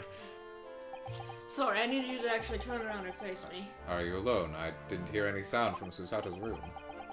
Yes, Susato-san went out after dinner. She took a carriage. Something about an important matter she needed to take care of. Ah, I see. So she's going to propose. I wanted to thank you for what you did earlier. Oh? With Iris, I mean. When the subject of her father came up. Dr. Clint Van Zeeks. I made up my mind many years ago never to tell her who her real father was. It's what was agreed with Genshin, after all. Lord Clint Van Zeek's final wishes before he died, you mean? Yes, I've had to take some rather drastic steps at times to protect that secret, you know. Calling Susato back to Japan 6 months ago, for example. That's why? When I read Susaki-san's report about his final days in London, my heart nearly stopped. You'd stumbled across the crux of that terrible case. Dog's collar. The description of the Baskerville insignia left me in no doubt. Baskerville. If you decided to investigate that insignia, sooner or later you'd have made the connection to the Van Zeeks. And to make matters worse, Susato knew of the unpublished story as well. A story that Iris had written based on my notes from the time. Ah yes, the Hound of the Baskervilles. Which we actually have! Right here! We can read it! We have it right here! Listen to it wobble! That's crazy! Plus the White Fang and Dr. By, Jekyll and plus Mr. 2 Hyde. other stories that don't have anything to do with Herlock Sholmes. It was work of fiction, but based on the grim reality of a huge beast of a dog being used as a murder weapon. A dog with the Baskerville family emblem around its neck. Armed with those two clues, I feared you and Susato might arrive at the truth. So I invented that story about having collapsed to justify her leaving London and returning to Japan at once. All in aid of halting any investigations you and she might have been contemplating. I see. So, what happened to the collar, then? Yeah, and how's your health, by the way? You know, I heard that you... Something I've never understood is why Susato-san came across that manuscript in Japan, though. You know, Iris is the Hound of the Baskerville story, I mean. Sholmes sent it to me. That was before Susato left Japan. He was very troubled about what should be done about it, you see. I'd read it and carelessly left it on my desk, which is where Susato came across it, of course. Ah. It was the only case Sholmes and I ever pursued that I didn't record in meticulous detail. I was stunned when I discovered that young Iris had pieced together so much of it from my paltry notes. Sholmes and I discussed the matter and decided that we couldn't allow the story's publication. At that point, I returned the manuscript by post to Sholmes for safekeeping. So you did all that to stop Iris from finding out the truth about her father? That's right, because Sholmes had told me how astute she'd become. However, having witnessed events in court today, I must say my opinion has somewhat shifted. Oh? I think at some point in the future, the time will come for Iris to know the truth. And when it does, well, I believe it will be for the best. I think so too. Actually, Professor, I wanted to talk to you about something too. Judging from that expression, I'd say you've come to a decision, have you? Yes, I have. I will be returning with you to Japan. Are you quite sure? I mean, well, if I don't, then my descendant won't be in Japan at the start of the next game, so... Unless if my child decides to, don't worry about it.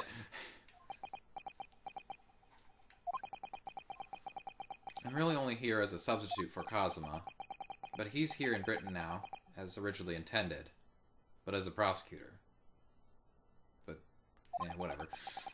Locum student Naruhodo doesn't really have a right to stay, I think.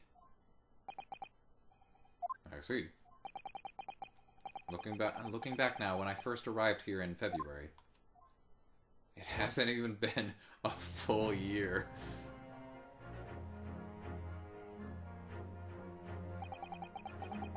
Becoming a lawyer just seemed to be the way things turned out. With Kazuma, Susato-san, and Mr. Sholmes all gently pushing me in that direction. This fool thinks he gets a bed! Ha ha ha! I spent the best part of a year immersed in this world, but always aware of a seed of doubt inside me. Until today. Standing in that courtroom earlier, all doubts vanished from my mind.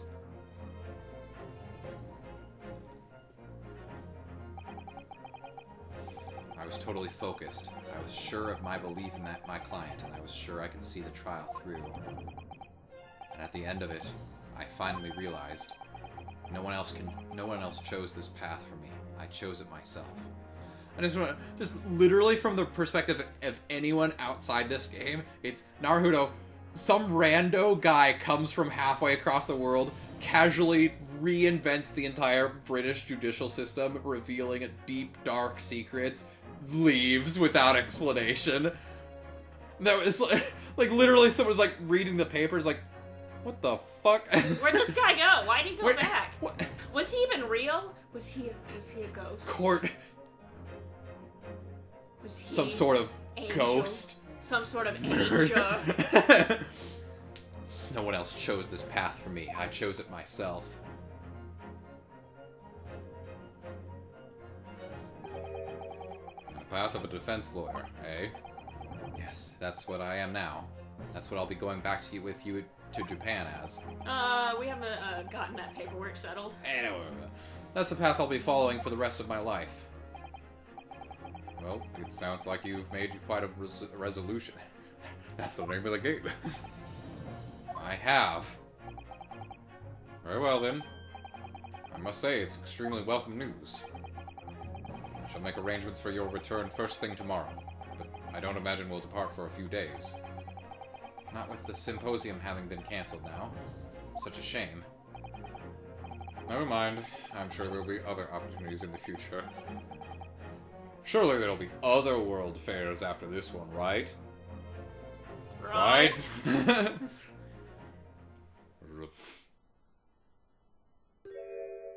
I'm here! I just got back. I was in the bathroom! Susato-san? I just wanted to let you know I'm back.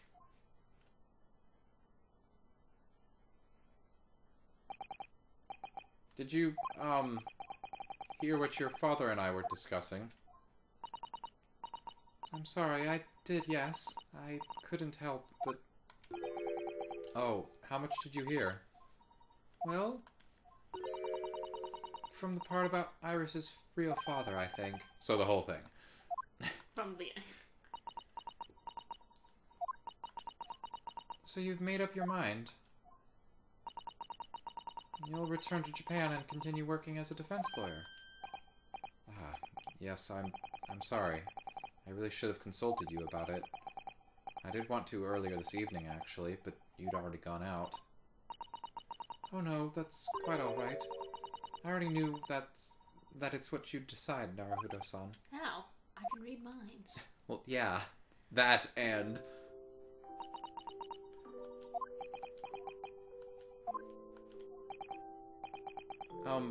Susato-san? Ah, yes? I suppose this means it has to be farewell soon. I suppose... You'll be a great help to Cosmo going forward. I mean, I know he's a brilliant lawyer, but he's new to the British courtroom. He'll certainly benefit greatly from having a brilliant judicial assistant at his side. I'll do my very best.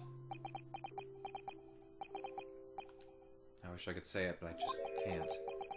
I can't ask her to come with me. After all, she was always supposed to be coming to Britain as Cosmo's assistant. It's growing late. We should both try to get some sleep. I'm sure you must be exhausted after today. Oh, yes, you're right. Before I retire, let me just say one more time. You really were quite splendid in court today. So if you ask me, anyone who thinks of you as a substitute or locum should be ashamed of themselves. Including yourself. Susato-san. Thank you.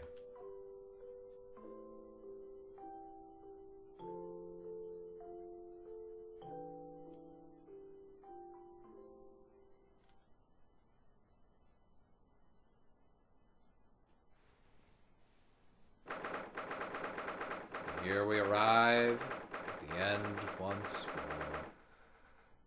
Quayside! That's a funny word. I can't believe this day's finally come. You're really leaving then, Runo?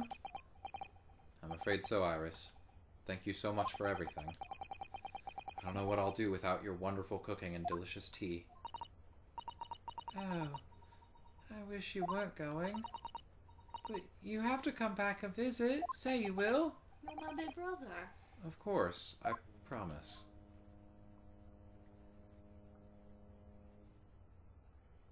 Well, it was a very brief reunion, but it was a pleasure to pursue a case with you again after so long. For a while, at least, it felt like old times. Yes, I suppose on reflection, there's something to be said for it. Having a little fun once in a while. I'll just go and say goodbye to the professor as well, I think. Why That seems menacing. I'm just gonna... Alright, Iris, you go do that. Just turn around. Bang! No, Huh? you can't take Ryunosuke.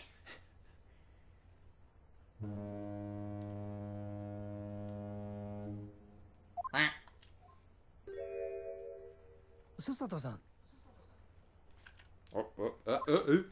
I've just checked, Naruhodo-san. Your luggage is already on board. And no Such a person's inside of beautiful it. morning. Perfect for embarking on a journey, isn't it? Before I set off, I'd just like to say how thankful I am for everything you've done for me. And give my warmest regards to Kazuma, please. Actually, I think you ought to give him your regards in person, don't you? Sorry? Ryunosuke. Here I am. Everyone's voice. What are you doing here? Do you really think I'd miss my best friend's departure? Thanks.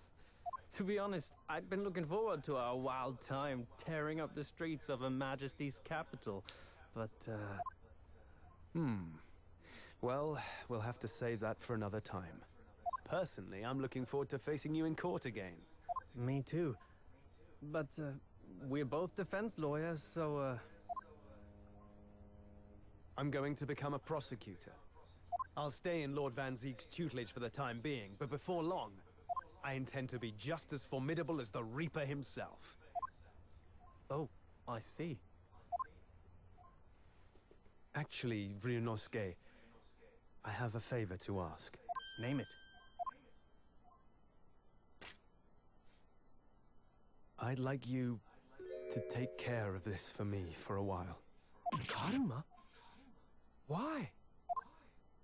Because I've seen it now. I've seen what's inside me. The demon that reared its ugly head that day.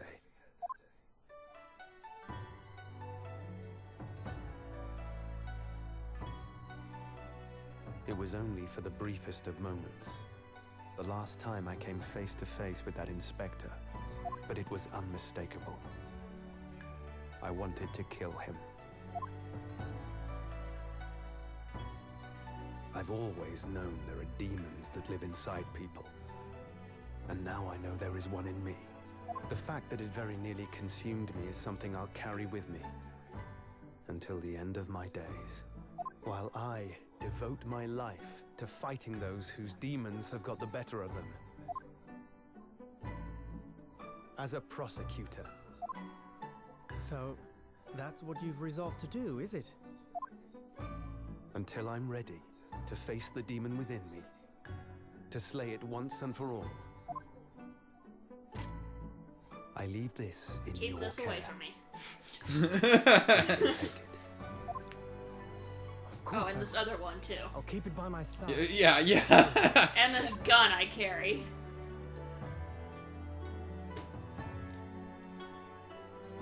Until we meet again, then. You have your path to follow, and I have mine. Naruhodo-san?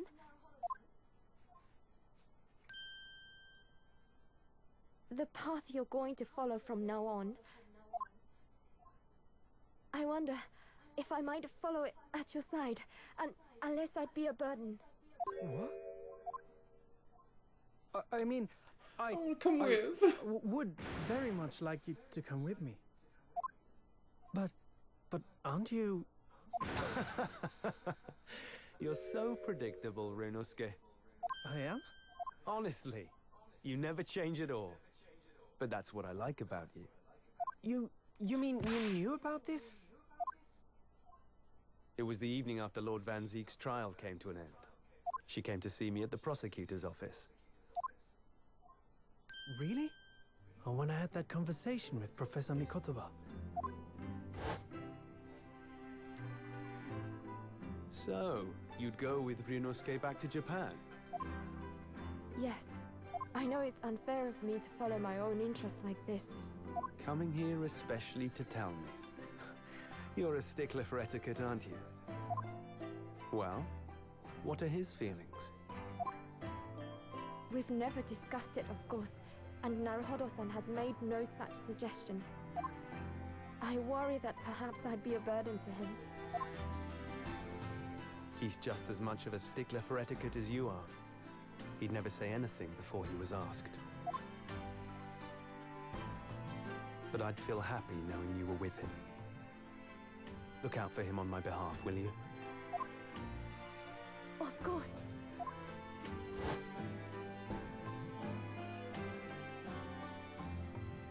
Susato-san. What do you think, Naruhodo-san? With you by my side, no trial would seem too daunting. So if you're willing, I'd be honored if you'd come with me. Together we can take on the world. With our platonic lawyer and judicial assistant relationship. And totally nothing else is implied here. No, Because we have been reading Ryunosuke as gay the entire series. Ah! What's wrong? Your luggage, Susato-san. There's no time. The ship's going to set sail any minute now. It's alright. There's no about that. problem. As it happens, my luggage is already on board too. It is? Crazy how that worked. Your fine judicial assistant has everything in hand as always, I see. Best judicial assistant, by the way. Your ship's about to leave! Time to go then. Look after yourself, Ryunosuke. Kazuma, draw your sword. Huh? That's kinky.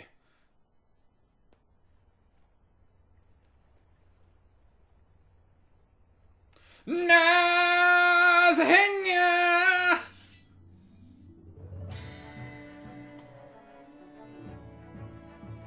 One day, when our paths cross, once more, we'll fight a duel of words across the courtroom.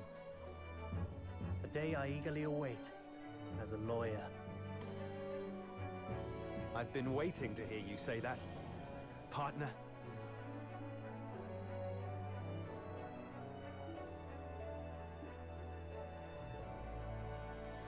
Okay. They're so excited. We got a fully animated scene for the two of them. Don't forget me then, Kazuma. As if I could, Ryunosuke. And Mr. Sholmes, thank you so much. I'm very I much saw Nope. that. to you. Indeed, Mr. Naruhodo. I believe you are. I'll never forget all you've done for me I during don't like your it. time I here. like your voice better. I was waiting for it. Especially when I visit you in your country. What? The truth is, although many are ignorant of the fact,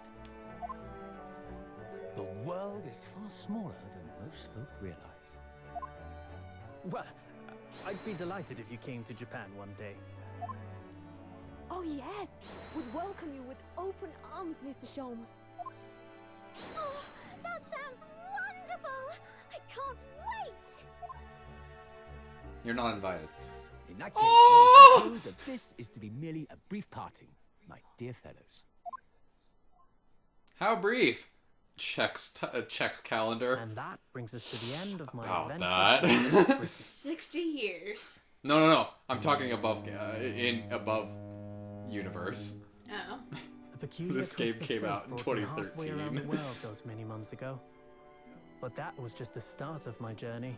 Who knows I where mean, you think they're fate not will gonna lead me. continue? Or actually, wait, no, that's not fair. This is the I'm most confident recent this will be my last meeting with Ace the Attorney friends game I've to made come in out, but the it originally came out in Japan, I think in And when we're 2017. together again. No doubt, the first words I'll hear will be, Let me double check with my 1% battery phone. Come, the game is afoot.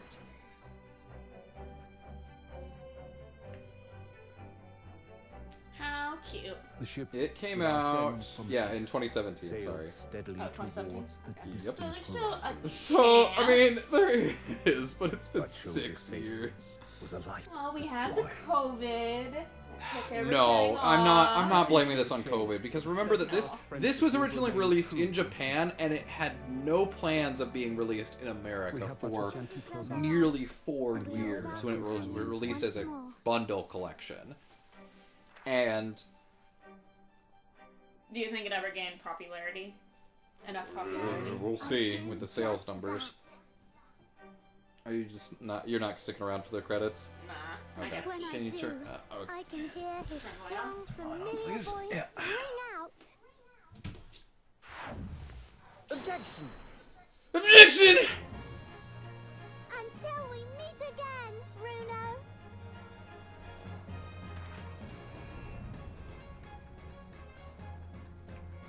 Man, what a fucking good game. Shikuquaza. Yeah, Great Ace Attorney 2 Resolve would have been the last. Oh, I've been in blah, blah, blah! I'm no purveyor of electrical goods and what of the promised closed circuit. Anyway, I've decided an absence from London is in order. I sojourn in distant climes. The Empire of Japan, perhaps? I understand that a wardrobe class incurs no charge whatsoever.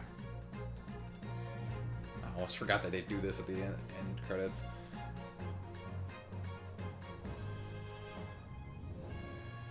I gave a little note to Hurley the other day. It just said, "Thank you for everything, Daddy." But it made Hurley cry.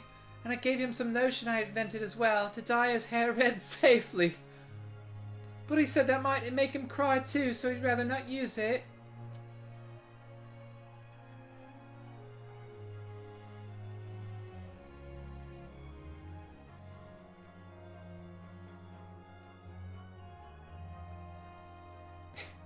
In those days, when I was known as the Reaper, I felt your presence at my side.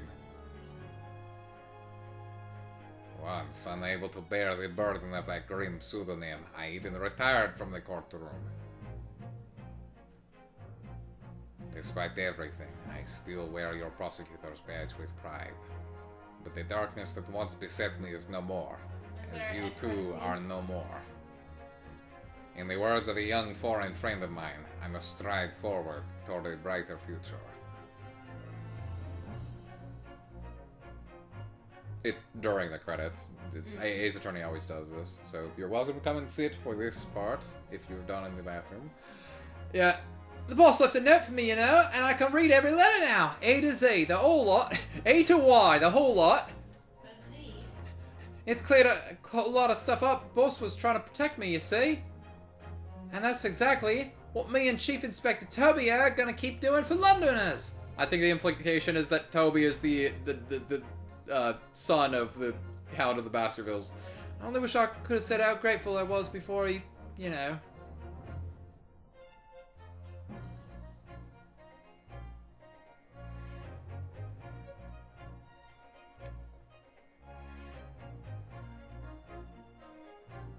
It's me, Jaina. Truth is, I'm not the upstanding fella you think I am. Might be a diver at heart, but it's a good heart. You reminded me I need to be true to myself. I've got one more job to take care of before it's ta-ta to London town for the foreseeable.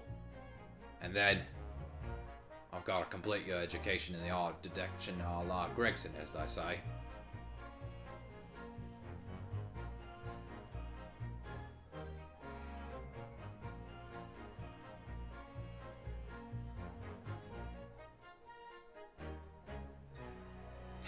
Your Excellency, this man is accused of illegal entry into the office of the Ah! Objection! An overstatement of rule. Minister has been detained in Britain anyway. Who is this caddish counsel for the defense and women are forbidden into the courtroom? Oh, really? My friend Susato-san is in the British courtroom all the time and doing a wonderful job. Perhaps I should have engaged the services of a regular legal team.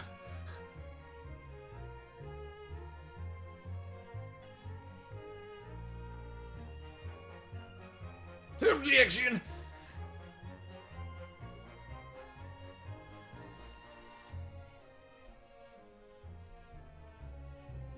Mama, is it true about Japanese people? Are they experts at filleting corpses? Yes, they are. Fish corpses on the whole. I'd like to hone my own filleting skills. You don't mind, do you, Mama? Yes, I do. I'm not a corpse yet, am I? No. And I'm glad.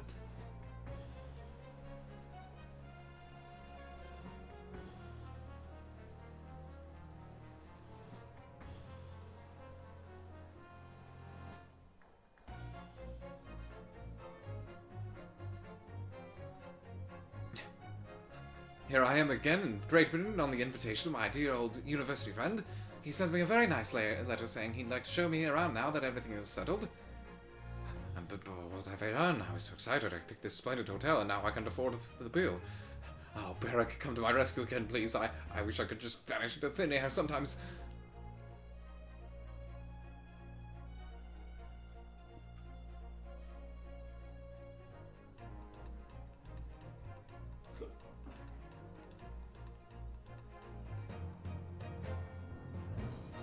To make the waxwork impression of the killer in the cemetery, I realized what had happened.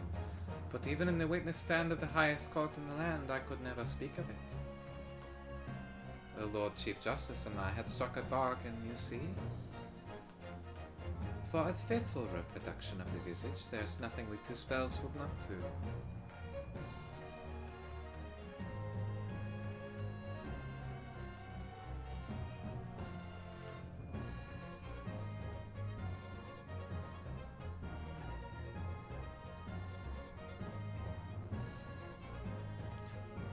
Here, everyone here calls me Gossip.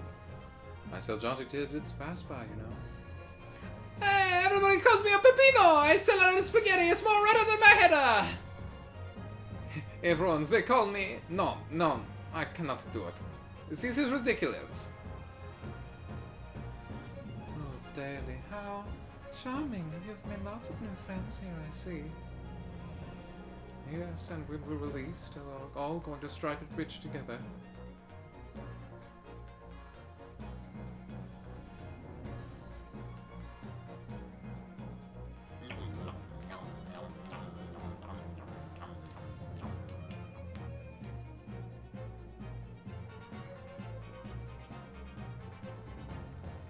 When I was accepted on the foreign study tour, I knew exactly what path I had to take, and however it might have ended, I knew that I wanted you there to see it. If I'd ended up in the dock, there's no one I would have rather had defending me. But now, thanks to you, there's a new path I want to take. I'm sure we'll meet again in the courtroom, my friend. Until then, I leave Karuma in your care.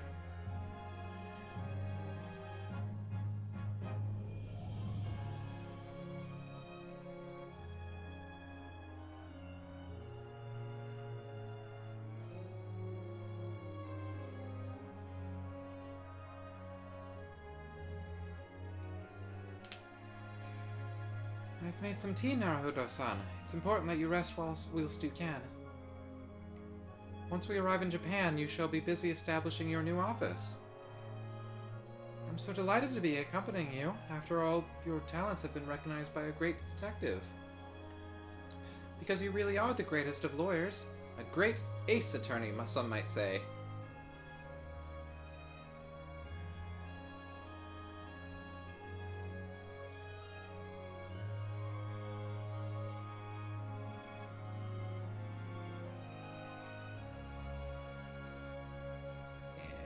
There it is. And the kitty!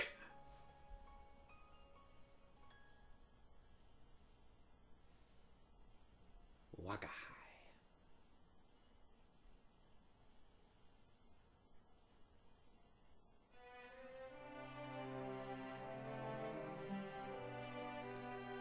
Here I go again on my own. It's the only road I've ever known.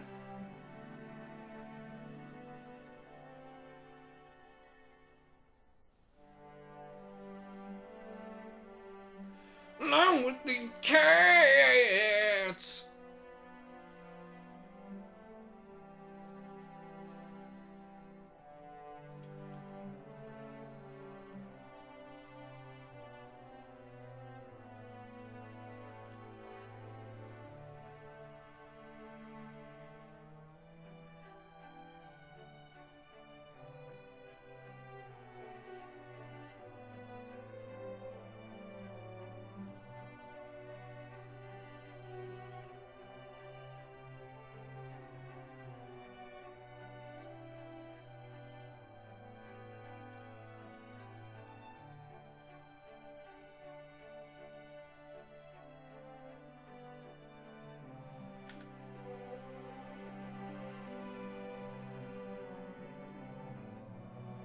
I'm so glad we didn't have anybody from Case 2 talk during the credits, because I would not have remembered what voices I did for any of them.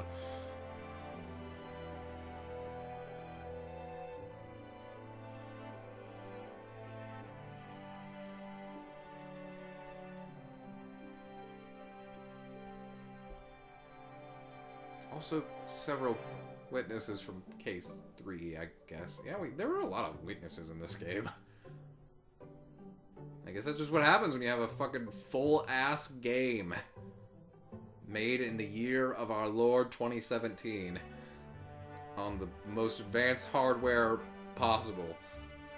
You can just pack it full of expressive characters and personalities and hot actual heroes.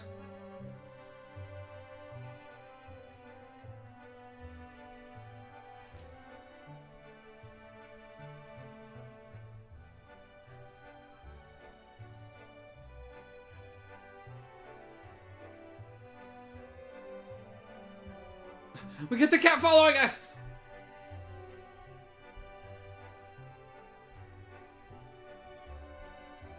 Ta-ta!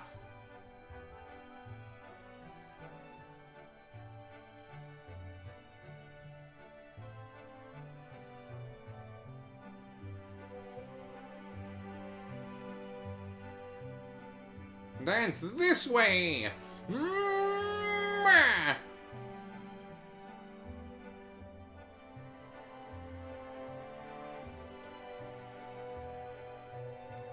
He's gonna fucking bonk us on the head.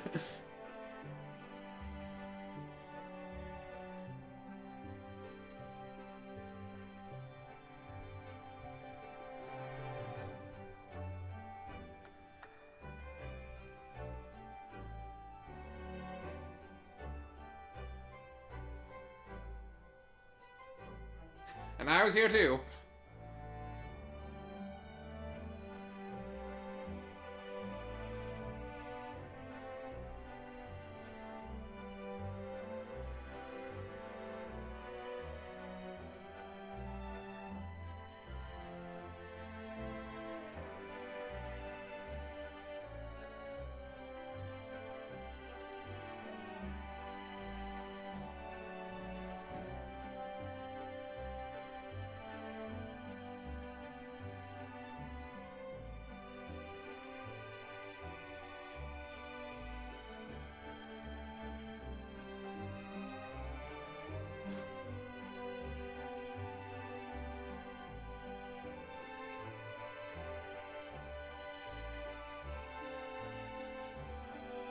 In the clothes I didn't have them in for the entirety of the game.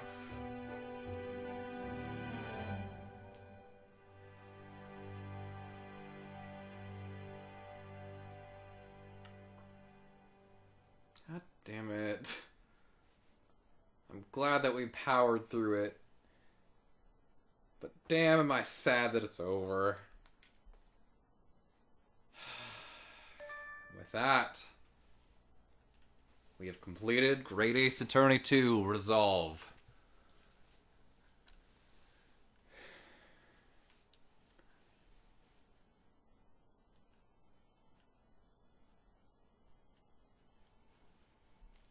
Thank you all for watching.